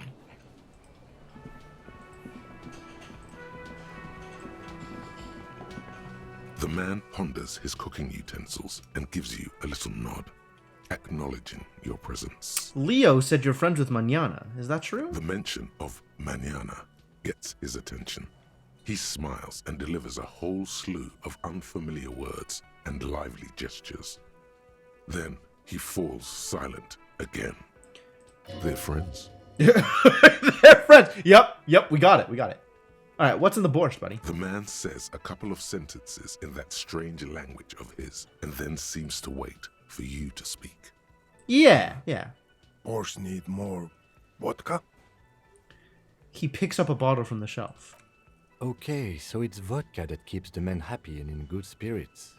Clever move by the Union. Of course, vodka. Yeah. Now that makes a very, very special borscht indeed. Turn it up and then ask for some yourself. Should I? Turning it up seems like a dangerous idea, honestly. The place is a powder keg. No vodka. The cook gives you a long, disappointed look, then turns the stove off and seems to wait for you to speak. Cool. Well, great. We completed a task. That's exciting. I think we're good here. Stay masculine, apparently. We still don't know anything about this door, right? You see a heavy steel door. Door! This door is my nemesis. I want to get to the other side of this door so badly.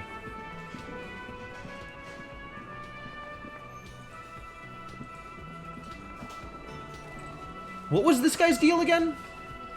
You're just talking. That's cool.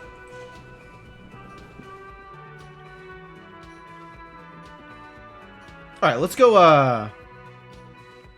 what were we gonna do? Sunglasses. Let's go conceptualize ourselves some sunglasses, shall we? Maybe we can find some really cool shades.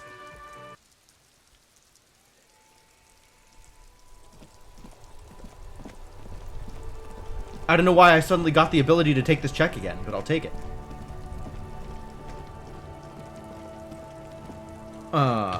And let's make sure that we can, in fact, conceptualize things.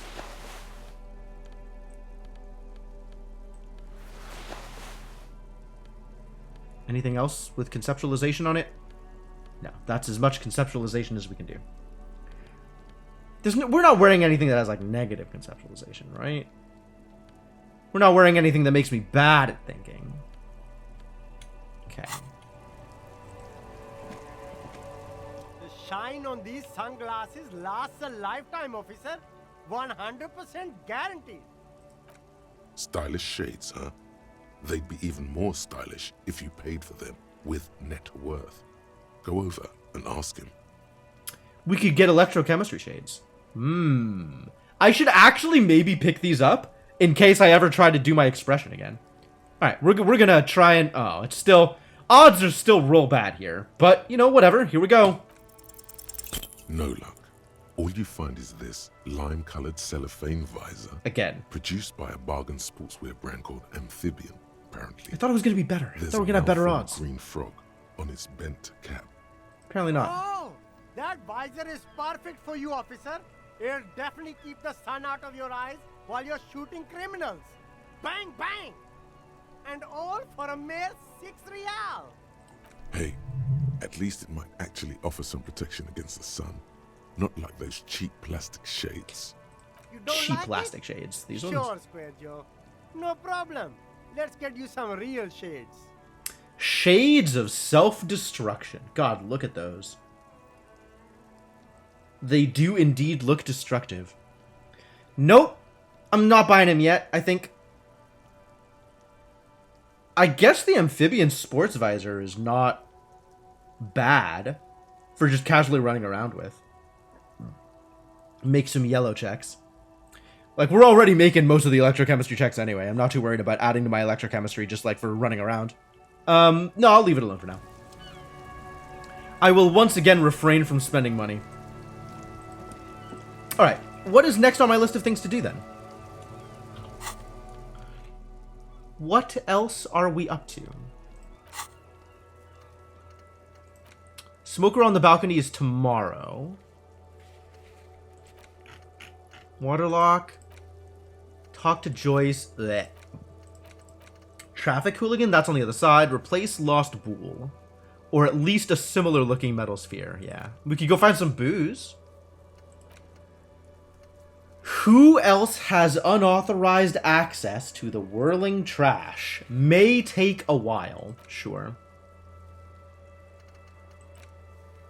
Miracles happen. Well, we're actually out of tasks. There's nothing we can really do immediately. So what do I burn my time on? Where do we go from here?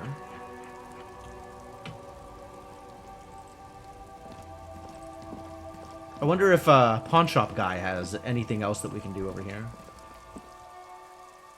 Oh, that was the knickknacks thing, right? We had to check on the knickknacks. That's here, right? Knickknacks cabinet. Explore for that roof access. Yeah. That doesn't use up time though. There was a check over here. This is the knickknacks cabinet. You see rows of Oh, it's toy interfacing. soldiers Okay, yeah. guarding the rest of the Let's find a trinkets cool displayed figurine. on the table. Why? What's this? A headless man riding a horse? A headless man wearing futuristic tracksuit trousers that say found. It keeps coming back to found. My God. Oh, that's the Headless Phone Rider. Who? The Headless Phone Rider. It's an urban legend. Really? About a man who rides the streets of Revachol sporting a fawn tracksuit. Oh. As you see, he's missing his head. Sure. Oh, I figured out who he reminds me of. In addition to reminding me of Riff Raff from Rocky, he also reminds me of Ed Edison from Day of the Tentacle. Very, very similar voice acting, if it's not the same voice actor. 50 cents. Bargain price. I'll throw in the tiny cap too. I think he's looking for it, or something. That part of the story has many interpretations. Well, I have no idea why I might want this, but 50 cents is probably a bargain. Did I mention that this figurine is supposed to be lucky? Always carry it with you. Rest assured, I will always carry it with me. Items. Figurine. The plastic headless Fallon rider sits atop his equally plastic bull. He rides a bull? His posture indicating either desperation or pride. Comes as a set with the infamous Fallon cap for which he lost his head. What a story. Well, I'm sure this is worth having. Hello, hello. Let me know if I can help you with anything. You might be able to aid our I investigation. doubt it, but I can try and answer any questions you may have. Know anything about the recent hanging? I do my best to keep my distance from all manner of butchery. Bad for business. Bad for everyone. Yeah, I'm surprised I didn't already ask this. No one likes to see what you have to see every day. Yes, sir. I guess that's all I got. The pawnbroker's gaze is already fixed on the dancing colors. Something I'd like to sell. Sure. Let me have a look. I'm still not maybe he knows something about the tattoos? He seems to just know random things. Oh, no. I don't like those kinds of objects. No sale.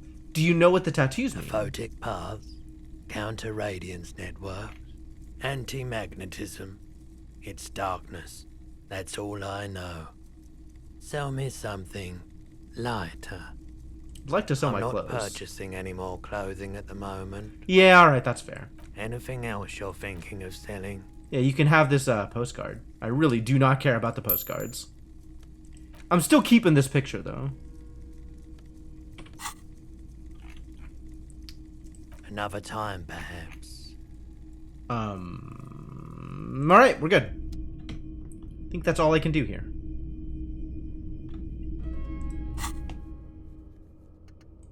Alright, so that is one more check completed. We can try and empathize with Tommy Laham. Sure. Let's go empathize with Tommy Laham. Why not?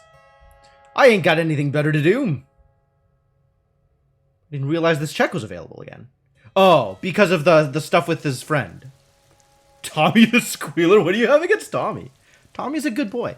Alright? Tommy's cool. I want Tommy to live a happy life. Tommy's been through some shit. And you know what? It's just not fun making his life any harder. Tommy tight lips. Those are two very different things. Jam, my man. Alright, we could try the conceptualization. It wouldn't work very well. But this empathy, right? We didn't force him. That's why I can get it. Okay, great. Try it again. Actually, do I need to wear any different clothing in order to make this better? Do I have empathy clothing? I already have +1 empathy. Oh, but I do want to put back on my previous clothing. Because we want to be running around with this stuff. Extra shivers. Shivers is great. The rest of this doesn't really feel like it matters immediately, so we will not do anything with that. And let's see if we can figure it out. Stuck in this damn jam, my man. What's up? Ease into it. Ah, too bad. Don't go too far. This seems like a personal matter. Failure. My man, I want to know about your soul. That's a bit much. I'm okay, man. Just the jams got me down. The fumes, the chemical rainbows, the tarpaulin stretched on the frames and the dull engines off. The man recedes into his days of words. That's about right. Maybe the full-on direct approach wasn't correct. Damn, it's tricky business looking into someone's eyes and not doing it wrong. Ah, sorry, empathy. We failed you. All right. We're still not out here to fail on poetry. That's all for now. So we're not trying Titus because that is an auto failure. Tommy, tough times, no kidding. Things have been rough for Tommy, you know? I feel for him. I could spend a point on, like, conceptualization and try all the stuff that we're very bad at. Could spend a point on other things, I guess. Joyce has an Espertic... Oh, that's because I failed at telling Kim to take a step away. Wasn't that an empathy check? I thought that was an empathy check. Maybe it was an Espertic check. Okay, never mind. Oh, it was probably an Espertic check. Anytime I'm trying to tell Kim to do things, it's probably Espertic. Alright, well... Let's turn some tear in.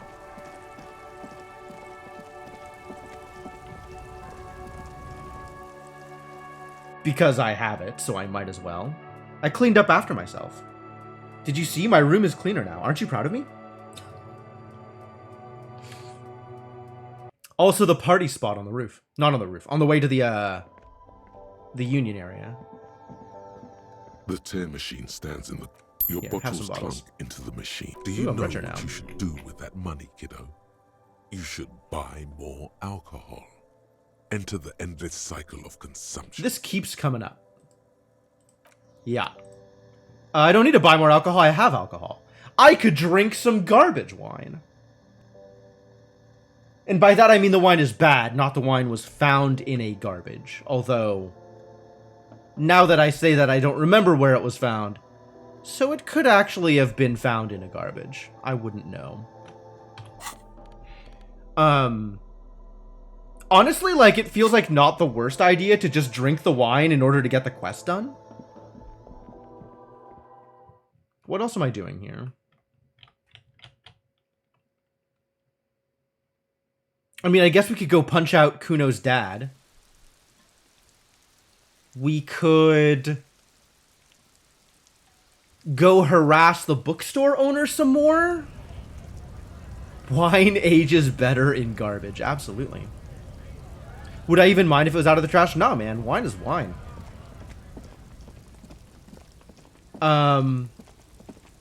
We could... Actually, is there a way to just talk to her from up here? No. She is clickable. as is the door here. 2 doors up there. Oh, maybe we get up there from the back here, right? There was the way through the shack to get up to this area. Maybe that'll work.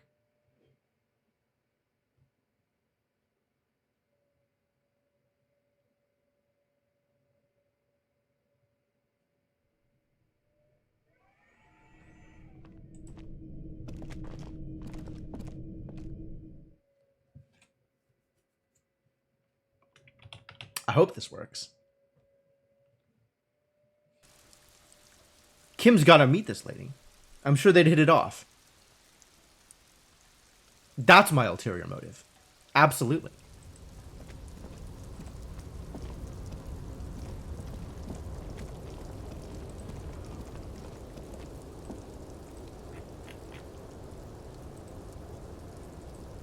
Ah. No good. No good. I still don't know how this works. Maybe it is the secret passageways. Maybe the secret passageways is how you get onto the roof. If only I understood how secret passageways worked. There's got to be a key for it somewhere.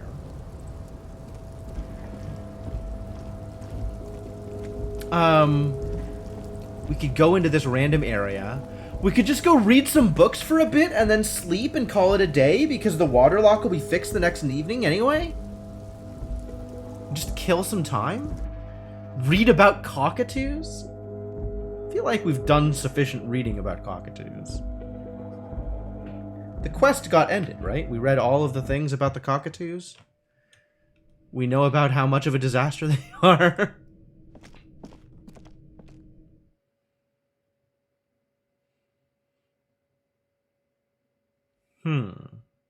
Told Everett that you didn't snoop the place, and now it's okay to snoop the basement, right? I mean, maybe?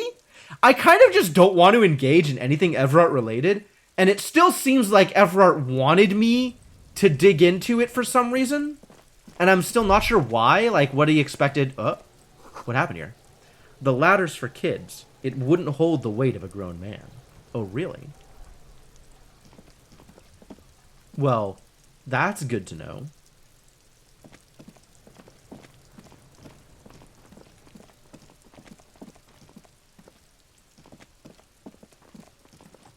And then there's still all these buttons which we've never pressed. Maybe I just an old call box with press all of these buttons. Of push buttons lists all the companies. Ferd is hella tight. Why do you... I can't... I don't know that I could trust somebody who has positive opinions about Everard. I don't even know what any of these buttons do. Let's just press buttons until the door opens, yeah? An off-key melody starts playing after you ring the doorbell. Then a woman picks up the receiver. Okay. Kuno, please stop calling. Oh, it's Plaisance. Plaisance, it's me. Please open the door. I'm trying to get in. Oh, I'm sorry, officer. I thought you were... Yeah, you thought I was Kuno. No, I get it. But the doorbell is broken, and the bookstore shouldn't even be on the list anymore. So I can't help you. Please don't call here again. Thanks. A single beep indicates that the line has gone dead. Plaisance, let me in! You hear the same waiting room music, but no one picks up the receiver anymore. Useless. All right, who else is here? You ring the doorbell, but no one answers. Andro Orlando Hare, SCA. What does SCA mean? Just seeing the words Andro Orlando gets your hackles up. Its very existence is a threat to your masculinity. To say nothing. What are you talking about? Man, am I that insecure? All you hear is static, but no one answers the call. All right, 24-hour window. You ring the doorbell, but nothing happens. Try again. You didn't press it hard enough. Oh, really? Okay, well, if interfacing says so, I trust interfacing. Thank you for calling the 24-hour window company. This is an automated message. Are you experiencing a window-related emergency? Are we? During non-business hours, please call 00725 477-651. That's a lot of digits. Streets are mean, but we're always there for you. Kim, do we have an emergency? No, not a window-related one. 12 name cards on the call box read Well, I guess 24-hour window didn't get me anywhere. Emma's Fashion Atelier. You wait for a minute or two, but all you get from the call box is silence. No? No one answers the call. Fabron's... The rest has been burned off? What does that even mean? Looks like someone has melted half the plastic off with a lighter. The doorbell doesn't work. God damn it, Kuno. You hear static from the intercom speaker. It sounds as if someone has picked up the receiver, but isn't saying anything. Oh, really? You can almost hear them breathe. Hello? Is anyone there? Yes, hello. This is Tricentennial Electric. Ooh, how do they do that effect on their voice? I want to be able to do that. That's super cool. Have you come to place an order? She definitely sounds like she's calling from space. Wait, but what happened to Slipstream SCA? There's no Tricentennial Electrics on the list. Oh, yes, I've come to place an order. My God. The lieutenant exchanges a look with you. Sorry? It's you. My God. I didn't think I would hear your voice here. Is this like that Stephen King story where somebody calls back in time? It's a woman, and she knows you. Your heart beats faster. What? Oh, maybe she's the one who made the call? She must be mistaking you for someone else. Heh. No, something's wrong here. Are you sure she's talking to you? Who are you? Where are you? Michelle, just please. Ah, no. Okay, that's not me. That's not me. That's someone else. Alright, this is a little less freaky than I thought. She stops and you can hear her breathe heavily, her breath distorted by ancient static. Sounds like a ghost. Wind blows through your clothes and you feel detached from your surroundings. Inside the building, a cold memory hangs. What, really? Actually more freaky than I thought? Did I just call a ghost? This is fantastic. Why did you even call? I don't understand. You've been gone for months. I thought you didn't care.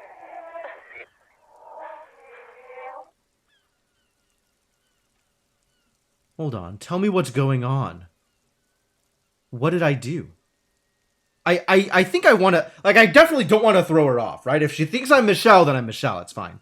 I kind of want to ask this question, but I'm afraid that might throw her off a bit too.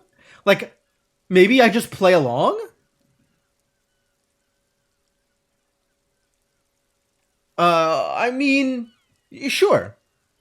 Ever since I came to work here, it's been different. As if my mind's been wiped clean. Really? A spot of static overrides her words. When she speaks again, it sounds like she's submerged. It's so nice.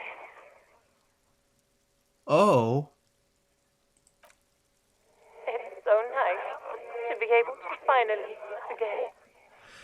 Well, this is, I guess, something that I can empathize with, since apparently being faced with any reminder of my previous existence is knocking me unconscious. She sounds like she's about to cry. The cold is deep under your skin, as if you were talking to someone who's 100 years away. Somewhere inside the building, water is flooding the cellar floor. Jeez. She doesn't answer. You said it was nice. What's so nice about forgetting? Silence. The only thing you can hear now is static and waves washing ashore on the bay. I get it. You don't want to talk to me. No one ever wants to talk to me. Another seagull passes by. It's getting cold standing here, staring at the silent call box. Is it over? Did we lose her? It must have been some kind of faulty wiring. We should maybe stop playing with this doorbell. It looks ancient. Alright, it's a goodbye then. You press the number sign on the keypad that Ooh. terminates the call. 12 points on the call box. It is hard to bring up the willpower to call Slipstream SCA again. Oh, fascinating. Can I fix it? Can we make that better? Hang on. This is relevant to my interests. Can I improve my volition at all? I could... Oh, volition is this. Volition is morale. So if I heal, we'll be better off. That's easy. And volition is psyche, which means that I can take a hit of Pyrrolidon and have it improve?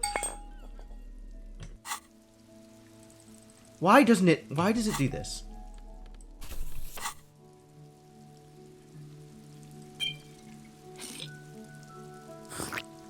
+1 psyche, +1 psyche, and +1 motorics. Yeah.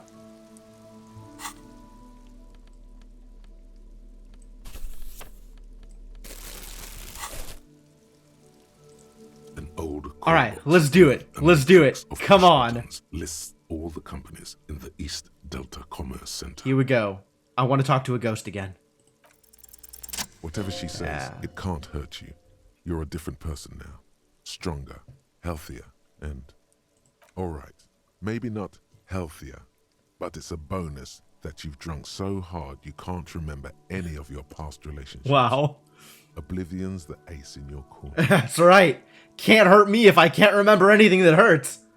Is this sort of hobo sim? Kind of.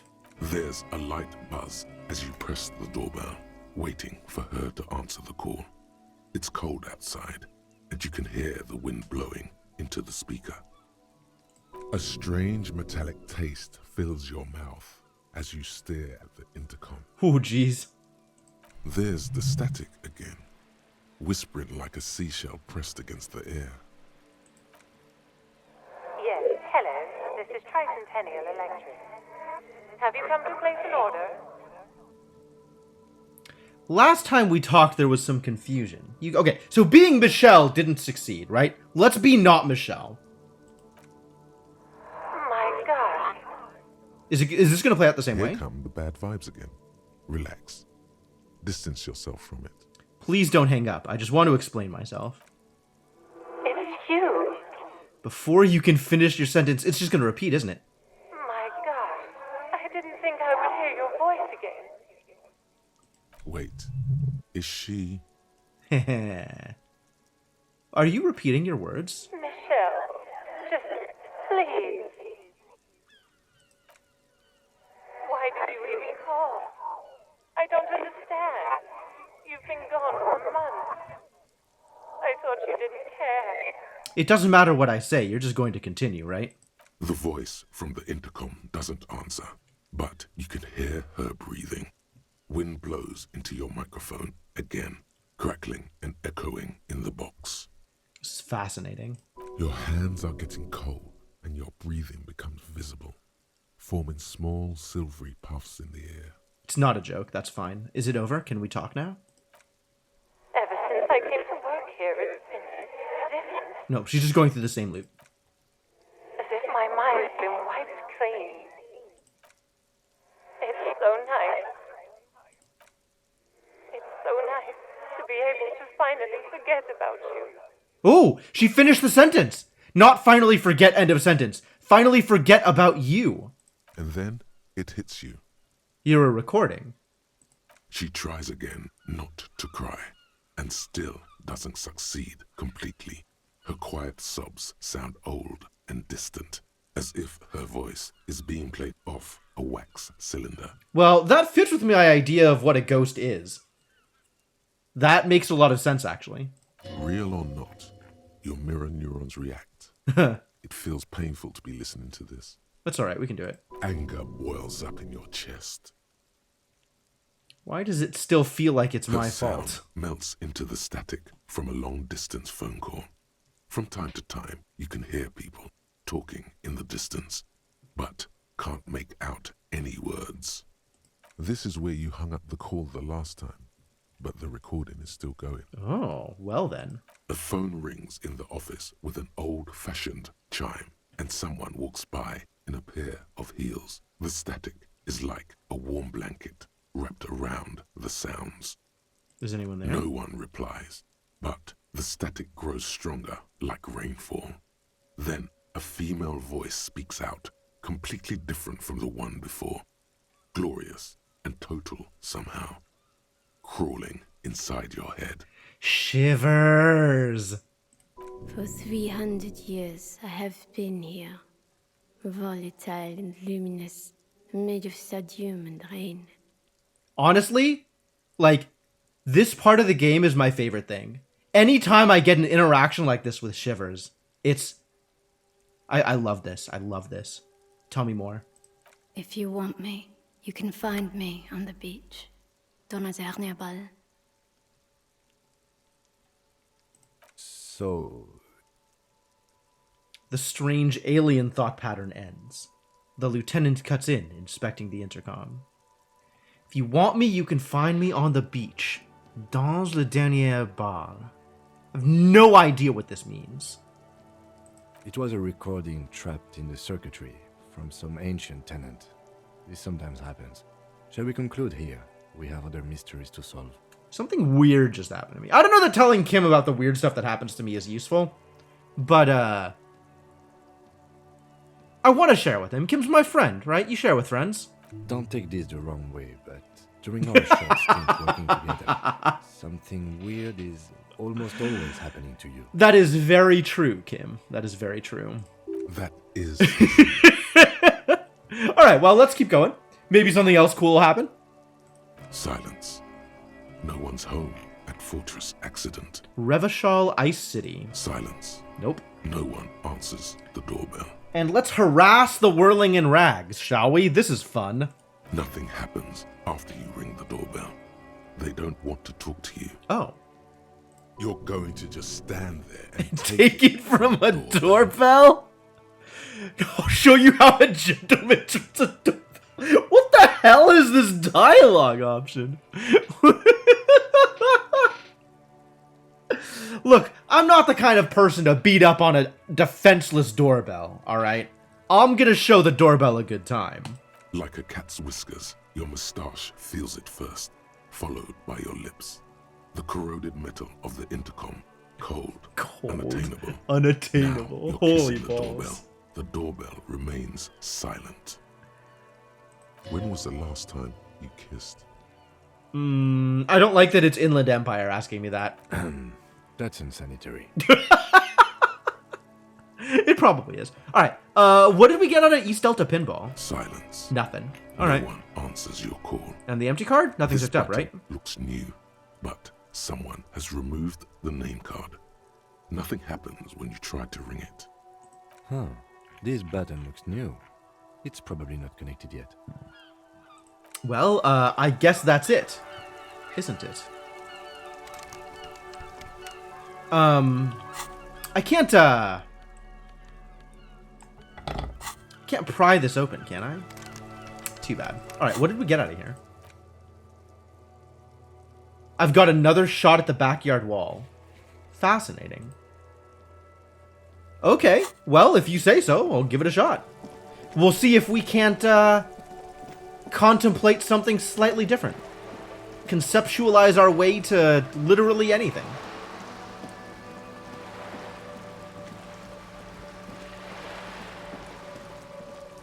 Why do I have another shot at it? What has changed?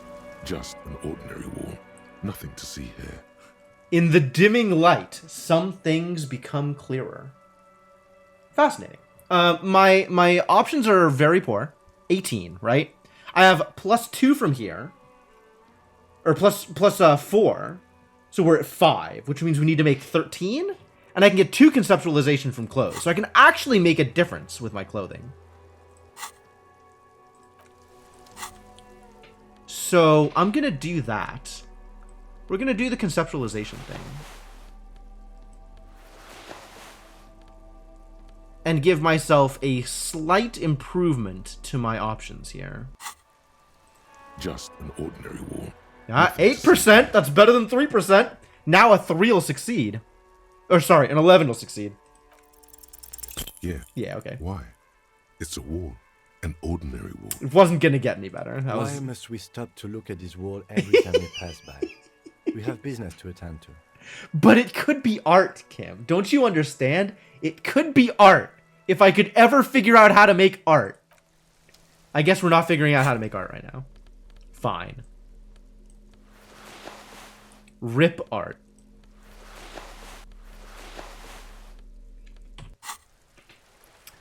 I don't know, man. I think we just call it for the night. I think I am out of ideas for immediate action.